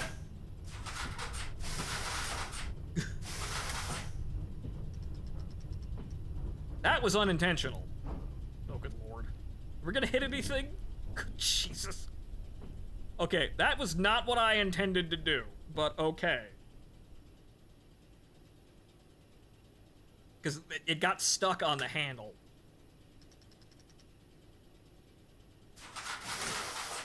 Okay, we're gonna go forward.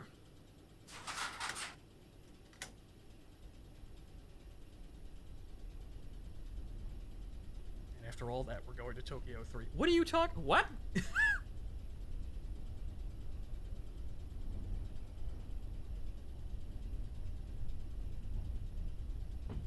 What? No, it's been like, it's felt like 2 hours, so this is not an insane amount of stuff to digest, and it's also entertaining. We nearly got mauled to death by a bear. I shot at some oncoming trains. I almost got out and hunted some, some elk or deer of some kind. I could do that, I'm probably gonna do that next because I'm low on money. Wonderful time here in Siberia.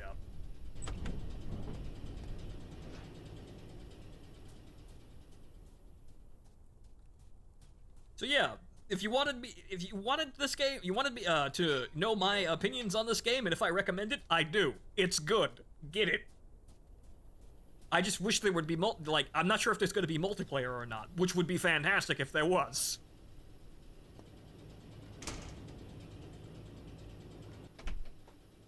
Okay, so drive is still forward. Release handbrake.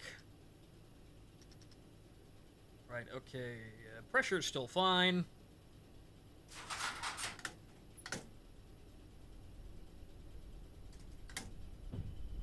Come on. Put some ass behind it.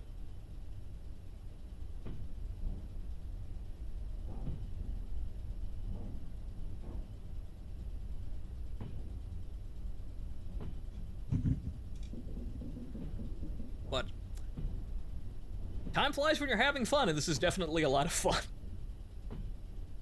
It's complex, but it's not overly daunting for you to remember. So you could sit here and, dissect this, and it doesn't take too much time for you to get into the groove of remembering how how to operate this thing, or how to, do it with some kind of, consistency. I'm not amazingly competent, but I picked up the base mechanics fairly quickly, and then it's just a matter of not crashing the train.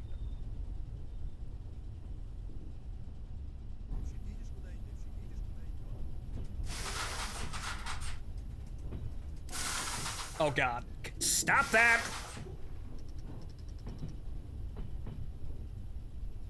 That's a little goofy, though. Okay, come to a stop. Well, at least we're well clear of the railroad signal now. But again, you could see how this could be easier with 2 people. Alright, one guy would get out and man the railroad switch, and the other guy would stay in the train, making everything move, as desired. And you have, like, if you have to do this out in the wilderness, you maybe have, a 3rd or a 4th person standing there with a gun, making sure no bears come out. Or, no bandits ambush your train and try to take your cargo.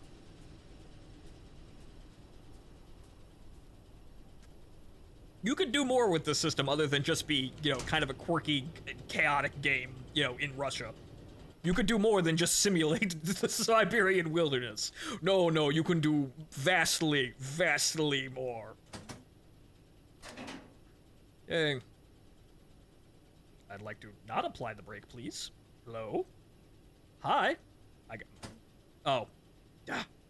The mouse is getting stuck for some reason. Okay, that's in reverse. Brakes off.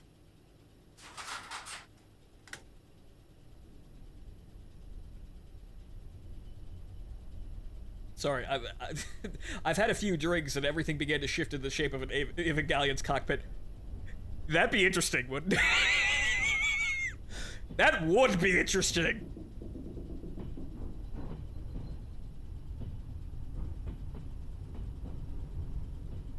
That's an interesting hallucination you've got there. Also, oh, Jesus Christ, we're going onto a cargo track. Okay, stop. Oh, God. Oh, God. No.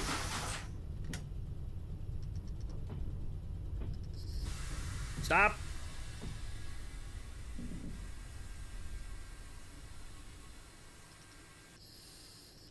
That's wearing the brakes out, but I went too fast. Right. I gotta remember, it's a car. We can't go faster than 5 kilometers, or we slam into the train cars. How much room do we have left? Okay, that was relatively safe, but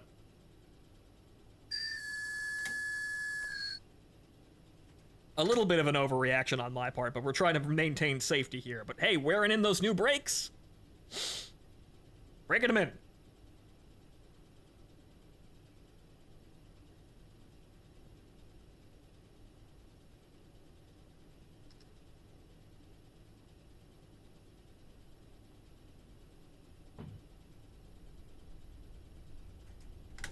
Okay, so we're gonna hook up and then we're gonna go too fast. Too fast. Good. Okay, still gaining speed.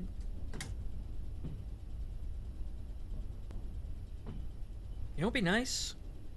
I mean, control crouches, but we don't really need it to. You know what'd be nice? If I could sit here in this chair, and then I could, like if I sat, specifically sat in the chair, I'd then have vehicle controls, so I could, hold control to push in the, whatchamacallit, the lever here, and then use W and S to control the speed like that. That'd be actually kind of nice.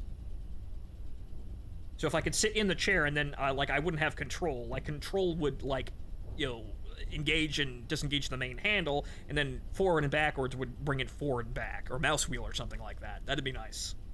To make this a little smoother. It's not terrible, but that would be a little bit more ergonomic.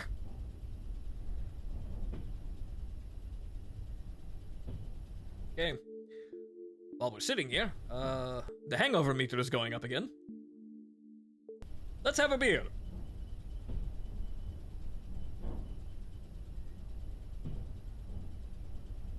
More. I need more. More! Maybe not that much.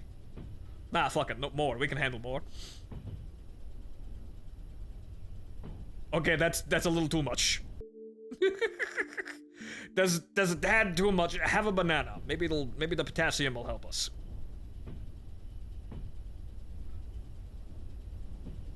Okay, and contact. Отцепите вагонной станции Сакуру, платформы номер 1 на 6-м пути. Максимальное время перевозки. 1 час 30 минут. Alright, your ass is going to wait, because I'm going into town to sell something. Okay. We also have to go get that mine. Oop. Close the door, you'll make the heaters work more. That shit ain't cheap.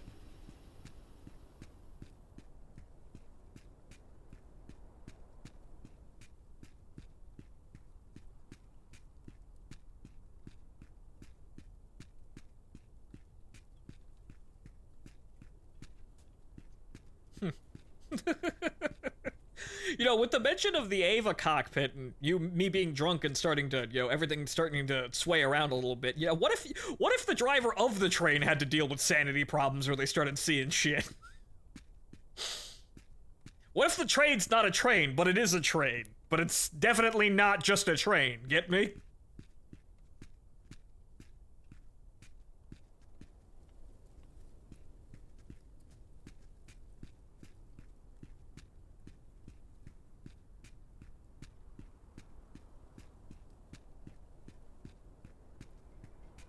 So what if you had to, like the driver had to maintain sanity while he was driving the train, or whoever was operating the train?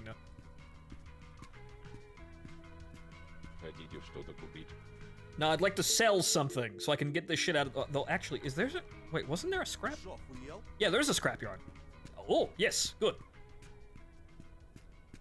I don't know how to sell shit in the market, and I don't think I need to because I'm gonna need a lot of supplies.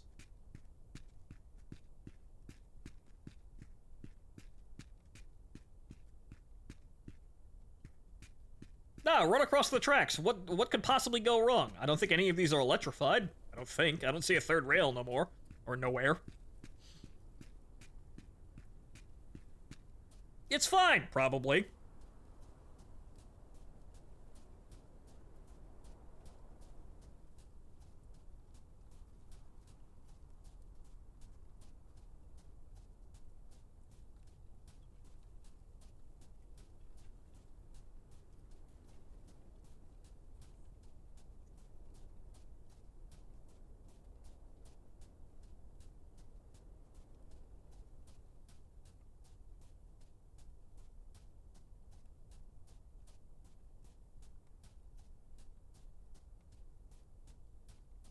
Okay, so let's see if we can sell anything to the scrapyard.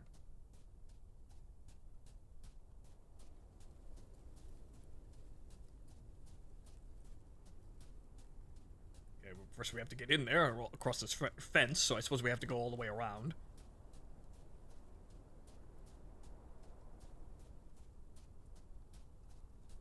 It's fine, gets crushed by an angel. No, it's totally fine. Absolutely nothing going wrong here. No, the patrols on the outer ring of rails are doing totally fine. There's no angel about to cross into the defense sector, and even if there was, it's not directly headed to Central Dogma. No. See, there you go. In addition to being merchants and keeping yourselves afloat, you also patrol, and maybe it's like... Maybe the sword bitch actually has to go out there and kill, detected hordes of enemies, or something like that. Or maybe you have to, like, use the gun on an armored train to go shoot at something. Look, think about Tokyo 3. They totally would have gun trains. У тебя есть металл на продажу? Yes, but I don't know how to sell it to you. Ah. $6 whole. Okay, $10. Okay, these are completely worthless components, so... Brake cylinder. 15. Wow, that's actually shit. Okay, $9.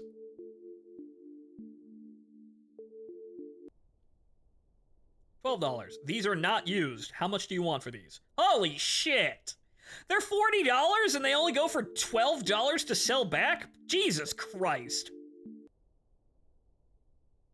That's an awful... That's terrible. Okay, will you buy the bear skin? No, you won't. I'm not surprised. That's fucking awful, though. Yes, we hunted a bear. But no, they don't want it. A shame. Okay, so we made, like, what? Like 100, maybe, like, we were under $100, right? So we made what? We made like $100? That's not terrible, but that's also not fantastic. But it's not like we need parts right now, and we don't need food. We've got plenty of it. The alcohol is going a little fast there, but beer's $1. Oh, right, the brake handle. Okay, these are fine functioning spare parts. That isn't, though.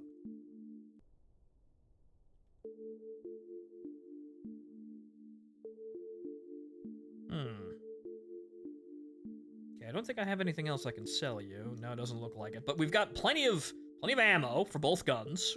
Plenty of food. We're fine on that front. So let's go see if we can find anybody to buy the bearskin and the meat.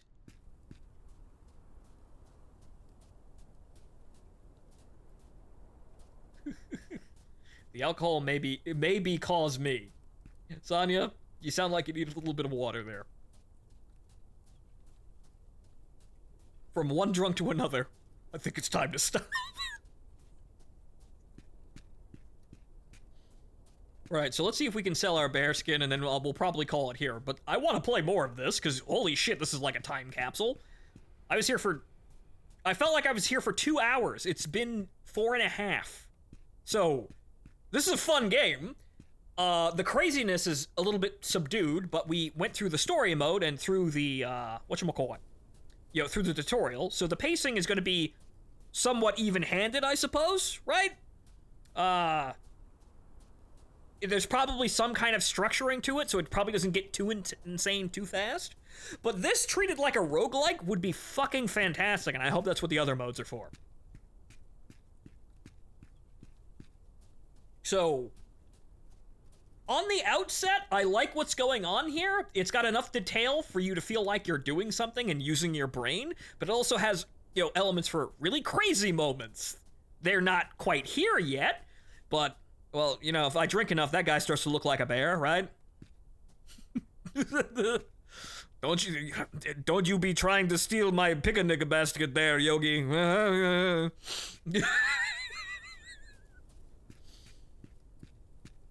But I'm sure the craziness will take off, but this is a good start point, even if it's kind of subdued or less insane than the trailers make it out to be.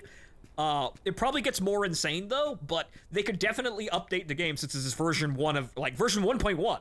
They released a day 1 patch, or a day 2 patch, more or less.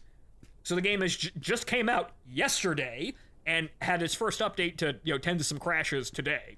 So this game is brand fucking new. They could totally add a mode where you can customize, or just make a mode that's completely crazy with no customization.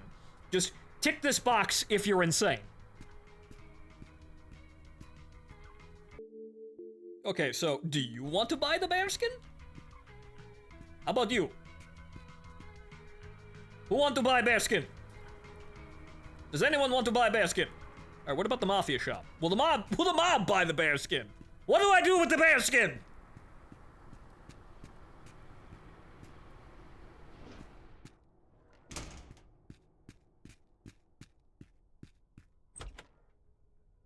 Yes. Хочешь купить оружие? Would you like to buy? Where am I going to get? Well, could I sell? Okay, no, I can't sell them anything. I could probably sell the bullets, possibly. Right? Can we sell bullets? No. Or the raw meat. Yeah, let's see about the raw meat. Do you want the raw meat? Where's the raw meat? Meat, right, there. You don't want it, you don't want it. And just to see again. You don't want it, and you don't want it. That's annoying. I don't know where to sell this. Oh, maybe I have to sell it to the hunter. Shit. Maybe that's what it is. I have to sell it to the hunter in the lodge. Oh, shit! Right, no, we were at the hunting lodge. Or rather, no, we weren't. That wasn't the hunting lodge. That was somebody else. That was a missions thing. He might have bought it, though, but maybe you have to sell the stuff to the hunting lodge, and so you have to stock this up and wait till you get to the hunting lodge, right? Shit. Alright, so does anyone want to buy the meat, though? No? No? No? No? Okay. Well, shit.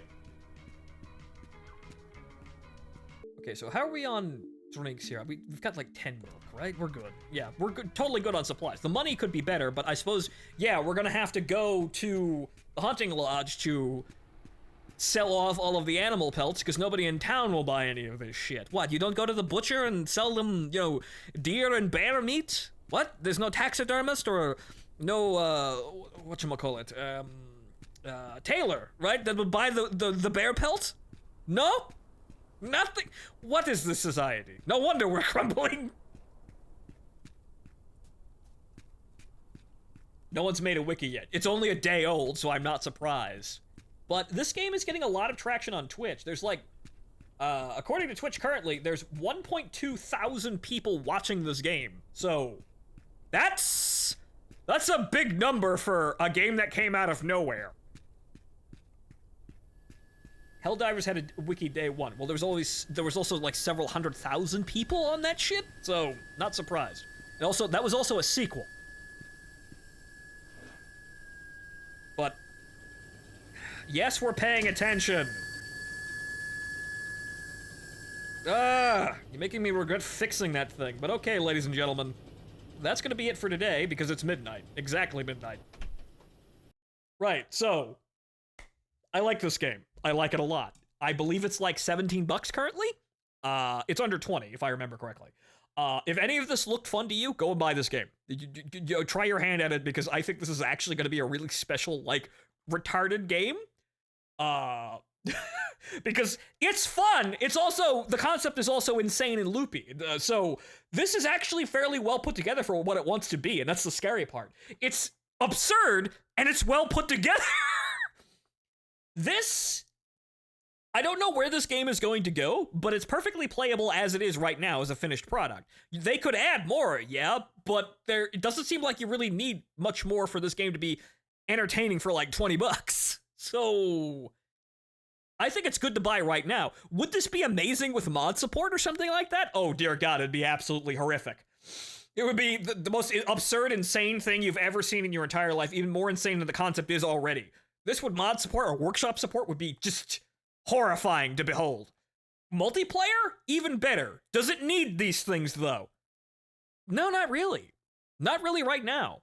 Like, we'll see how the game develops playing the story mode, but I have a feeling it's going to get more and more insane, so I don't think we'll need the Chaos Reigns mode. But then again, we could also make the game more lively by shooting up everything as we go.